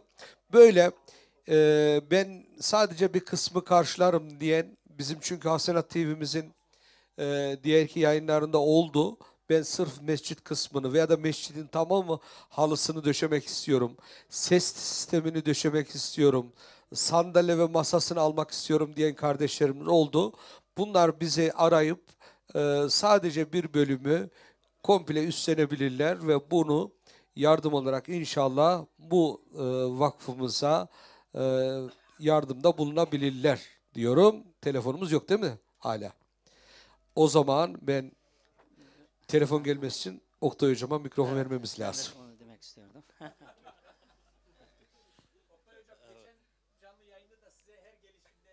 Evet. tabii keramet bizde değil. ama ama Rabbim lütfederse neden olmasın yani. Şimdi biz hüsnü niyetle kardeşlerimizin yardımına talibiz. Doğu Türkistan'ımızın, buradaki kardeşlerimizin bu yeri biraz daha müstesna bir yer olduğu için ben kendi teşkilatlarımızın hayır çalışmalarına istediğimden daha önemli bir şekilde, daha iştiyaklı bir şekilde kardeşlerimizi buraya yardıma davet ediyorum. Yani bu şu anlama geliyor değerli kardeşlerim, bizi izleyen değerli müminler. Bir ağacı dikerken o ağacın tutması için evvela açılan çukura bir su dökülür değil mi? Ondan sonra ağaç, fidan ya da çiçek, saksıya neyse o şekilde yerleştirilir ki o su ile hayat suyu ya da can suyu gibi isimler verilebiliyor. O su ile bir müddet kendisini idare edip hayata tutunabilmesi için bitkinin o suya ihtiyacı var. Şu anda bizim bu çalışmamız dikilen ağacın tutturulması meselesi. Yani ormanda binlerce ağaç var da efendim bir tane çamda eksik olsa ne olur diyecek bir lüksümüz yok. Bir tane Doğu Türkistanlı kardeşlerimizin yeri oldu Avrupa'da, bir tane bakın. Yani bizim teşkilatımızın 600'ün üzerinde mekanı var elhamdülillah. Diyanet'in belki bunun 3-4 katı. Yani sadece Hollanda'da bizim güney kuzey iki bölgenin 45 mekanı var. Diyanet'in 146-147 bildiğim kadarıyla mekanı var mesela. Ama bu kardeşlerimizin sadece Hollanda'da değil bakın, Avrupa'da bir tane. Dolayısıyla ağaç yeni dikiliyor. Bu ağacın tutması için de hayat suyuna ihtiyaç var. Bu suyu temin edebilmek için biz kardeşlerimize derdimizi anlatmaya çalışıyoruz. Yani burada önemli olan az çok demiyoruz. Bu yardım kampanyasına kardeşlerimizin katılmalarını biz özellikle bekliyoruz. Çünkü kendisinin ihtiyacı olduğu halde kardeşini kendisine tercih eden Müslümanlar, İsar sahibi olan Müslümanlar Kur'an'da, sünnette övülüyor, methediliyor. Az önce söylenen o kardeşimiz, yani ben zannetmiyorum onun aylık geliri o kadar yoktur. Ama 1500 euroyu veriyor. Öbür kardeşimiz yine hakeza. O da hafız. Muhammed Ömer hocamız. Ve bizim hafızlık kurumumuzda yeni talebelerimize ders veriyor. Kendisi hafız, hafızlık kursumuzda. Yani memnunuz, iftihar ediyoruz. Bu kardeşlerimiz iyi ki zamanında hafızlığını yapmışlar. Bakın şu anda biz onların ellerinden tutuyoruz. Onların da kafasındaki, gönlündeki bilgiden de biz istifade ediyoruz. Yani parası yok ama hafız. Parası yok ama ilim sahibi. Bu kardeşlerimizin elinden tutmamız, bunların solmaması için, kurumaması için yeşertmemiz lazım. Sayılarını artırmamız lazım. Burada organize olmaları lazım bunların. Organize olabilmek için bu işin başka yolu yok değerli kardeşlerim. Bizi izleyen değerli kardeşlerim. Evvela mekan lazım. Bakın açılışta da söyledik. Resulullah Aleyhisselatü Vesselam Efendimiz bizim örneğimiz, önderimiz, rehberimiz. Her şeyi ona göre örnek alıp yapmamız lazım. Küba'ya geldi, mescit yaptı dendi. Halbuki kalacağı 10 gün, 12 gün. Mescide ne gerek var 12 gün duracak bir yerde? Öyle değil işte. Teşkilatlanması lazım Müslümanların. Mescit Müslümanın hayatında teşkilattır. Meclisi orasıdır. Ordu karargahı orasıdır. Meşveret yeri orasıdır. Hastaların tedavi edildiği yer orasıdır. Garip gurebanın bakıldığı yer orasıdır. Yani asr-ı saadette mescidin fonksiyonuna baktığınız zaman insanların bütün ihtiyaçları mescitten karşılanıyor. Elçiler, sefirler orada karşılanıyor, orada uğurlanıyor. Protokoller orada yapılıyor vesaire. Dolayısıyla bu kardeşlerimiz bu işe sıfırdan başlıyor. Bu kardeşlerimizin elinden tutup hem teşkilatlanma noktasında bunlara tecrübelerimizi aktarmamız hem de bu kardeşlerimizin bu mekanının kullanıma geçebilmesi için ellerinden tutmamız lazım. Yer olmadan olmaz. Yani bir yere bir insan geçici olarak bile gitse ne yapıyor? Kampa bile gitse bir çadır kuruyor değil mi? Yani çadır kurmadan ya ben filan yere gideyim de açıkta yatayım demiyor adam. Ormana gidiyor, kamp kuruyor adam. Orada bir çadır inşa ediyor. Güneşin altında otururken bile bir şemsiyeye ihtiyaç duyuyor. Yağmurun altında bir şemsiyeye ihtiyaç var. Yani bu kardeşlerimizin bu yere ihtiyaçları var. Ekmek kadar, su kadar ihtiyaçları var. Onun için biz rica ediyoruz, yalvarıyoruz. Allah Resulü Aleyhisselatü Vesselam'ın ve onun ashabının yolundan gitmek için de mücadele etmemiz gerekiyor. Çünkü onlar da cennet istiyordu, biz de cennet istiyoruz. Yani cennet öyle Behlül Dana'nın Harun Reşid'e dediği gibi atlastan, ipekten yataklar üzerinde zor. İşte cebindeki 100 euronun 50'sini vererek Cenab-ı Hakk'ın rızası nerede bilemeyiz. Az çok biz cenneti kazanmanın, Cemalullah'a erişmenin mücadelesi içerisindeyiz. Şu anda biz konuşuyoruz, sizleri hayra teşvik ediyoruz. Biz istiyoruz ki siz sadece dinleyici olmayın. Buradan bu mesajı da vermiş olalım. Sadece paranızı verin demiyoruz. Allah rızası için tanıdığınız insanlara bu mesajı ulaştırın. Şöyle bir Bismillah deyin, bu gecenin bu saatinde bir daha paylaşın. WhatsApp'lar bir daha birbirlerinizi biraz rahatsız etsin. Gecenin saat bu 10.30'unda 11'inde kim bu? Mesnetsiz, mesveretsiz, meymenetsiz beni niye rahatsız ediyor dediği açtığında bir baksın ki hayra davet ediliyor. Başka bir şey için rahatsız edilmiyor. Ve alsın eline telefonu, sarılsın. Biz illa hatip olsun, illa çatır çatır konuşsun. Arayanlar bu şekilde, ya böyle bir özellik aramıyoruz. Yanımızda olduğunu söylesin, vereceği miktarı söylesin. Allah razı olsun. Biz bunu bekliyoruz. Yoksa yalnızlık Allah'a mahsus. Biz kendimizi yalnız hissetmek istemiyoruz. Daraldığımız, bunaldığımız için bu yardımları yapıyoruz. Onun için kardeşlerimizin asr-ı saadet örneğinde olduğu gibi örneklik göstermelerini, özellikle Avrupa'dakiler, özellikle Hollanda'dakiler, şu anda bu kardeşlerimiz bize göre muhacir, biz onlara göre ensarız. Biz onlardan önce geldik buraya. Bu kardeşlerimizin elinden tutmamız lazım. Dolayısıyla bu ensarlığımızı göstermemiz lazım. Gelen muhacirlere ne yapıyordu? Müslümanlar, oradaki ensar Medineli Müslümanlar evini bölüşüyordu. Varsa develerini bölüşüyordu. Varsa malı mülkü bölüşüyordu. Değil mi? Hurma bahçelerini bölüşüyordu. Her şeyini bölüşüyordu. Cebindeki parayı bölüyordu.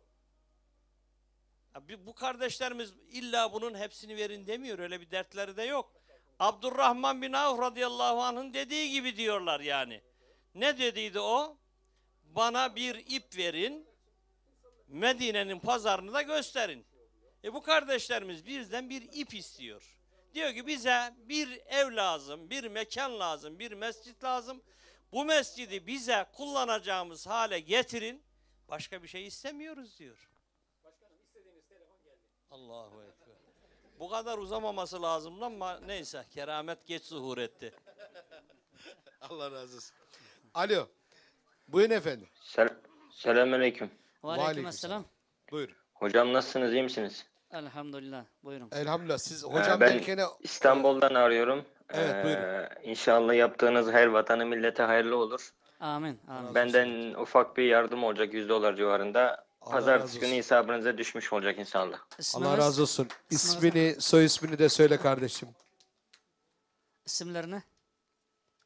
Efendim? İsimlerini alsak? Benim ismim Adil Muhacir. Adil Macid. Hı hı. Muhacir. Ha. Adil Muhacir'den 100 euro. Rahmet, Allah razı olsun.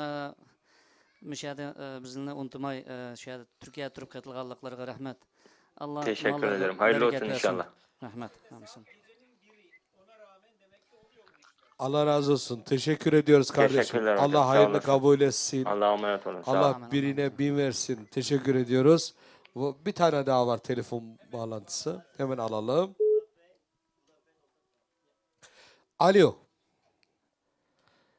Alo buyurun efendim. Alo, selamun aleyküm. Aleykümselam. Hayırlı geceler. Hayırlı geceler. Ha. Abi, ben Uygurca gap kılay, ben taz yaxşı demeyemez Türkçe. Ha, bulundu. İstanbul'dan telefon aravatımın, ben bir 100 euro yardım etey dedim. İsimlerini Ha, nima 100 TL. 100 TL, ha maqul. İsimlerini de yaparsın. Erkin. Erkin, soy isimleri? Vallahi şöyle, Hacım, Erkin Hacım. Tamam. Erkin Hacım'dan 100 lira. Rahmet, Allah razı olsun. Bu yerda şu bizni hatırlab, aşağı turib hatırlaganliklari bizga bak ma'naviy kuch bo'ladi. Allah razı olsun. Hammalarning ishiga bereket dileyim, Allah razı olsun. Amin. Kepatat. Amin. Amin. Rahmet, Allah razı olsun. Allah'a emanet. Oldu. Özürüm, Allah'a emanet olsun. Evet teşekkür ediyoruz. Allah razı olsun. Türkiye'dekiler yani bu yayınımızda Türkiye'den güzel telefonlar alıyoruz. Allah razı olsun. Bir de mesaj. Bir mesaj varmış. Evet aç bakalım. Sesli mesaj göndermiş kardeş. Nimem yoktu, haberim yoktu esasen. Bunu ko'rib nayt hoş oldum. Allah razı olsun. Ama ben gap qilishayotgan vaqtimizda bizning uşaq ballarım yad biraz paransilik etib, men uni qisqa kechiktirishdim. Unutma deydigan gaplarim shu. U yerdagi shu ishninki 5dan oxirgi kelgishlar qo'ldan kelgan bir xizmatni qilgan, jugu yetim qilmangan hamma qarindoshlarimizga, hammanglarga pek köptün köp rahmet. Allah rahmet qilsin. Allah dünya ve ahiretliginlarni xeyirli qilib bersin, yaxshi qilib bersin. Dunyoda va oxiratda jannat bilan mukofotlasin. Xosatan mening yanıma deydiganim shu, u yerdagi aqasinglar shunchalar ish qilibsizlar, o'zimizningki qarindoshlarimiz albattaki buning jugurish to'g'ri keladi ekan. Ama u yerda sizni yolg'iz qo'yma, ashada yaningda turib, desab turib, ashada biz yetim, mazlum millatni yolg'iz qo'ymagan ashadagi turk qarindoshlarimizga bo'libmi shu milliy ko'rishdan ko'pincha shundan bo'dek turdi va shular va boshqa qaysi jamoat bo'lsin, shu yerga kelgan shu turk qarindoshlarimizning hammasiga ko'pdan ko'p salom. Ularningki shu qilayotgan oliy shu himmatlarga Allah Cenab-ı Allah dünya ve oxiratda aziz qilsin. Dünya ve oxiratda xor qilmasin. Dünyada insanlarni, bu insanlarni shu dunyodagi mazlumlarningki yenil bo'lgan insonlarni inshaalloh dünya ve oxirat xor qilmasin, doim qilsin inshaalloh. Men ularga alayda bir tashakkurimni, minnatdorligimni bildirish uchun bir ovoz qo'yishni to'g'ri ko'rdim. Shunga qilib ketdim, jiqqa qilib ketdim esa qarajim. Şun inşallah keyin tekrar yani görüşümüz. Belkim bu gibini hazırki vaqtda aldırış vaqtda anlap olanmaslığım mümkün. Şunda olsun bir salamlaşkım geldi. Biz bu yerde bu işin bek təsirliligini görüp baktık. Çünkü bundan bir 6-7 yıl ilgili 2012'de bizim şehirden bir yaseti vargan. Uygurlarga hem mescid hem medres hem nasip olsun için. Bunun değerini cıqta atıp baktık, görüp baktık. Bizninki belki bizninkidek yoğun bulmamız gerek ama müşahede nispeten bizge bir 200 aylık yetkidek bir yerimiz var. Aşında bir yani Allah'a şükür elinde 5-6 yıl içinde ters olmamızını tükettik. Allah'a şükür tükedi. Bunun bek təsirliligini gördük. Adetlik bir tal ahlatını elişme asanı toxtamaydı cemiyetin içine. Üyünün içine hemimiz yüzümüzden kılalayımız ama cemaatin kılmak ters. Aşınçılar gayret kılıp şunçılar işini kıpsılar. Allah bekçik ecri versin. Allah razı olsun. Evet. Hocam duydunuz yani Uygurca olsa da çok kelimeleri. Evet. Yalnız ekrana doğru söyle de tamam. hocalarımız zaten Şimdi hocalarımıza teşekkür etmiş de onu Allah razı şey olsun. yaptım da. Devam et. Arkadaşımızın böyle çok güzel konuşmaları ama bunu biraz Evet, Kanada'dan arıyor. Evet. Kanada'da bir cemiyet kurduklarını anlattı. Evet, değil mi? yani, Anlıyorum onu değil mi? anlattı. Onun yanında işte bu Doğu Türkistanlı arkadaşlarını yanında olduğu için cemiyet, dernek başkanları, büyüklerimize çok minnetini bildirdi, dua etti sizlerin hakkınızda. Cenab-ı Allah diyoruz yani kimnin duası, kimnin işte parası. Belki onların duası her şeyin üzerinden gelir. Onlar çok memnun olduğunu, bizleri yanımızda olduğunuzda memnuniyetini izah etmiş. Teşekkür ediyor hepimize. Evet, teşekkür etti. Evet, orada Allah razı olsun Kanada'dan kardeşimiz aynı şekilde aynı duyguları ve aynı cemiyet çalışmalarını yapıyor. Allah onlardan razı olsun. Amin. Rabbim onlara da yardımcı olsun. Evet, telefonlar bekliyoruz. Yine telefon bizleri arayabilirsiniz. Yardımlarınızı ulaştırabilirsiniz. Ve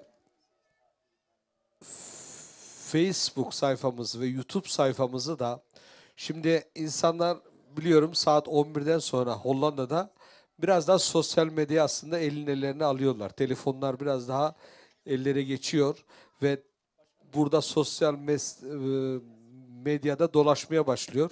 Şimdi aslında biraz daha bunun tanıtımını yaparsak daha çok insana ulaşabiliriz ve daha çok yardım gelebilir diye düşünüyorum. Ama bizleri izleyen kardeşlerimizden lütfen bizi izlerken yardım yaptıysanız teşekkür ediyoruz. Allah razı olsun. Yardım yapmadıysanız gücünüz nispetince bize yardım edin. Allah rızası için. 10 lira olabilir, 5 lira olabilir. Ne olursa gönlünüzden kopan. Hemen banka numarasını görüyorsunuz zaten. Herkes artık internet bankası kullanıyor. Bu banka aracılığıyla bizlere yardımlarınızı Avrupa'dan, Türkiye'den gönderebilirsiniz diyoruz. Evet, qarindoshlar, shu naq maydondan ko'rib turgan qarindoshlar qo'limizdan kelgan yordamni ayamay qilib olaylik.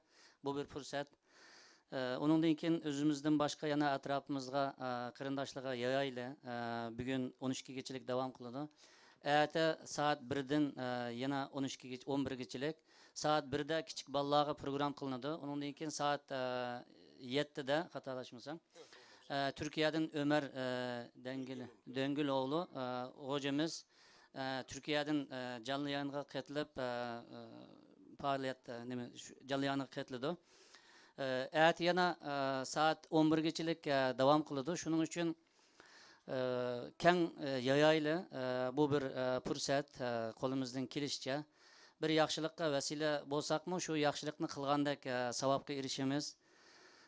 Bu Avrupa'da tunji bir ya buluş sübeti bilen şu Avrupa'daki qarindoshlarninki xizmat qildigan vatanimiz ve milletimizniki davasını qildigan muhim bir o'rin qo'limizdan kelishicha kuchayli qarindoshlar. İnşallah bu bir boshlanish. Buningdan keyin qolgan boshqa davlatlardami buningki cho'qim o'xshashi bo'linadi bir boshlangandan keyin. Bizlarmi inşallah qo'limizdan kelishicha yana boshqa yerdagi bo'lgan ishlarga yordamimizni uzatamiz qo'llarimizni.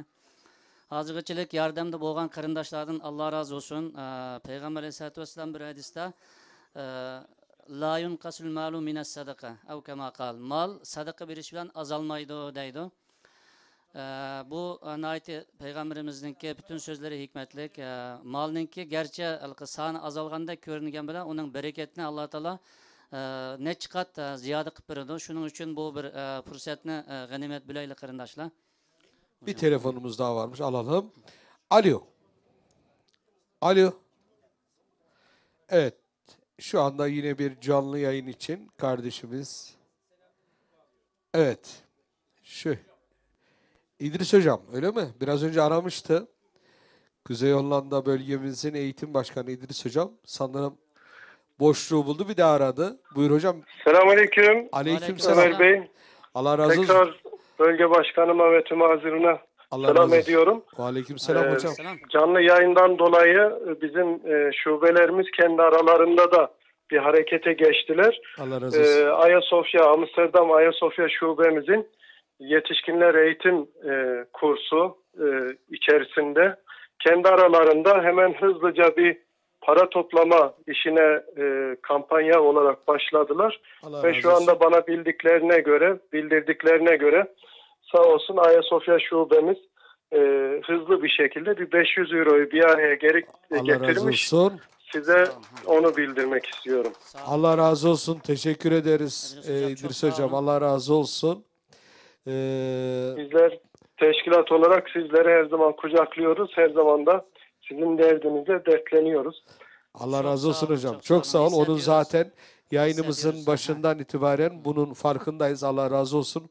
Teşkilatların birçoğundan aradılar. Allah razı olsun. İnşallah diğer teşkilatlarımız da bu yayınlarımızı izleyip bizleri ararlar ve yardımlarını bizlere ulaştırırlar diye düşünüyoruz. Evet. Oldu şube hocam. mensuplarımıza teşekkür ediyorum canlı yayından da. Şu anda Allah razı onlar olsun. da izliyor muhtemelen. Sağ olun hocam. Allah razı Teşkilatım olsun. adına teşekkür ediyorum. Allah Devamını razı- bekliyoruz tabii ki diğer İnşallah. şubelerimizde. Allah razı olsun hocam. Hayırlı akşamlar. Biz teşekkür ederiz hocam. Evet, herhalde vardır. Hocam var mı? Yönetmen diyor ki İdris hocamın bir mesajı var mı seyircilere diye. Mesajım sadece daha duyarlı davranmaları. Bir geçenlerde anımı anlatayım. Oktay hocam bilir. Geçenlerde arabam arızalandı.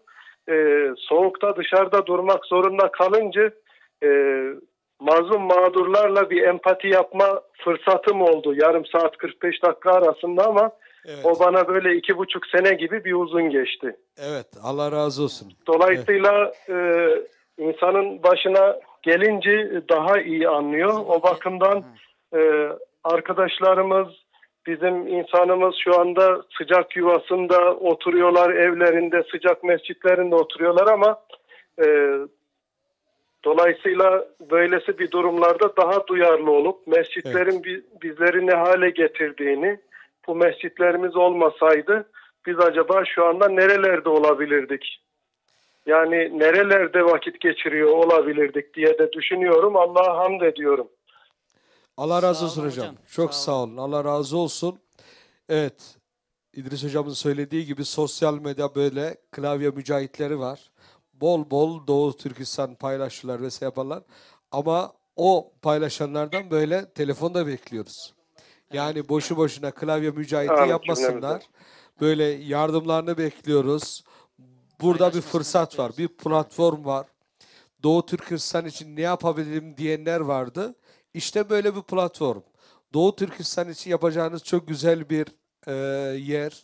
Yani bu Hollanda'daki Doğu Türkistanlara yapmış olduğu hizmetler Çin zulmü altındaki Doğu Türkistanların sesini duyurmak için de faaliyet gösterecek olan bir merkez burası. Sadece Hollanda'daki, Avrupa'daki Doğu Türkistanlar için değil, aynı zamanda dünyanın birçok ülkesinde teşkilatlanmaya çalışan Doğu Türkistanlarının ilk defa bir kendilerinin satın aldığı bir yer olacak, bir merkez haline gelecek inşallah. Buradan da Adalet Merkezi'nin yakınında olan bir yerde, bir şehirde inşallah dünyaya sesimizi daha iyi duyuracağız diye düşünüyorum. Ve böyle Doğu Türkistan için hassas olan kardeşlerimizden telefon bekliyoruz. Yardımlarını bekliyoruz efendim. Evet. Yok mu telefon? Teşekkür ettik. Allah razı olsun İdris Teşekkür hocama. ederim. Bir de Ömer hocama verelim. Bir keramet de o göstersin. Bir notumuz daha var. Evet.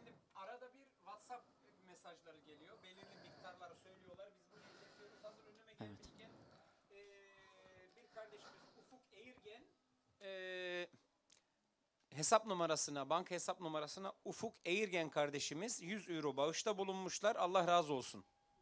Allah razı olsun. Evet böyle WhatsApp aracılığıyla da yardımlarını gösteriyorlar. Evet Ömer hocam bir keramette senden bekliyoruz. Hadi bakalım. Estağfurullah. Teşekkür ederim Ömer Bey kardeşim. Oktay Başkan da bir şeyler anlattı. İçi doluydu. Ben bazen diyorum ki haddimi aşmayarak ya iyi bir hatip olacaksınız veyahut da iyi bir dinleyici. Ben bu sadaka-i cariye içerisinde fissebilillah davasında yarış içerisinde olan kardeşlerime teşekkür ediyorum. Allah Teala Ali İmran suresinin 92. ayetinde de şunu emrediyor, söylüyor. Siz sevdiklerinizle fedakarlık edip harcama yapmazsanız iyiliğe de ulaşamazsınız diye emrediyor. Biz bu konuda yarış içerisinde olacağız. Muhakkak ki mükemmel geçiyor, yakşı geçiyor. Şimdi Uygurca'da neredeyse %40 herhalde anlıyoruz. En çok da hoşuma giden taraf karındaşlık diyorsunuz ya. Ey kurban olduklarım size. Yani biz Anadolu'dan gelmeyiz. Benim soyadım da üzerinde zaten Altay. Ta nerelerden geliyoruz. Sizin gibi karındaşlara kurban olayım ben de sizlere. İyi ki varsınız. Allah şu konjonktür olarak şu durumlardan sizleri bir an kurtarsın Rabbim. Duamız hep sizler için. Mücadelemiz sizler için. Ben birazdan ayrılacağım. Burada huzurlarınızda tekrar Hasene TV'ye, ekibine, teknik ekibe çok çok teşekkür ediyorum. Burada Oktay Başkanımız, diğer değerli Hazirun, hepinize saygılarımı ifade ediyorum. Allah razı olsun. Bu dayanışma sadece bir iki günlük değil. Bu dava bitene kadar, bu dava özellikle de Allah'tan ve kitaptan yoksun olan Çin Halk Cumhuriyeti'ne ne diyelim yani, o zulüm bitene kadar kardeşlerim üzerinde bu dava devam edecek. Burada bir çağrım daha olsun bir federasyon başkanı olarak da. Burada senci, bence, Ahmetçi, Mehmetçi yok. Bu dava için gerekirse, zaten bunun ön koşullarını milli görüş yaptı. Bunu da tebrik etmek istiyorum. Avrupa genelinde manifestolar gerçekleştirdi. Yürüyüşler gerçekleştirdi. Biz de diyorum ki Avrupa'da, tabii ki maddi manevi desteğimiz, esirgemiz gelecek sizlerden. Yoksun olmayacaksınız. Ben de diyorum ki bütün aklı başında olan köklü STK'lar, hiç ben birinciyim, ikinciyim, üçüncüyüm, büyüklük, kibirlik yok. Beraber 471 bin tane Hollanda'da Müslüman Türk var. Eğer biz bunun %10'unu gerçekleştirip bir manifesto yapamıyorsak ben çok üzülürüm. Onun için diyorum ki inşallah kısa zamanda bunu gerçekleştirelim. Hasbel kader. Belki sesimiz duyulabilir. Çünkü Allah Teala bize kutsal dini, İslam dinini en güzel şekilde sevdiklerine vermiş. Ben öyle görüyorum. Yaradan Rabbimdir. Bu vicdan bizde oldukça, Kur'an-ı Kerim'de de ayetler vardır. Haddim gelir sizlerin yanında. Göze göz, dişe diş, kassas. Burada aslında biz yapamıyoruz onların yaptığı kötülüğü. Çünkü vicdan el vermiyor. Bir can öldürmek, dünyayı öldürmektir. Bir can kurtarmak, dünyayı kurtarmaktır. Onun için sizlere tekrar hürmetlerimi iletiyorum. Maşallah 70'e dayandı. Allah nasip ederse yarınki programınıza da ulaşmaya çalışacağım. Programınız inanıyorum ki daha çok neşeli, daha çok şenlikli geçecek. Artı bunun üzerinde de Ömer Döngeloğlu hocamız da katılacakmış. Bu canlı yayında ben inanıyorum ki Allah'ın izniyle borcumuzu mükemmel bir şekilde kapatacaksınız. Ömer Bey kardeşim de bu kompleksin, bu akomodasyon dediğimiz bu binanın anladığım kadarıyla bir multifonksiyonel olan bir alan haline gelecek. Bu da yine Oktay hocamız da söyledi, ifade etti. Avrupa'da bir ilki yapacaksınız. Onun için de burada Sayın Abdurrahman Abdullah kardeşimi, bu girişimleri, ekibini, yönetim kurulunu canla başla kutluyorum, teşekkür ediyorum huzurlarınızda. Allah razı olsun hepinizden. İyi akşamlar. Sağ olun. Biz teşekkür ederiz başkanım. Evet. Ömer Başkanımızdan Allah razı olsun. Şimdi başkanım, bu abimizi sen böyle çağırdın ama bir... gelir inşallah. Allah razı olsun. Müsaade Allah'tan. Allah razı olsun. Teşekkür ederiz Ömer Başkanımız. Allah razı olsun.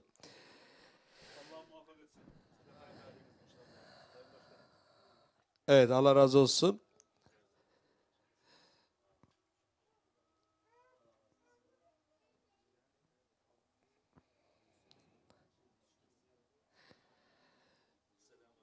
Evet, teşekkür ediyoruz kıymetli başkanımıza.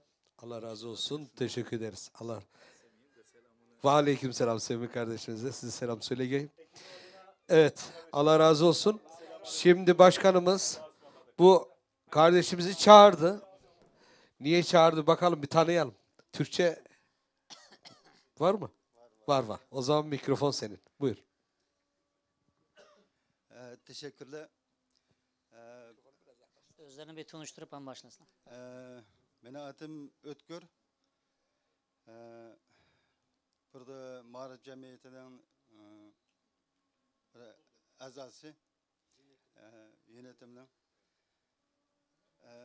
Şimdilik de buraya gelgen, bu organize yapan Ezine TV'ye Allah razı olsun. Teşekkürler her kaysı kırındaşlarga. Hem de bir yerge gelgen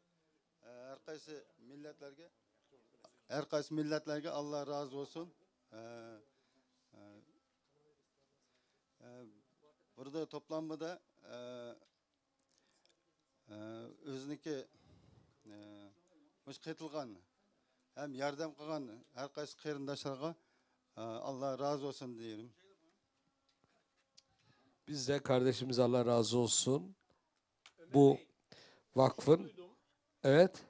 Az önce konuşan, yanınızda konuşan kardeşim. Evet. Kanavey restoranların da sahibiymiş. Öyle mi? Biraz önce yardım. Evet, yardımlar yapan. Ama Allah ondan razı olsun. 1000 euro da yardımda bulunmuş zaten. Allah razı olsun. Kardeşim sağ olsun.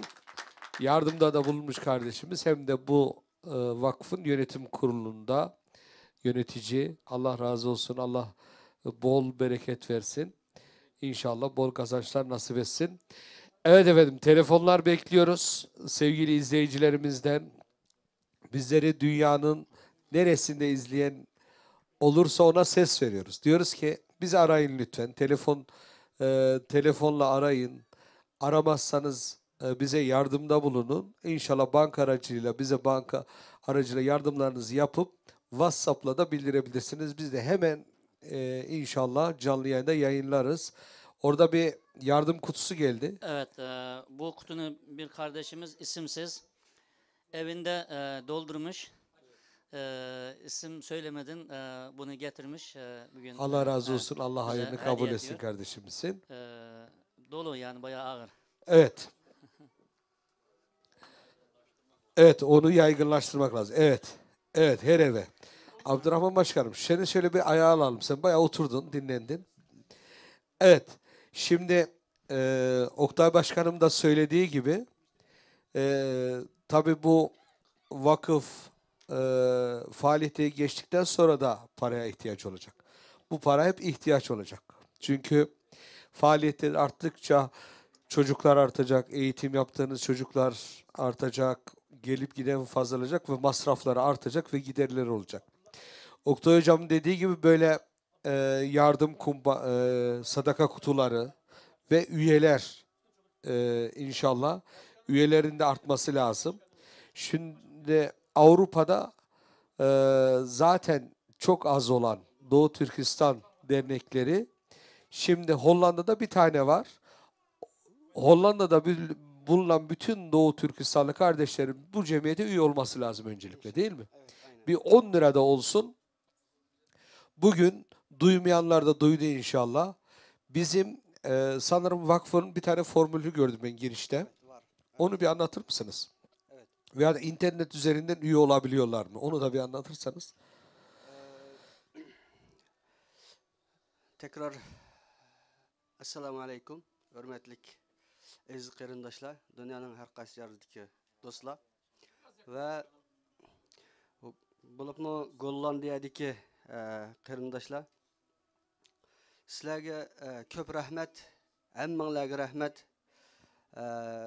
Chunki bu yerga hozir kiryapsizlar hammanglar, mayli dunyolik bo'lsin, mayli oxiratlik bo'lsin, ishlarimizda, hamma ishda mushu Yevropa Sharqiy Turkiston Ma'rif jamiyati yordamda bo'lib, yanalda bo'lib, mayli vatanda ulab ketgan tuquninglar bo'lsin, mayli bu yerda bir tug'ilgan bolalaringlar bo'lsin, mayli to'y to'ykunlaringlar bo'lsin, mayli nikohlaringlar bo'lsin, mayli qanday bir ehtiyojinglar bo'lsa, hozir qadar 10 yildan yoqi sizlarning yaningizda ketyotdi bu jamiyat.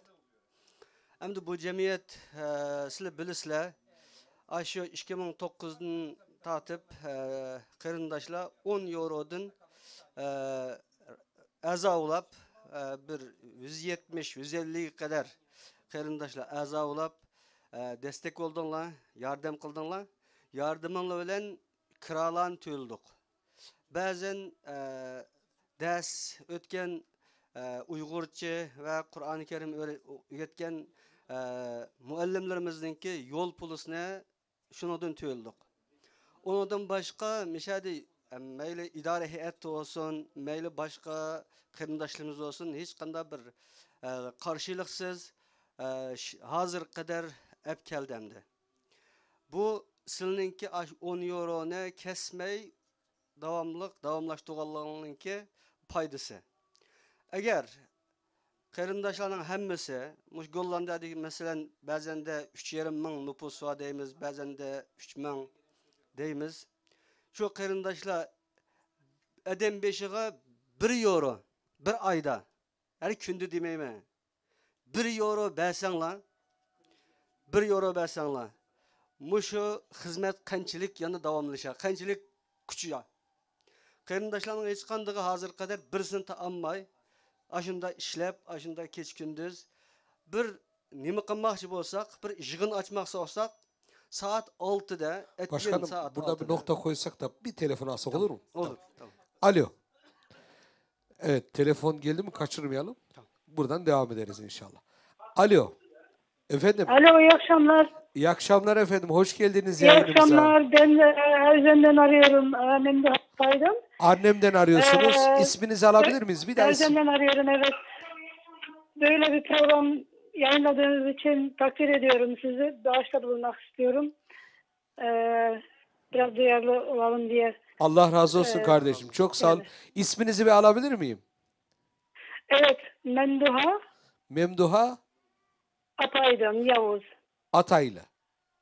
Apaydın Ataylı Apaydın. Yavuz. Apaydın Yavuz. Evet. Evet. Buyurun efendim. Ne kadar yardımda 250, bulunacaksın? 250 euro. 250 euro. Allah razı olsun. Allah hayırınızı kabul Evet. etsin. İnşallah güle güle kullanırlar. Allah razı olsun. Yerine varır. Sizlerden de İnşallah. Allah razı olsun. Böyle Zaten bir efendim imkan yatırdığınız sunduğunuz banka için teşekkür numarası ederim. bu Doğu Türkistan Vakfı'nın bankası. Direktman ulaşacak. Hiç merak etmeyin. Allah razı olsun. Tamam. Çok teşekkür ederiz. Kolay gelsin. İyi akşamlar. İyi yayınlar. İyi akşamlar efendim. Hayırlı akşamlar. Evet. Hayırlı günler. Buyurun. Devam edeyim. Evet. Noktayı koymuştuk. Oradan Şimdi hem de evet, Memduha Apaydın hanımefendi biraz önce 250 euro Arnhem'den yardım etti. Allah razı olsun. Teknik masaya duyurduk başkanım. Evet. Onlar yazdılar. Devam et. Siz hazır qarindoshlar biz bu yani aldık hem de sizin ağandan keyin texmi bizning vazifamiz ig'ir bo'ldi. Masalan hazır Den Haag'da, Sliedrecht'ta, Delft'te, Helmond'da, yaqinda Beverwijk'te nerede 15 bala toplansa u yerga bir sınıf açtık. Hammaning xabaringlar bor. Texmi bu kuchliq xizmat qilishni o'ylashyapmiz. Hammaning bu ishdan xabaringlar bor. Onun için biz hazır mushu 20 yolda mushunda qattiq turyapmiz. Hem bir adam 1 eurodan ayrı 1 eurodan bersa yuqori degandekidek bu ish texmi hazır qanchalik kuchlik mangan bo'lsa texmi kuchaydi, texmi xizmat yaxshi bo'ldi. Shuning uchun hammalardan tuvanchilik bilan sizdan bir talabimiz, orzuyimiz sizlar mushu setib olgan markazimizga, yerimizga cho'qim bir qatimliq sahip chiqib, bir qatimliq yordaminglarni aymanglar. Mush qatim biz putirib olaylik. Agar mushunda putiranmay, mushunda qolib qolsak, texmi umidsizlanib, ba'zan boshqa yerdagi, boshqa davlatdagi, boshqa Yevropaning boshqa yerlaridagi ya olmoqchi bo'lgan qarindoshlar shuningdan umidsizlanib, chekinib qoladi, qilolmas, ya bu ters ishgan buni qilmayli deb qoladi. Buningga sababchi bo'lib qolamiz. Onun için biz mushu Gollandiyadagi qarindoshlarning hammasi biz cho'qim kuchliq bir şekilde bir halda biz ching turishimiz kerak. Sizlar g'ayrat qilib, bugun bu videoni anglayotgan bo'lsanglar, hemen hozir telefonlarda ochiq telefon qilib, bizning ko'ngilni bildiringlar. Agar bu hozir bo'lmagan bo'lsanglar, erta soat 1dan boshlab ta kechkichilik bizning bu kompaniyamiz davomlashadi. Onunla az olsun, cık olsun sizler hemdemde bulunlar. Allah hemmanızdan razı olsun. Allah senden de razı olsun başkanım. Rabbim inşallah yardımlarınızı bereketli kılsın. İnşallah bir an evvel bu merkezimizi açmayı bize nasip etsin diyor. İnşallah açıldıktan sonra daha hareketlilik olur. Aynen. Ve yardımlar daha çok gelir. Üyelerimiz artar inşallah. Tabii ki Doğu Türkistanlı kökenli vatandaşlarımızdan değil, burada 400 bin Türk kökenli, Türkiye'li kökenli Türkler var, kardeşlerimiz var, soydaşlarımız var. Onlardan da asıl yardımı bekliyoruz. Onlardan şöyle 10 lira, 20 lira gelse bu iş hallolacak ama inşallah Sesimiz bugünden başladık. Bizim yayınlarımızın ikinci gün biraz daha etkisi daha artıyor. Çünkü bugün duymamış olabilir. Yarın onu duyuyor. İnşallah yarın bu sesimiz daha çok duyulacak. Ve bu sesimize Hollanda ses verecek ve inşallah bu yardımları toplayacağız. İnşallah. Ben onu umut ediyorum. Şöyle 70 bine az kaldı. Saat 12'ye kadar inşallah 70 bini tamamlayacağız. Bir telefon mu var? Bir telefon var, alalım. Teşekkür ederiz başkanım. Allah razı olsun. Tamam, birazdan söyleyelim. Türkçe birazdan. Alo. Alo, iyi akşamlar. Ben Apaydın. Ben az önce aramıştım da. Allah razı olsun. Şehir olarak annem dediniz ama biz Havzen'de oturuyoruz. Oktay Hoca'nın tanıdığıyız biz. Evet. Havzün. Pardon, özür dilerim. Tamam. Havzen. Evet. Havzen'densiniz. Evet. Ha, buyurun. Efendim, tamam. Anladık. Havzen'de oturuyorsunuz. Evet. Annem diye değil. Şimdi parayı yatırdım, inşallah hemen geçiyordur oraya yani. Allah razı olsun. Hemen gelmiş, hemen Tamam. gördük biz. Teşekkür Tamam, ederiz. o zaman onu bir düzeltirseniz memnun olurum. Allah Yani biz razı olsun. Havzenliyiz de annemli değiliz. Evet. Teşekkür ederim. Allah Çok razı sağ olun. olsun. Tamam. Kolay gelsin. İyi akşamlar. Amin. Size de iyi akşamlar. Tamam. Gelmiş. Aha. Evet. Tamam. Evet, Ali Tezcan yine Havzen'den, Ali Halıcı'nın damadından Ali Tezcan'dan 50 euro. Evet. Evet, 50 euro başkanımızın WhatsApp'ına gelmiş arkadaşlar. Ali Tezcan'dan 50 euro. Havzen'den yine bir yardım geldi. Onu yazalım inşallah. Evet. Evet.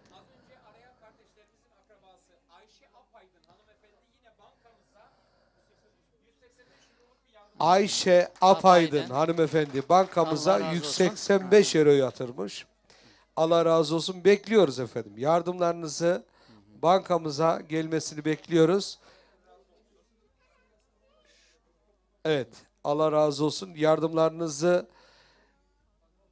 hemen banka aracılığıyla bizlere gönderebilirsiniz. Zaten biz anında görüyoruz ve anında yayınımıza isminizi yazıyoruz inşallah. Aşağıdaki yayınımızın kırmızı şeritte isminiz mutlaka hemen geçer. Zaten baştan itibaren bu yayına yapan bütün kardeşlerimizin isimlerini orada geçiriyoruz. Yani yayın öncesi yardım edenleri de. Evet. Qarindoshlar, degandek yordam qilganlarninki ismi mushu ekranda ostida chiqib turadi. Shuning uchun yordam qilganlar hozirgachilik ismi yozib chiqdi. Agar chiqmay qolgan bo'lsa, bizga bildirsanglar, o'sha yerda uni listaga olib kirgizamiz. Degandek, bugun vaqtimiz hozir yana yarim soat vaqtimiz qoldi. Hozirga qadar to'plangan pul 68.122 euro pul to'planibdi.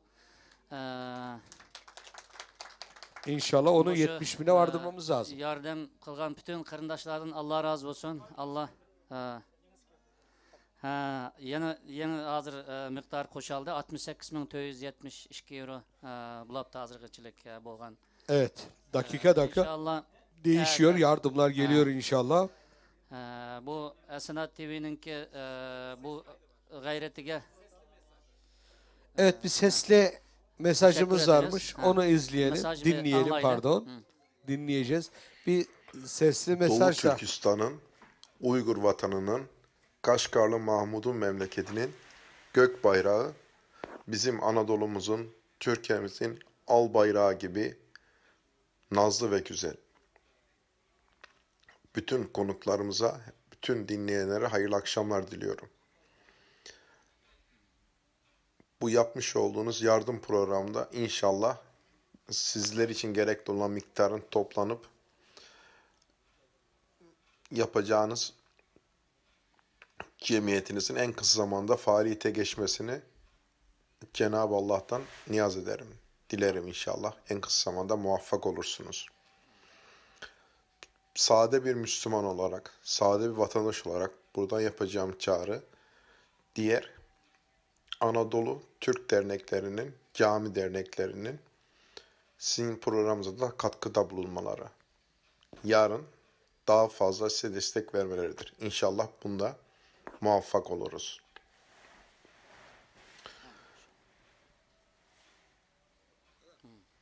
Ben bütün konuklarınıza hayırlı akşamlar diliyorum.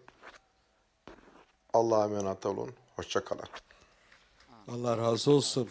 Ne güzel bir mesaj. Allah razı Evet, olsun. güzel mesaj göndermiş. Evet, normal hep yazılı mesaj gönderiyorlardı. Bu yayında bir de sesli mesajlar mesajlar gelmeye başladı. İyi. Yeni bir adet daha başladı Hasenat TV'de. Sesli mesajlar da geliyor. Allah razı olsun kardeşlerimiz. Dua niyetinde böyle düşüncelerini anlatıyorlar bize, gönderiyorlar. Allah razı olsun. Ve böylece bizim en azından dinlendiğimizin, izlendiğimizin farkındayız. Bunun da bereketinin inşallah yarın daha çok olacağına ben inanıyorum. İnşallah. Evet, inşallah. Allah'ın ümidimiz o. 100 euro da yardımda bulunmuş. Allah razı olsun kardeşimizden. Allah razı olsun. Hem mesaj göndermiş hem de 100 euro da göndermiş. Allah razı olsun. Evet, bazen böyle kardeşimiz konuştu ama yardım etmediği gibi anlaşılmasın. Yardım da ediyorlar. Sadece bazıları nezaket olsun diye böyle rakamları da söylemiyorlar. Allah onlardan da razı olsun. Biz biliyoruz, onlar bu düşüncede olan kardeşimiz mutlaka gücü nispetinde yardım ettiğini de biliyoruz. Allah razı olsun kardeşimizden. Evet. Son dakikalara geliyoruz. Yarım saatimiz kaldı ve yarım saatimizde en azından 70 bine varmamız lazım. Şu an 68 Şimdi bin, 700. hocam bizim bir adetimiz var. Hasenat TV'nin. Bu 60 bine, bu 70 bini hedefledik mi onu mutlaka buldurmamız lazım. Ne yapacağız? Valla geriye kalanlarla paylaşacağız, bunu tamamlayacağız yani. Yoksa eve gitmek yok. Paylaşırız hocam. He. Telefonu bekleyeceğiz bir son 15-20 dakika sonra. Artık son 10 dakikada üstünü tamamlayacağız yani. Bir şapka daha satarız. Aldığımız şapkaları bir daha satarız. Evet. Yani ama 70 bine vardırmamız lazım. Düzlememiz lazım bunu. O rakam bize yakışmaz inşallah. 70 bine tamamlayalım değil mi? Adı belli olsun. İnşallah, inşallah. Evet, bekliyoruz efendim. Telefon bekliyoruz. Böyle canlı yayınımıza katılın. Bizlere moral verin. Ve böyle gecenin yarısında böyle daha, hocam herhalde bu gecede yapılan yardımlar daha çok değil mi? Bereketli oluyor. Ve de daha çok böyle Allah katında daha makbul şeyler herhalde, ibadetler. Ben sana mikrofonu vereyim. Herkes WhatsApp gruplarında bizim Facebook adresimizdeki linki şöyle sıfırdan bir daha paylaşsın. Millete bir taze kan gitsin. Haydi bismillah. Sıfırdan bir daha paylaşalım hep birlikte. Evet. Tabii tekrar dediği gibi linkleri paylaşmakta fayda var. Şimdi biz burada ne yapıyoruz? İğneyle kuyu kazıyoruz. Abdülvahap hocam. Evet. Şu anda biz iğneyle kuyu kazıyoruz. Oturmuşuz gecenin bu saatinde burada. Ne yapıyoruz? Allah rızası için bir şeyler yapmaya çalışıyoruz. Tabii işimiz çok kolay değil ama biz Allah'a dayanarak bu yola çıktık. Ne diyor? Allah'a dayan, saye sarıl, hikmete rağm ol. Yol varsa budur, bilmiyorum başka çıkar yol. Dolayısıyla biz Allah'a dayanarak bu yola baş koyduk, çıktık. Cenab-ı Hak dünyanın hiçbir yerinde mescit için işe başlayıp da yarım bıraktırdığı bir bina, bir inşaat yok. Elhamdülillah. Elhamdülillah. Dolayısıyla bu iş bitecek. Ha biz ne istiyoruz? Hizmete bir an evvel başlayalım. Bizim derdimiz, çabamız bu. Çünkü mevcut şu binaya biz 2000 euro artı diğer gaz elektrik masrafları da var. Kira ödüyoruz. Ya bu parayı biz burada bir ay kaldık 2000 euro. 2 ay kaldık 4000 euro. 10 ay kaldığın zaman 20.000 euro buraya gidiyor. Biz 10 ay orayı hazırlayamaz da veya bir yıl burada kalacak olursak 24-25 bin diğer masraflarıyla 30.000 euroyu sırf buraya gömmüş olacağız. Evet, Dolayısıyla bir an evvel bitirir de oraya geçersek biz o parayla daha başka hizmetler yapabilmemiz lazım. Bizim bütün kardeşlerimize hizmet noktasında sınıflarımız güzel olması lazım. Akıllı tahtalar kullanmamız lazım. Hocam gerçekten bereket sizdemiş hocam. Hadi al bakalım. Evet, bir canlı bağlantı var. Selamünaleyküm, hayırlı akşamlar. Ve aleykümselam. Barlık kıyırındaşlar salam bolsun. Aleykümselam. Ben program başlanğandan tartıp hazırgısı televizyonun aldı kesmey körüwatma. Şunçalik bir täsirlendim. Başka kıyırındaşlarım täsirlendi dep oylayma. Aldı bilen Müşer Sanat TV'ga köpten köp rahmet etme. Bizge muşundaq şaraitlarni yaratıp, yani Uygurlarga şunçalik yardam qilganligi üçün. Yani birisi müşü dernekning başlariga, müşü barlyk hizmet xadimlarga rahmet etme. Sizlar köp dep atatdyňlar. Allah köp ejirlaryny bersin. Men Eindhoven'deki Amine Rapkat ailesidim. İsmim Amine. Tilekke ailemiz bilen barmız. Lekin hazır sizlerge bir rıgıbetiňler gırbet ata kılıç için pulnuň somsun dep koýay dep oyladım. Özümüzden ailesiga vakalatan 100 euro. Türkiye'deki Hüseyin Mahmut isimlik bir okuguçy dostumuz var. Okuguçy bolsunmu, lekin yeni yardım kılady o dostumuzga 100 euro. Anandan keyin ismini aşkarlaşma kalmagan yani bir dostumuz var. O 305 euro. Şu toplam 505 euro. Ertlikken Ahmet'den apırıp vermem. Rahmet. Allah razı olsun. Mana biz şu ümitini tuğandık. Hazır biraz telefon azayıp kaldı dep tazı vaqtida telefon kıldınız. Allah razı olsun. Amine hanım Eindhoven'dan yüzü ailesi bilen 100 euro etkenmekçi. Toplam tunuşları Türkiye'den bir toplam hepsi 505 euro. Rahmet, Allah razı olsun. Ailendeki bereket versin. Rahmet. Şermanların Allah razı olsun. Şunçik hayacanlandık. Bizim şunda bir ittifaqlıqninki duyğusunu berdinglar. Allah'ım mыңlağa rahmet atasın. Amin. Amin. Sizin ailenizge Allah bereket versin. Yaxşı. Maqul, Allah'a emanet edemsi. Maqul. Oldu, rahmet. Evet. Şimdi kaldığımız yerden devam edersek. Tamam hocam. Şimdi lafı sana veriyor gibi oluyor. Ara sıra da Hacı Ömer'e vereyim lafı. Yani biz iğneyle kuyu kazıyoruz dedi ki hakikaten öyle. Yani ama öyle bir bereket var ki bu işte. Yani az parayla biz çok iş yapabilen bir insanlar içerisinde seçilmiş bir ümmetiz. Ehli iman olarak. Ya gene mi telefon? Allahu Ekber. Şahbel. Şahlil. 200 euro göndermiş, WhatsApp göndermiş. Maşallah. Şahbel Şahlil 200 euro. Allah kabul etsin. Allah razı olsun. Şimdi biz Efendimiz Aleyhisselatu Vesselam buyuruyor ki bir kuş yuvası kadar bir mescit inşa edene Allah cennette bir köşk hediye eder. Yani bir kuş yuvası kadar mescit olur mu? Bu ne demektir? Bir mescidin bir tuğlası büyüklüğü kadar demektir. Kuş yuvası dediğiniz nedir? Bir avuç içi kadar bir şey. Onun için hayır isteyen insanlar genelde ne derler? Bir tuğlada senden bulunsun. Bu oradan geliyor. Yani bir kuş yuvası kadar bir mescid inşa etmenin açılımı budur.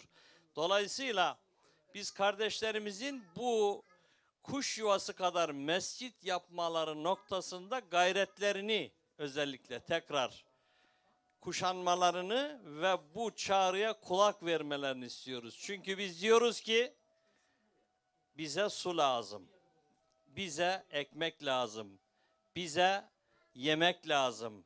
Bunları demiyoruz. Ya ne diyoruz? Biz diyoruz ki bize teşkilat lazım, bize cami lazım, bize mescit lazım.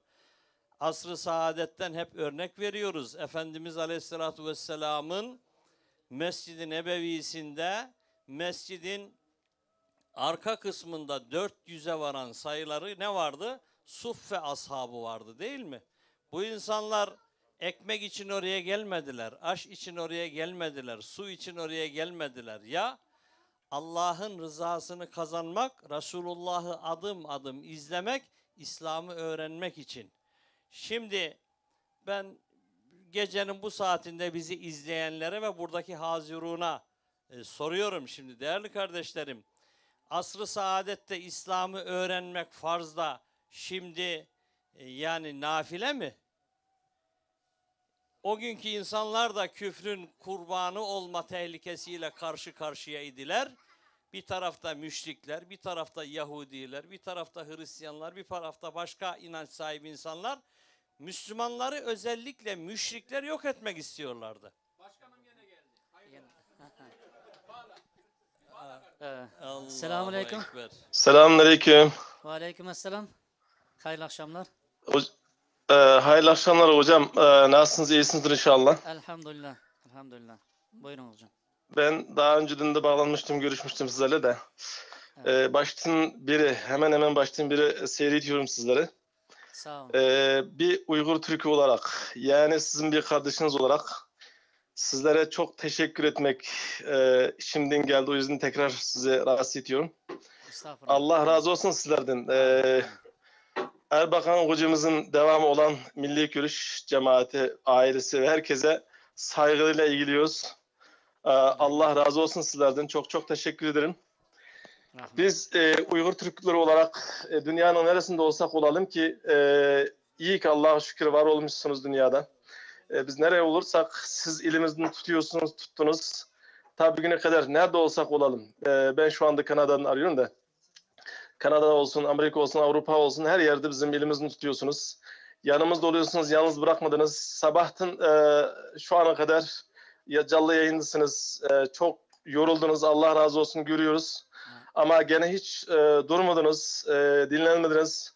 Allah sizlere dünyada ve ahirette inşallah çok büyük mükafatlarıyla mükafatlandırsın. Amin. İnşallah Türkiye, Türk halkını daim eylesin inşallah. Ta kıyamete kadar. Bir şey var ya, diyorlar ya, verilmiş bir sadakanız. Sizin çok verilmiş sadakanız olan bir milletsiniz, insanlarsınız. Abilerimiz, büyüklerimiz, kardeşlerimizsiniz. İnşallah ta kıyamete kadar başınız dik olacak. Çünkü siz böyle bir mazlum insanların yanında olduğunuz için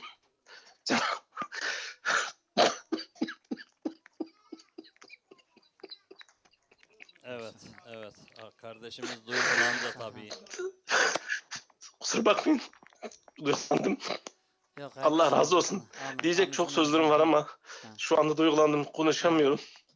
Çok teşekkür ederim hocam. Allah razı olsun bütün Türk halkına, dünyadaki Müslüman kardeşlerimize, herkese. Yani bu bugün zulüm çeken vatanımız Türkistan zulüm çeken insanlara yardım eden kim olursa olsun, insanlık adına, din adına yardım eden, bir kelime eten kim olursa olsun Allah dünyada aziz mükerrem eylesin inşallah. Amin. Ahirette resva eylemesin. Amin. Biz çok memnunuz sizlerden. Ben çok duygulandım hocam. İnşallah daha konuşuruz. Herkese çok saygılar sunuyorum. Biraz düğümlendim, konuşamıyorum. Affınızı sığınırım. Çok özür dilerim hocam. Allah razı olsun. Hepinize, oradaki bütün kardeşlerimize saygıyla ilgiliyorum.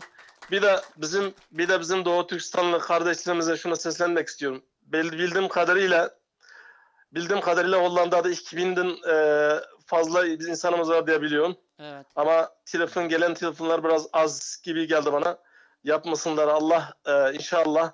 Ben görmemişimdir, duymamışımdır ama biraz gayret etsinler inşallah. Bu çok bana göre çok fazla bir şey değil. Yani ben tecrübeme göre onu çok fazla şey yapmak istemiyorum hocam da biz burada 7-8 kişi önderliğinde öncülük iterek bir yer almaya çalıştık 6 sene önce, 7 sene önce 2012'de.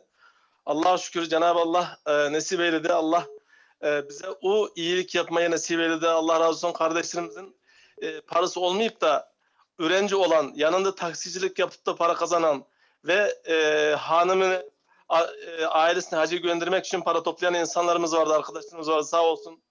Herkes $10.000 para verdiler. 7-8 kişi böyle bir önderlik yaptı. Cenab-ı Allah bizim bu yaptığımız bu iyilik karşısında Cenab-ı Allah bize $300-400 bin bir yerin nasip eyledi. Bugün Allah'a şükür çocuklarımızı okutuyoruz.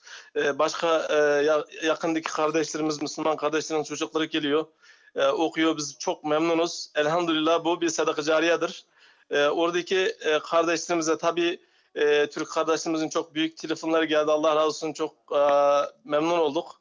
Ama bizimkiler de biraz belki görmemiş olanlar fazladır veya ben görmemişimdir, duymamışımdır ama bunu biraz gayret etsinler. Yarın öbür gün bunu yaptıktan sonra çok memnun kalacaklar inşallah. Eğer kimsenin cebinde parası olmazsa sadaka versin. Eğer çocukları yaramaz olduysa eğer para versin. Allah için para harcasın. Nereye harcasın? Para harcasın. Eğer eşiyle evinde bir huzursuzluk varsa para harcasın ki Cenab-ı Allah için Allah o aileyi huzur versin. O yüzden ben herkese onu tavsiye ediyorum. Özellikle bizimkilere. İnşallah daha sonra inşallah daha konuşuruz. Çok teşekkür ederim hocam. Zamanınızı almayayım. Allah razı olsun. Herkese saygılar, sevgiler, hürmetler. Selamun aleyküm ve rahmetullahi ve berekatuhu. Rahmet, özür dilerim, Allah razı olsun. Hocam. Evet, teşekkür ediyoruz. Kanada'dan arıyormuş kardeşimiz. Evet. Allah razı olsun. Tabii duygulandı da. Duygulanmamak mümkün değil. Yani insanımız bir ateşin girdabı içerisinde. Bu yangını söndürmek için hep beraber koşuşturmamız gerekiyor.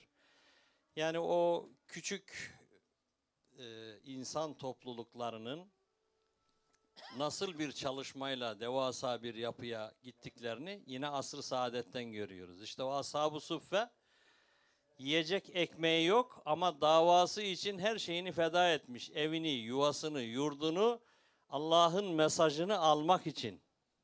Yine mi telefon? Allahu Ekber. Hocam. Alo. Selamun aleyküm. Assalamu alaikum, hayırlı akşamlar. Aleykümselam, hayırlı akşamlar. Allah sizden razı olsun. Şunda yaxşı koktular, ben de hoş buldum. Rahmet. Ben hazır şu, ben Utrecht'te oturduğum azadan bulma, azadan. Utrecht'ten, Biz bu özümüzün yardımını kılmak için bir dostumuz var ki, Hırvaniston'da oturduğum Feriden Ali'den. Ular mı 200 euro pulunu bir koydu. Şu an apırpıreten de keşif gitti. Evet, apırpıreten. Oldu. Evet, kesin buldu. Rahmet. Şunu dep koyaydı. Bazı 70 bin az kaptı. Şunu bağlı pulumu bir dep koyaydı. Yetti apırpıreten buldu. Şunu dep koyaydı. Bu etimi devam kılıdım. Programımız eti saat 1'den itibaren. İnşallah bu kelip müşahede nurgun sınırlarımız, ağaçlarımız muş aramızda var. Bolsa etimi qetlib, müşahede texmi güllendireyli. Bolsa kep özlerimi qetlib asla. Kelganda ağaç kelerler. Köp rahmet. Allah razı olsun şu yardımını kılgan. Allah razı olsun. Hamısı. İyi akşamlar. Oldu. İyi akşamlar. 200 euro. Evet. 200 euro mu Evet, göndermiş 200 kardeşimiz? Allah razı olsun. Allah hayırını kabul etsin. Amin. Evet. Hocam senin sözünü kestik aslında biz. Hocam yine devam etsin. Devam etsin, evet. Oktay Hoca devam etti. Dedim ya bir keramet var bu işin içinde. Bakacağız. Allah razı olsun. Evet. Var mı bir telefon balansı? Evet. Alalım onu inşallah. Ondan sonra hocama verelim. Yayınımızın saat 24 yani 12'de bitireceğiz ama yani telefon gelirse 5-10 dakika uzatabiliyoruz. O önemli değil. Ama bunu 70 bine tamamlamadan hiçbir yere gidemeyiz. İnşallah. Çok az bir şey kaldı. Evet. Onun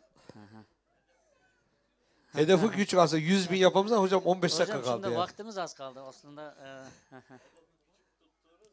Olmaz değil mi? Doğru. Aynen öyle. Hocam aslında 100 dediydik de bugün aslında hedefimiz 100'dü. İnşallah olacak. Olur ya şimdi böyle bir cömert bir iş adamı çıkar. Son 15 dakikada der ki ben bir 40 bin euro gönderiyorum der. 100 bine buluruz. Değil mi hocam? Vallahi. Dediğiniz gibi olabilir. Selamünaleyküm. Alo. Buyurun efendim. Hayırlı akşamlar. Alo. Hayırlı akşamlar efendim. Hoş geldiniz yayınımıza. Buyurun. Hayırlı akşamlar. Hayırlı akşamlar. Buyurun sizi tanıyalım efendim. Buyurun. Hayırlı akşamlar. Hayırlı akşamlar efendim. Dinliyoruz sizi. Hoş geldiniz Evet, yayınımıza. selamünaleyküm. Ve aleyküm selam. Nereden ben arıyor? Durmuş Güney, Amsterdam Selimiye Camii Başkanı. Ve aleyküm selam. Evet. Hoş geldiniz. Selimiye Camii. Milli Evet. görüş herhalde değil mi? Evet, Amsterdam Selimiye Camii Başkanı. Evet. Allah razı olsun. Ben öncelikle orada Federasyon Başkanımız Oktay Dalmaz hocamız ve diğer katılımcılara hepsine teşekkür ediyorum. Allah razı olsun bu saate Sağ olun, kadar. sağ olun. Razı olsun. Orada bu yardımların çalışmasında çok büyük öncülük yaptılar. Ben hani gecikmemizin nedeni bizim de yarın camimiz hayrına hayır çarşımız olacak da onun için yoğun çalışmalarımız vardı. O yüzden biraz gecikme yaşadık. Allah yardımcınız olsun başkanım. İnşallah. Allah yardımcınız olsun. Ben Selimiye Camisi adına inşallah 500 euro Allah razı olsun. Sağ olun. Evet ve kendim Durmuş Güney adına da 100 euro vermek istiyorum inşallah. Allah razı olsun başkanım. Evet, Selimiye ben adına tekrar 500. hepinize teşekkür ediyorum. Allah sizlerden de razı olsun. Amin. Allah Rabbim razı inşallah olsun. bu yapmış olduğunuz yardım çalışmamızı hayırlara vesile kılar ve almış olduğumuz yere de inşallah bir an evvel bu vesileyle ödemeleri tamamlanır inşallah diyorum. İnşallah. Hepinizden Allah razı olsun. Allah razı olsun. Allah razı olsun başkanım. Allah- Yarın inşallah Allah'a emanet sizin olun. hayır çarşısı bir gün mü yapacaksınız inşallah? Yarın evet yarın bir Saat gün yaparız. kaçta Maalesef bizim saat kaçta camimizin başlayacak sıkıntısı inşallah? olduğu için bir de Saat kaçta haftada bir başlayacak? 9'dan başlıyor sabah. Evet sabah 10'da İnşallah başlıyor. 6'ya Amsterdam'da kadar. Os bölgesindeydi değil mi Selimiye sanırım? Amsterdam Os. Selimiye Amsterdam Pijp, Zuid'de. Amsterdam Zuid bölgesindeki Evet, Pijp. Selimiye Pijp. Milli Görüş Camimizin sabah kermesi var. Amsterdam'dan bizi izleyenlere de inşallah duyurulur. Sabah kahvaltısına İnşallah. oraya gitsinler. Kardeşlerimizin inşallah bereketli olsun başkanım. İnşallah kermesiniz yarın çok bereketli geçsin. Bugün bizim gece yarısı duamızı aldınız. Allah razı olsun. İnşallah. İnşallah. Siz de Allah'a emanet olun. Hayırlı geceler. Hayırlı geceler. Allah razı olsun. Evet. Yok telefon. Evet. Şimdi yayınımızın sonuna doğru geliyor. Son 10 dakikamız kaldı. 70.000'i bulduk ama Oktay Hocam'ın dediği gibi hedefi büyük tutmamız lazım. 75, 80, 100 tutmamız lazım. Ama gönlümüz bunu istiyor ama tabii bir de gerçek var. Son 10 dakikamız var. Şu an Belçika'dan bir arkadaşımız Azat ismi 50 euro Göndermiş. gönderdi. Azat kardeşimiz 50 euro göndermiş. Allah razı olsun. Şunu da alalım. Evet. Hurşide Nur Mehmet Zübeyir'in 50 euro. 50 euro göndermiş. Allah razı olsun. Allah hayrını kabul etsin. 70.000'e vardık mı şimdi? Arkadaşlar. 70.000'e vardık herhalde. Evet. Geldik elhamdülillah. O zaman şöyle diyelim. Son şöyle duaları yaptıralım. Değil mi? Son final duamızı yapalım. Evet. Şöyle kapanış Kur'an-ı Kerim'imizi hangi hafızımız? Hafızımız bol maşallah burada. Kim var hafızlarımızdan? Şöyle hafızlarımızdan birini alalım. Kapanış Kur'an-ı Kerim okutacağız birazdan. Sonunda da dua yap. Tabii o hedefe ulaşmadan kapatmak yok. Hazırlık yapıyoruz şu anda. Evet. Hedefimiz 70.000 şu anda 12'ye kadar. Ama tabii bunu geçebiliriz. 70.000 şu anda. Ya hedefimiz 100.000 canım bugün. Aydın 200 euro gönderdi. Bankadan 200 euro. Şimdi yayınımıza kadar 71.000'i yapmamız lazım arkadaşlar. Böyle bir sorun çıktı ortaya. Evet. Evet. Yuvarlak bir rakam toplamamız lazım. Ama hedefimiz yüksek inşallah. Hedefimiz yüksek. Yarın 200.000'i aşacağız. İnşallah öyle olacak. Bekliyoruz. Biz istiyoruz. Rabbim inşallah o istediğimiz karşılığında verecektir. Ama bugün yayınımızın son dakikalarında şöyle bekliyoruz seyircilerimizden. Yardımlar bekliyoruz. Yardım etmeyenler hemen yardımlarını inşallah ulaştırsınlar. Evet, şu Biz de son dakikalarımızda. Evet, son dakikalarımızda. Sen de bir istersen Uygurca söyle. Canlı var mı telefon? Alalım onu hemen. Hadi bakalım. Şöyle zengin bir iş adamımız olsa değil mi Mehmet? Evet şöyle. Hadi bakalım. Eyvallah. Selamünaleyküm. Ve aleyküm selam efendim. Hayırlı akşamlar. Hayırlı akşamlar. Ömer hocam biz birkaç saat önce katılmıştık ama üzerine Allah razı olsun. eklemeler geldiği için onu da inşallah duyuralım, iletelim istedik. Bir daha tanıtın kendinizi. Hilversum'dan. Evet, Allah razı olsun. Görüş Teşkilatı'ndan. Allah razı olsun. Muhammed Fatih Dalmaz. Muhammed kardeşim. Cemaatimizle yaptığımız çalışmada 200 euro da artış oldu. Allah razı olsun. Yani 1500 demiştik. 200 daha ilave etmiş olalım. İnşallah yarın diğer 1700 oldu. kardeşlerimizden de destekler gelecek.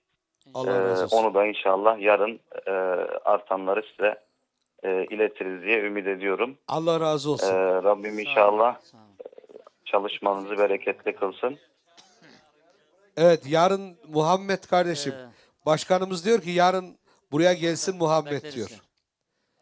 Akşam inşallah yayına Nasıl gelsin. Anlamadım üstadım, anlamadım. Yarın bölge başkanımız diyor ki, Oktay başkanımız, yarın Muhammed kardeşimiz kendisi gelsin yayına diyor. 19'daki yayınımıza.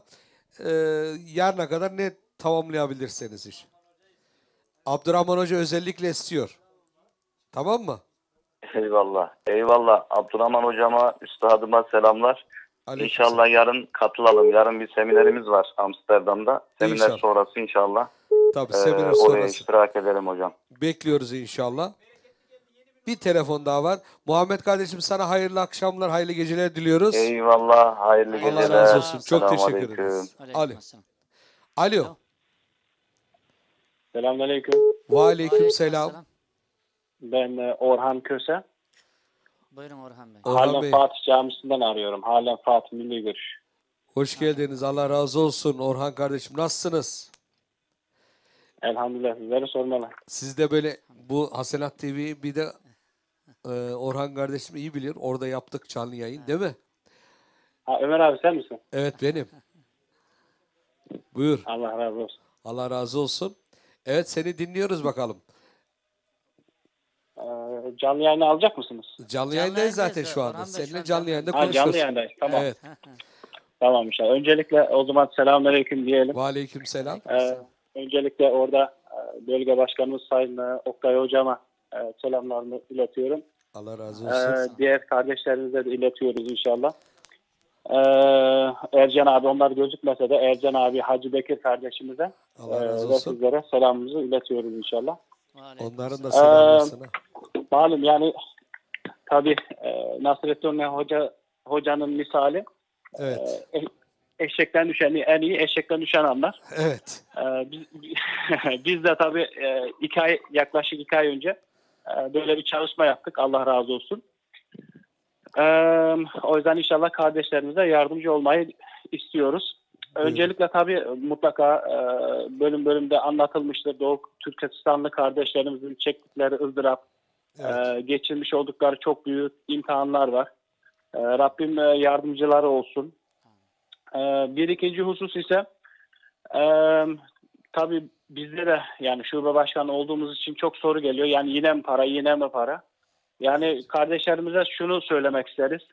Yani Doğu Türkistanlıların yaşadıklarını görüyoruz. Kamplarda çektikleri işte burada öyle bir sıkıntı yok. Namaz kılabiliyoruz, oruç tutabiliyoruz. Kimse ibadetimize karışmıyor burada ama tabii Çin'de o durumlar maalesef biraz farklı. Yani o yüzden para da bizim buradaki imtihanımız. O yüzden vermeye de devam edeceğiz Allah'ın izniyle. Bir diğer konu ise yani bir merkezin, bir camimizin açılması. Yani bizim elhamdülillah yani Hollandalı Türkler olarak burada çok fazla alternatifimiz var elhamdülillah. Ama Doğu Türkistanlı kardeşlerimizin çok fazla yok. Bu sebepten daha da fazla sahiplenmemiz gerekiyor ki kardeşlerimiz çocuklarına, kültürlerine, dinlerine, dillerini unutturmasınlar ve yaşatsınlar. Rabbim bu konuda onlara yardımcıları olsun.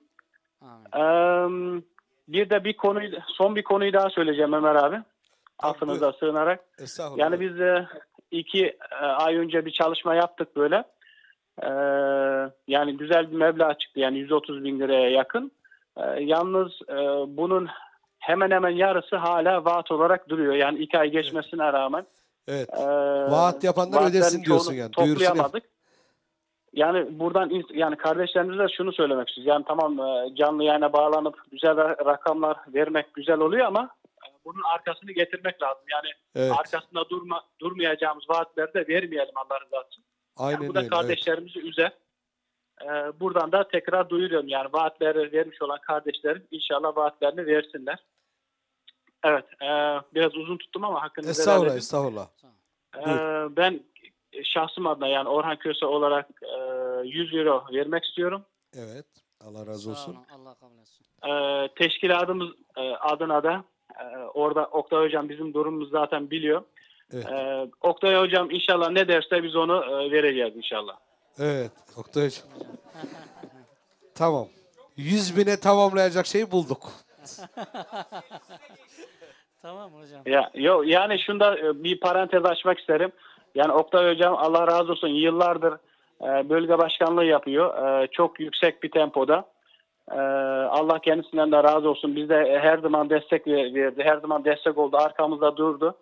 Yani Rabbim inşallah mükafatını cennette verir ona da. Amin. Yani Oktay Hocam ne derse biz kabulüz inşallah. Evet. 4 haneli bir rakam söyle de ne söylersen söyle diyor. 4 hanenin en tabanı 1000 mi oluyor hocam bunun? Evet. O zaman bunların durumunu ben de biliyorum. 1000 lira yazalım hocam bunlara değil mi? Evet. 1001 olsun. 1001 kere maşallah diyelim. 1001 yazıyoruz size. Öyle mi? Tamam inşallah. Allah razı olsun. Evet. Cümlemizden hayırlı geceler. Allah İnşallah razı diğer olsun. şubelerimize de buradan Allah razı olsun. duyuruyoruz. Evet sık sık oldu son çalışmalar ama az da olsa çok da olsa inşallah destek olmamız lazım. Bu Allah razı kardeşlerimize. olsun. Bu bizim, yani boynumuzun borcu. Teşekkür ediyoruz. Allah razı olsun.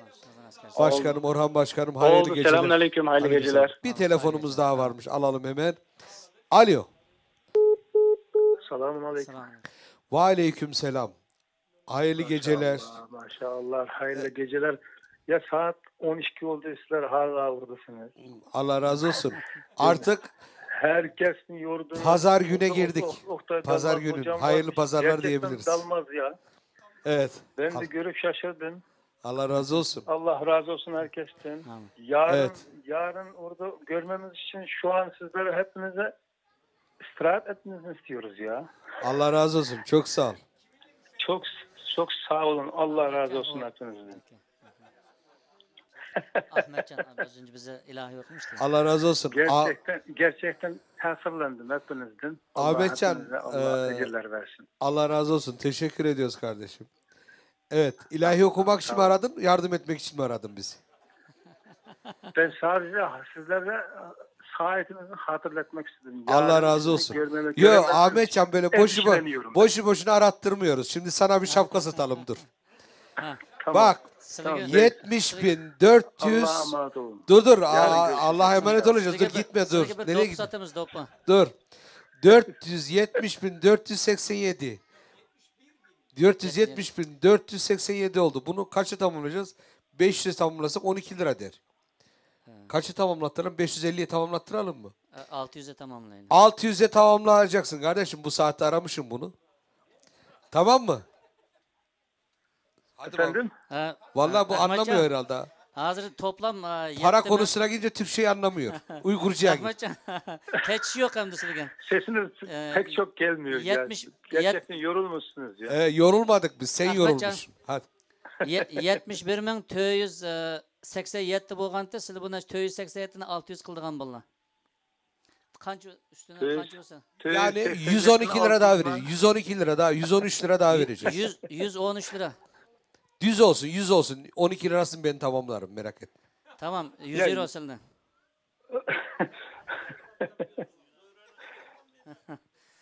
$600 hocam. 600'e. Ama zaten ya garibimin gücüne göre davranıyor. Tamam, o kadar yeter ya. Yarın da tekrar devam edeceğiz inşallah. Tamam inşallah. Tamam. Allah razı olsun. Teşekkür ediyoruz. Tamam, 500 yazın, ben eksiğini vereyim. Tamam. Haydi bakalım. Tamam, Allah razı olsun. İyi uyuyun. Allah razı olsun. Emincan Nurnisa. Emincan ağacımdan 100 euro. Allah razı olsun. Evet. Hadi bakalım. 72.000'i tamamlayacağız. Yayınımızın vakti bitti ama 72.000'i tamamlayacağız. Telefon gelirse telefon alacağız. Evet, telefonları bekliyoruz inşallah. Evet, 72.000'e şu anda yayınımızın kapanma hedefi bu. Tabi toplam hedefimiz bu değil ama kapanmadan önce 72.000'e tamamlayacağız. Tamamlayamazsak buradakileri tamamlayacak ona göre. Başka yapacağımız bir şey yok. Nöbet beklemenin böyle bir güzelliği var. Yarına inşallah Kantar. Evet.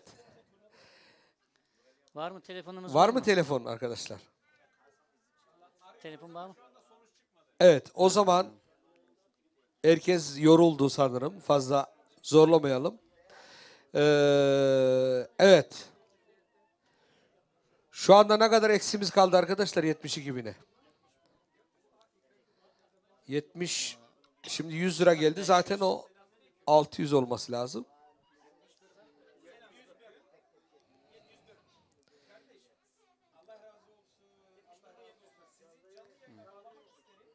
Tamam.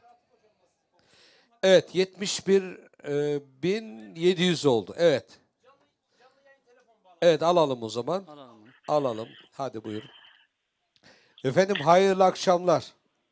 Selamünaleyküm Ömer Atıf. Aleyküm Ben Ali Andal. Kuzey Hollanda Tanıtma evet. Başkanı. Allah razı olsun.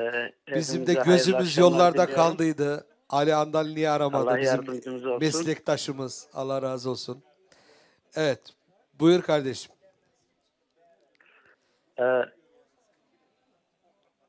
Evet, Kuzey Hollanda'mızın tanıtma başkanı değil mi? Evet. Evet, Allah razı olsun. Ali Andal kardeşimiz Hollanda'nın en eski kameramanlarından. Profesyonel kameraman, öyle değil. Evet, buyur kardeşim. Allah razı olsun. Allah. Allah razı olsun. Ben de Doğu Türkistan'daki zulmü kınıyorum. Allah razı olsun. Buradaki misafirlerimize hayırlı akşamlar diliyorum. Allah razı olsun. Ben yeni çekimden geldim. Fazla takip edemedim. Allah razı olsun. İnşallah bugünkü kazancımı ben Doğu Allahu Türkistan'a hayır için bağış yapacağım.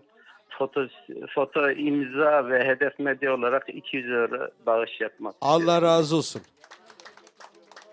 Ali kardeşim Allah razı olsun. Bugünkü kazandığı parayı Ali kardeşimiz 200 euro olarak 70.800 oldu. Ali, Allah, ya seni tanıdığım için kazancınızı artırsın. Allah razı olsun. Kardeşlerimize Allah razı olsun. bol kazançlar diliyorum. Allah razı olsun. Bol sabır diliyorum inşallah. Hepinize hayırlı akşamlar diliyorum. Hayırlı akşamlar, hayırlı sabahlar mı deriz, hayırlı geceler mi artık? Evet, bir telefon daha var Teşekkür herhalde. ediyorum. Hayırlı akşamlar. Hayırlı akşamlar. Hemen öbür telefonu da alalım. Türkiye'den. Türkiye'den. Allah razı olsun. Türkiye'de saat 1 mi oldu, 2 mi oldu? 2. Türkiye'de saat 2 ve kardeşimiz bizi arıyor. Alo. Selamünaleyküm. Ve aleyküm selam. Hoş geldiniz yayınımıza. Buyurun efendim, sizi dinliyoruz. Sizi tanıyalım. Buyurun. Ben İstanbul'dan arıyorum. Buyurun, sizi tanıyalım. Abdülaziz Turan. Evet. İsminizi bir daha tekrarlayabilir misiniz? Abdülaziz Turan. Abdülaziz Turan. Evet, Abdülaziz Turan. Abdülcelil Turan'ın oğluyum ben. Oradaki abilerimiz tanır babamı. Evet. Abdülcelil Turan'la o. Tamam. Evet, Allah razı olsun kardeşim. Öncelikle bu saate kadar yoruldunuz hepiniz. Allah razı olsun. Allah ecrinizi daim etsin. Cümlemizden kardeşim, cümlemizden. Allah razı olsun. Ben nacizane kendi imkanlarım dahilinde bir 100 euro bağış yapmak istiyorum. Allah razı olsun Çok kardeşim. sağ olun, Allah hayırını kabul etsin. Keşke elimizden daha fazla bir şey gelse. Keşke Allah razı elimizden olsun daha kardeşim. Yani yardım etmek gelse ama elimizdeki imkanlar bu kadar. sizin o 100 liranız bizim için çok değerli. Allah razı olsun. Çok teşekkür ediyoruz. İsminizi yalnız bir daha tekrarlamanızı istedim. İnşallah böyle güzel günleri vatanımız Doğu Türkistan'da da yapmak nasip eylesin. İnşallah. İnşallah kardeşim. Allah razı olsun. Abdülaziz Turan. İyi akşamlar diliyorum. İyi Vaktinizi akşamlar. almıyorum. Selamünaleyküm. Estağfurullah. Allah razı olsun kardeşim. Abdülaziz Turan kardeşimiz 100 euro Türkiye'den. Türkiye'de yine. Türkiye'den Erkin Hacim 100 TL İstanbul'dan. 100 TL. Evet. Onu da Allah razı olsun. Allah kabul etsin. Hayrını. Evet, 72 bini bulduk değil mi? Son gelen 100 lirayla da. Evet, geçtik. Şimdi de 73 bine mi hedefleyeceğiz? Evet. Uygun olan o. Evet. Evet, Allah razı olsun hocam. Büyük söz dinlemesem böyle olur. Allah razı olsun. Evet. Evet.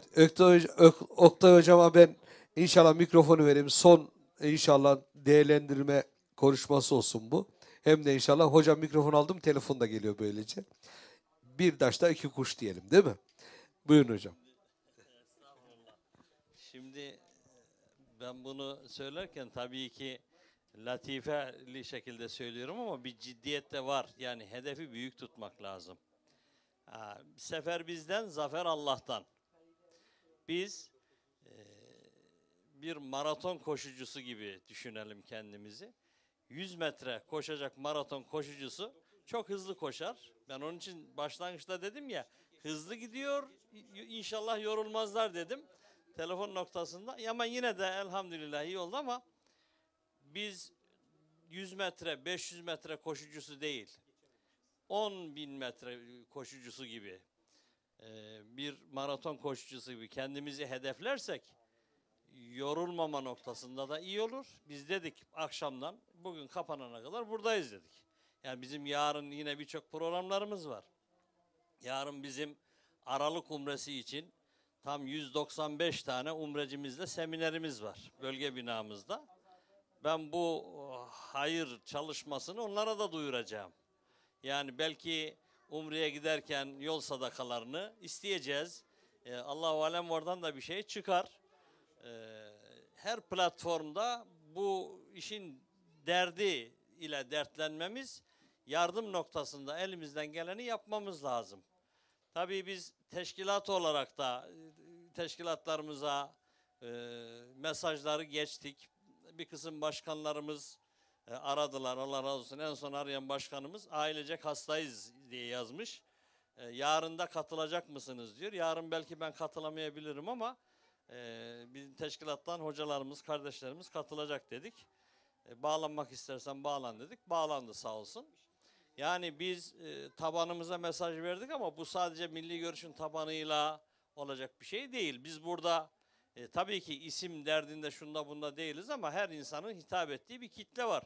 Şimdi benim net verimde olan benim tabanım. Biz istiyoruz ki Türk federasyonları, Diyanet Vakfı'nın çalışanları, bütün bu kardeşlerimiz de netveriğini harekete geçirsin. Yani potansiyel olarak bizim 4-5 katımız benim bu söylediğim yani teşkilat. Dolayısıyla oradaki kardeşlerimizin tabanından biz bu hareketliliği de bekleriz.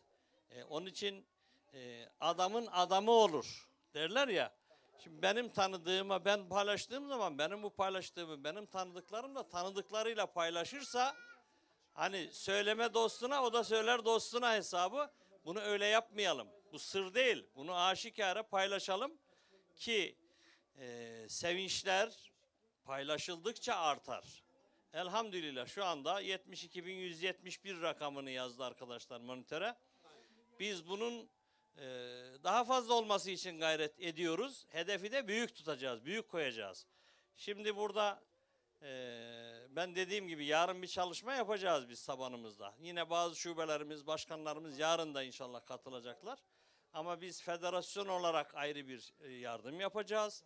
Umrecilerimize bu işi duyurup umrecilerimiz adına 2019 Aralık umreciler olarak bir yardım yapacağız. Ama durmayacağız, çalışacağız, gayret edeceğiz. Hepimiz gayret etmesi lazım. Bir elin nesi var, iki elin sesi var. Dolayısıyla el birliğiyle el eli yıkar, iki elde bir olur, yüzü yıkar demiş atalarımız. Dolayısıyla biz el birliğiyle başaramayacağımız, yapacağımız bir şey yok diyorum. Burada varlığımızın devamı için, kalıcılığımız için İslami kurumsallaşmayı oturtmamız şart. Bunun için bunun yolu da buradan geçiyor. Allahu Teala Kur'an-ı Kerim'de Müslümanlığın temelini 3 sacaya, sütuna oturtuyor. Bakara suresinin ilk ayetlerinde bunu görüyoruz. Bismillah, elif, lam, mim. Zalikel kitabu la raybe fih, huden lil muttaqin.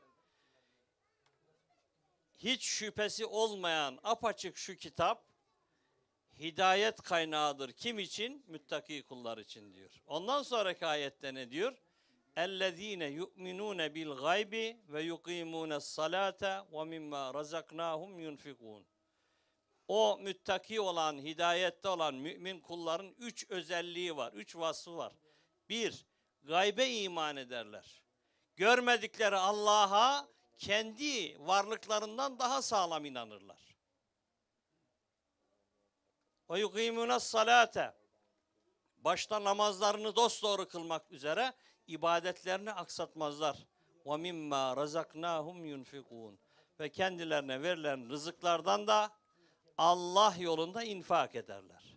Şimdi bugün kardeşlerimiz infak ettiler.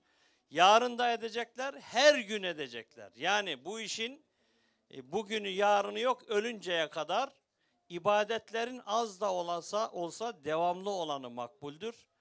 Ben bu şekliyle bugünkü yapılan yardımların gerçekten takdire şayan olduğunu düşünüyorum ama hedef olarak istediğimiz hedefi bugün için söylüyorum. Tutturduğumuzu söyleyemem. Yarın inşallah umarım daha bereketli olur. Elinde yazıyla bekleyen hocam var. Bir iki duyurusu olacak herhalde. Ondan sonra da dua ile inşallah kapatalım diyorum. Çünkü yarın tekrar çalışacaksınız. Sizleri de fazla tutmayalım. Evet hocam. Finlandiya'dan Güldiyar Hasan 100 euro. Onu sonunda teşekkürünü yapar bu başkanımız tabii. Biz mikrofonu ona vereceğiz. Biz inşallah federasyonumuz olarak maddi manevi her türlü teşkilatımızla Doğu Türkistanlı kardeşlerimizin yanındayız. Geçmişte yaptığımız yardımlara ilave olarak yardımlarımız devam edecek. Ben bu akşam inşallah bu şeyin kapanışını 80'in üzerinde kapatalım diyorum. Yani Kuzey Hollanda Milli Görüş Federasyonu olarak 10.000 euro daha biz ekliyoruz. Allah nasip ederse. Onun haricinde de daha yardımlarımız, şubelerimizden neler gelir onlara da bakacağız inşallah. Rabbim yetirir bitirir diyorum. Rabbim sizlerin, bizlerin devamı için bunların olması gerektiği noktasında bize azim versin, gayret versin. Yani dünya malı dünyada kalacaktır diyorum. Hocam teşekkür edeceksen et, yoksa dua ile bitirelim mi? Edelim. Kısa bir edeceğim.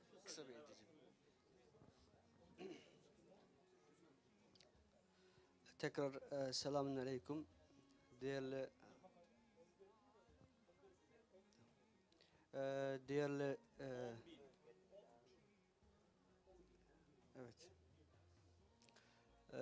değerli hocam, Oktay Dalmaz hocam, özellikle çok teşekkür ederim. Allah razı olsun. Siz zaten bizim yaptığınız şeyi biz teşekkürlerimiz ile bitiremeyeceğiz. Sizin bu yaptığınız bu hayrınızı Allah size yeterince verir diye biz dua ediyoruz. Onu zaten Cennet-ül Firdevs'ten aileniz ile ve sevdikleriniz ile beraber hesapsız halde Allah size versin diye dua ediyoruz. Tekrar Allah razı olsun. Bütün sizden ekiplerinize ve İslam Toplumu Milli Görüş Teşkilatı'na hepinize beraber Allah yaptığı mükafatlarını fazlasıyla versin diyorum. Şimdi herkes izleyiciler bakıyor, şimdi 82.331 euroda şimdi kapandı. Bu bize göre bu büyük bir para. Çok büyük bir para. Yani bugün burada böyle bir büyük bir paranın toplanmasını zaten Allah'tan ümit ediyoruz ama bu bizim için bir mucize gibi bir şey oldu. Çok memnun olduk tabii sizlerin sayenizde. Bu vesileyle bu Hasenat TV'ye Ercan Kuzu kardeşimize özellikle çok teşekkür ederim. Maşallah organizasyon konusunda maşallah yani bayağı çok sevindirdi bize. Allah razı olsun. Dedim dualarımdan aynısını kardeşimize diyorum. Hasenat TV şeysinde çalışan bütün kardeşlerimize aynı dualarımla tekrar diyorum. Özellikle Ömer Altif hocamız zaten Hasenat TV'nin şeysinden ben ilk bir telefonda konuştum. Ondan sonra yanına gittim.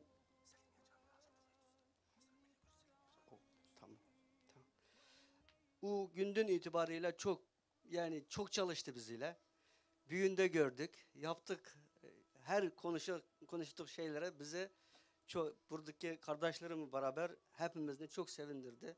Allah inşallah böyle bir ortamda inşallah kıyamet günüsünde Cennet-ül Firdevs'te beraber yaşamak nasip etsin. Burada bir kardeşim var. İsmi neydi? Hacı Bekir Koç kardeşim. Maşallah sağ olasın. Allah razı olsun.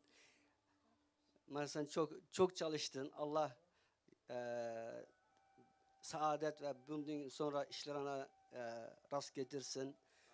Kıyamet gününde bizle beraber, biz hocalarımızla beraber muttekiine ala sururin mutekabilin, böyle serirlerde böyle beraber otururken o günlerine bize nasip etsin.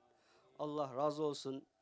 Diğer kardeşlerim var. Bizim Avrupa Doğu Türkistan Eğitim Vakfı'nın idare heyeti, yönetim kurulu ve istişare heyeti, bütün azalarımız, bütün buraya katılmış olan ve uzaktan izleyen, arayan bütün kardeşlerime çok teşekkür ederim. Allah razı olsun. Allah bir daha verdik paralara %700 kadar şey versin, katkı bu dünyada baht, saadet versin diye dua ediyorum. Ondan sonra bizim burada bayan, yani kadın kolları, kadınlar teşkilatı kardeşlerim çok çalıştılar. Haberim var. Bu Hasenat TV şeysi çıkandan önce zaten yapacak şeylerini yaptı. Buralarda hala burada oturuyorlar. Başka bacılarımıza, kardeşlerimize çok teşekkür ederim. Allah razı olsun hepinizden. İnşallah yarın, inşallah bir daha, inşallah Allah'tan ümidimizi kesmiyoruz. Başka kardeşlerimizin, bizlikçilerinin yarın tekrar bize izlemesini, buraya gelmesini tekrar bekliyoruz inşallah. Allah razı olsun. Selimiye Camii. Milli Görüş Amsterdam Selimiye Camisi yine 500 euro bankaya göndermiş.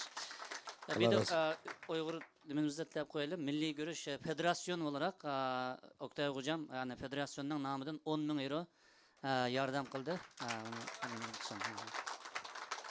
Allah razı olsun. Şimdi duaya geçeceğiz. Duayı geçmişlerin ruhu için yaptırıyoruz. Bir adetimiz var. Dua yaptırmak isteyenler varsa ekranları başında son duaya lütfen katkıda bulunsunlar.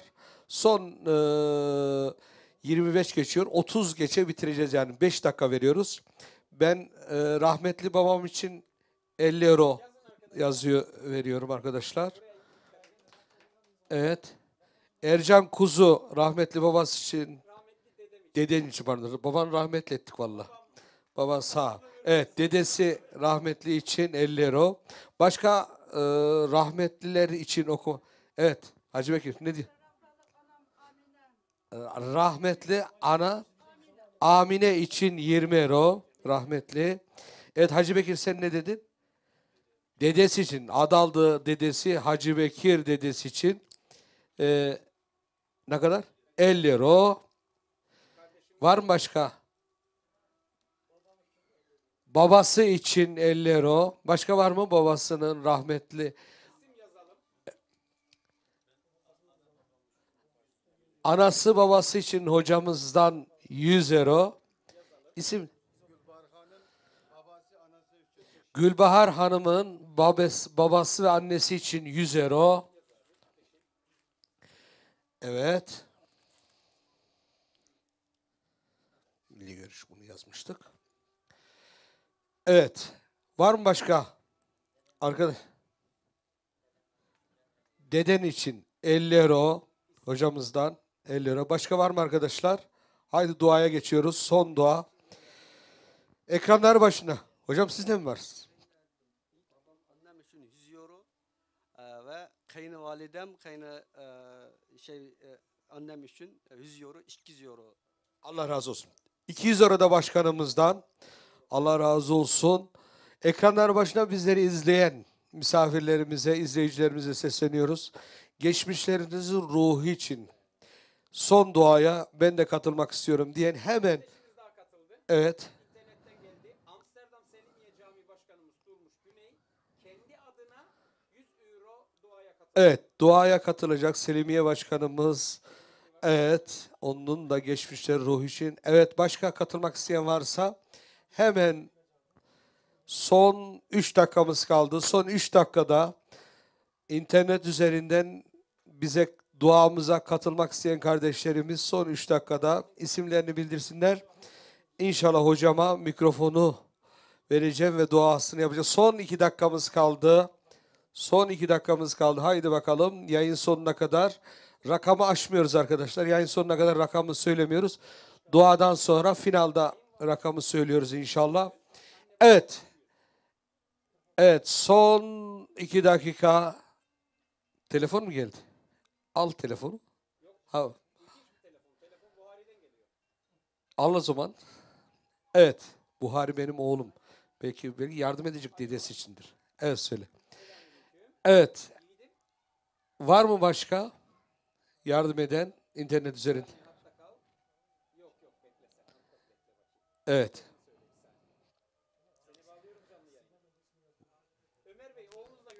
Evet.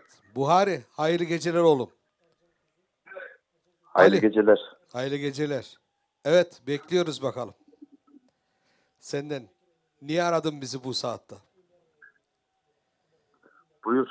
Evet, sen canlı yayındasın şu anda. Evet. Niye aradın bizi? Duaya katılmak için mi aradın? Evet. Yoğun bir günden sonra. Allah razı olsun. Kantordan geldim de. Allah razı olsun oğlum. Buyur. Son 1 dakikamız kaldı. İki rahmetli dedem adına işte 100 euro yatırmak. Allahu Ekber. Dedesi, rahmetli dedesi. Rahmetli dedesi Hacı Bekir'in adı aldığı bir tanesi. Bir tanesi de Halil dedesi için. Evet. Allah razı olsun. İsmim Halil Bekir zaten. Evet, Halil Bekir. Aslında asıl ismi Halil Bekir. Evet, 2 dedesinin ismine 100 euro da Buhari'den. Evet, başka var mı? İnternet üzerinden. Teşekkür ediyoruz Buhari. Hayırlı geceler. Evet, başka var mı? İnternet üzerinden. Evet. Duaya katılmak isteyen var mı kardeşler? WhatsApp geldi mi? Dakikamız doldu. Evet, ben hocama mikrofonu takdim ediyorum. Haydi bismillah.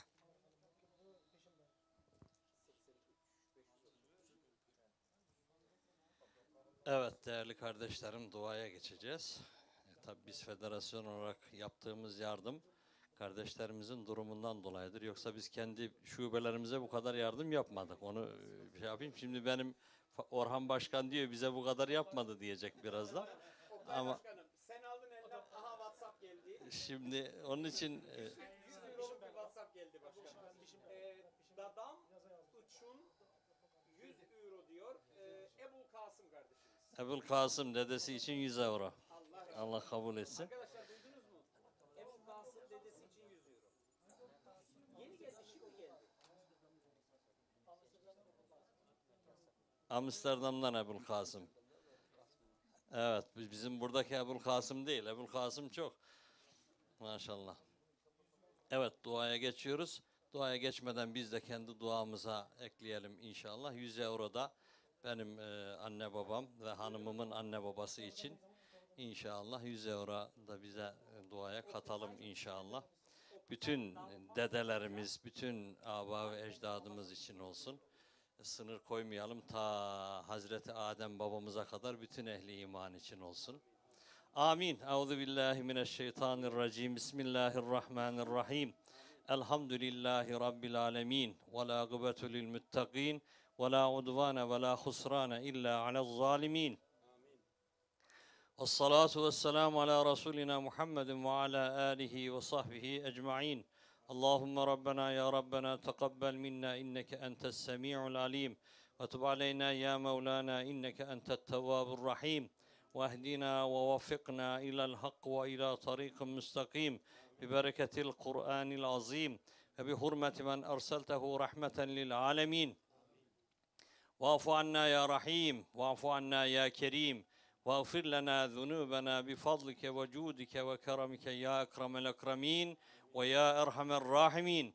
İlahi ya Rabbi ya Rabbel Alemin. Gecenin şu vaktinde senin rızanı kazanmak için, senin beldelerin, bölgelerin yarattığın yeryüzünde hak dava için, bir mescid inşa etmek için bir araya geldik, yardımlaşmaya çalışıyoruz. Bizim azımızı sen çok say ya Rabbi. Katında yapılan yardımları kabul eyle ya Rabbi. İmam-ı Azam Hazretlerinin, büyük üstadımız, hocamızın Kabe-i Muazzama'yı gördüğü zaman yaptığı duadaki uyanıklığı biz de yapmak istiyoruz. Hem geçmiş günahlarımızı affeyle, hem de gelecekteki işlememiz muhtemel olan günahlarımızı da affeyle. Geçmişte yaptığımız bütün hayru hasenatı ve infakları kabul eyle. Gelecekte yapacağımız bütün hayru hasenatı da kabul eyle ya Rabbi. Bugün bu kampanyaya katılarak yardımda bulunan, uzaktan yakından ta Avustralya'sından Kanada'sına, Türkiye'den İsveç'ine varıncaya kadar, Hollanda'dan Almanya'dan bu kampanyaya katılan bütün kardeşlerimizin geçmişlerine rahmet eyle ya Rabbi. Amellerini makbul eyle ya Rabbi. Yaptıkları hayru hasenatı kabul eyle ya Rabbi. Sadakayla hastalıkları tedavi ediniz buyuruluyor. Bu kardeşlerimizin sadakalarıyla, kardeşlerimizin nefislerinde ve aile efratlarında, yakınlarında manevi ya da bedeni hastalığı olan kardeşlerimize sen şifa eyle ya Rabbi. Ya Rabbel Alemin. Az sadaka çok belayı def eder buyuruluyor. Dolayısıyla bizim bu az sadakalarımızla bize muhtemel gelme ihtimali olan bela ve musibetleri def-u ref eyle ya Rabbi. Her türlü kötülüklerden bizleri muhafaza eyle ya Rabbi. Ya Rabbel Alemin. Bizim vermeye fazla cüretimiz olmuyor. Şeytan bizi kandırıyor. Şeytan bizi fakirlikle korkutuyor. Ya Rabbi sen bize verdiğin nimetlerle cömertçe senin ismi şanına layık olacak şekilde, cudu keremine uygun olacak şekilde cömertçe verebilmeyi nasip eyle ya Rabbi. Kendi ihtiyaçlarımız olduğu halde kardeşlerimizin bu ihtiyaçlarını giderebilmek için ilsar sahibi olan müminlerden eyle ya Rabbi. Yaptığımız hayru hasenatı kabul eyle ya Rabbi. Verdiğimiz hayırları gözümüzde büyütme ya Rabbi. Riyadan, gösterişten uzak eyle ya Rabbi. Amellerin en güzeliyle fetekabbelaha rabbuha bi kabulin hasenin ayet-i kerimesinin sırrına mazhar buyurarak kabul eyle ya Rabbi. Ya Rabbel Alemin. Gecenin bu vaktinde hanım bacılarımız dahi burada bekliyorlar. Evinde küçücük bebeleri, yavrular olan birçok insan burada şu anda gecenin bu saatinde el açtı, amin diyor. Bu el açışımız boş semaya değil, senin rahmet ve mağfiret kapılarınadır. Bizleri boş çevirme ya Rabbi. Katında kabul ettiğin, razı olduğun insanlar arasına katıver ya Rabbi. Biz aciz kullarız. Sen ise aziz ve kayyum olan Allah'ımızsın. Senin Settar ismi şerifinle günahlarımızı setreyle ya Rabbi. Ya Rabbel Alemin, senin bütün ismi azamın hürmetine dua ediyor, yalvarıyoruz. Bütün müşkillerimizi sen asan eyle ya Rabbi. Sıkıntılarımızı gider ya Rabbi. Dünya ve ahirette bize iyilik ver ya Rabbi. Bu kardeşlerimizin yeni aldıkları bu mekanın en kısa sürede tadilatının, tamiratının bitirilerek hizmete sunulmasını ikram eyle ya Rabbi. Şu mevsimde, karda, kışta, kıyamette kalıp darda, zorda olan kardeşlerimize yardım eyle ya Rabbi. Evinde hastası olanlara şifa ver ya Rabbi. Bugünkü sadaka verenler ve içinde verdiği sadakası kabul olanlar hürmetine dertli olanlara deva ver ya Rabbi. Borçlu olan kardeşlerimin borcunu ödemeyi kolaylaştır, edalar ihsan eyle ya Rabbi. Ya Rabbel Alemin, şurada bir avuç insan iman neslinin devam etmesi için çırpınıyor. Bu insanları asimile olmadan bu topraklarda kök salarak kıyamet sabahına kadar ilahi kelimetullah davası için mücadele etmeyi ikram eyle ya Rabbi. Teşkilatlarımız başta olmak üzere bütün ümmeti Muhammed'in İslam adına çalışan ehli sünnet vel cemaat çizgisindeki bütün müminlere sen yardım eyle ya Rabbi. Bütün Müslümanlara vahdetini nasip eyle ya Rabbi. İttihadı İslam'ı bizlere göster ya Rabbi. Dünyanın neresinde olursa olsun kalbi İslam için, kalbi Allah için çarpan kardeşlerimize sen yardım eyle ya Rabbi. Birbirimizden haberdar eyle ya Rabbi. Birbirimizi bizlere sevdir ya Rabbi. Sevdir bize bütün sevdiklerini ya Rabbi.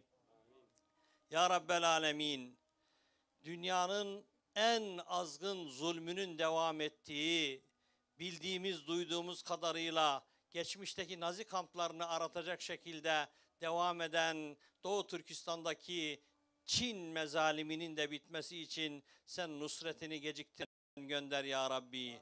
Müslümanlara şuur ver ya Rabbi. Müslümanların liderlerine şuur ver ya Rabbi. İslam ülkelerinin yöneticilerine şuur ver ya Rabbi. Taşı bir araya atarak, ellerini birbirlerinin üstüne koyarak, biat ederek bir araya gelip ümmeti Muhammed'in kurtuluşu için mesai harcamalarını nasip eyle ya Rabbi. Farklı kulvarlarda, farklı yerlerde, yanlış adreslerde dolaştırma ya Rabbi. Müslümanların birbirlerini tanımaları için sen yakınlaştır ya Rabbi. Gönüllerimizi birbirine ısıt ya Rabbi. İnnemel mu'minune ihvetun buyuruyorsun. Bütün müminler kardeştirler buyuruyorsun. Bu kardeşliğin tesisi için bizlere yardım eyle ya Rabbi. Fe aslihu beyne ahaveyküm buyuruyorsun. Aralarını düzeltmesi için Müslümanları görevlendiriyorsun. Aklı başındaki Müslümanları bu ıslahın gerçekleşmesi için vazifelendir ya Rabbi. Görünmez eller tarafından bizleri destekle ya Rabbi. Senden korkan insanlar olmamızı istiyorsun. İttika sahibi olmamızı istiyorsun. Bizleri muttakilerden eyle ya Rabbi. Dini mübin İslam için çalışan, Allah için çalışan, Allah için koşturan kardeşlerimizin evine bereket ver ya Rabbi. Gönlüne huzur ver ya Rabbi. Yuvasına huzur ver ya Rabbi. Evlatlarımızı bize bağışla ya Rabbi. Neslimizden Allah, peygamber tanımayan insanlar getirme ya Rabbi. İman neslini kıyamete kadar devam ettir ya Rabbi. Ya Rabbel Alemin, biz aciziz, ne isteyeceğimizi bilmiyoruz. Senin Habibin Hazreti Muhammed Mustafa sallallahu aleyhi ve sellem nelerin hayrını senden istemişse biz de onları senden istiyoruz. Lütfeyle ya Rabbi, kerem eyle ya Rabbi, inayet eyle ya Rabbi. Sevgili Habibin Hazreti Muhammed Mustafa sallallahu aleyhi ve sellem nelerin şerrinden sana sığınmışsa biz de onlardan sana sığınıyoruz. Emanını al ya Rabbi, muhafaza eyle ya Rabbi, koru ya Rabbi. Ya Rabbi, bu yapmış olduğumuz hayır çalışmasını devam eden çalışmalardan eyle. Bu hayır çalışmasına mesnet olan, hizmet olan, iletişim kuran Hasenet TV'ye, kurucularına, yaşatanlara rahmet eyle. Onları her türlü dünya müşkillerini rahmet yorganınla kuşat. Geçmişlerini mağfiret eyle. Onlardan azap görenler varsa kaldır ya Rabbi. Çok hayırlı bir hizmetin peşinde bu kardeşlerim. Müslümanların müşkillerini halletmek için koşturuyor, çalışıyorlar. Bu kardeşlerimize yardım eyle ya Rabbi. Ya Rabbel Alemin ve ya Erhamer Rahimin, yapmış olduğumuz bu duayı Arafat'ta, vakfede, Beytullah'ta, mültezemde, Ravza-i Mutahhara'da yapılan ve kabul olunan dualar içerisine dahil eyle ya Rabbi. Amin, amin ya mu'in ve selamun alel murselin ve selametun alel müminine vel hazirin velhamdülillahi rabbil alemin. As-salatu vesselamu aleyke ya Resulallah. As-salatu vesselamu aleyke ya Habiballah. As-salatu vesselamu aleyke ya seyyidel evveline vel ahirin. ve selamun alel murselin velhamdülillahi rabbil alemin. El Fatiha.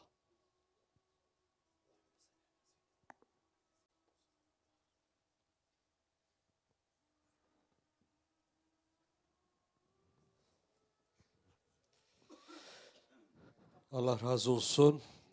Yayınımızı kapatırken güzel bir haber var. Esat Budak kardeşimizden 1000 euro. Bankaya göndermiş. Allah razı olsun. Yani 85.000, 86.000'e vardık inşallah. Öyle mi? Bununla beraber. Tamam. Yani 85.000'e vardık. Allah razı olsun. Allah hayırlarınızı kabul etsin. Efendim yarın inşallah saat 13'te tekrar yayınımız başlayacak. 14'e kadar sürecek. Ondan sonra 19'da tekrar inşallah Ömer Döngöloğlu hocamızla birlikte yayınımız devam edecek. Yarın görüşmek ümidiyle. Allah'a ısmarladık.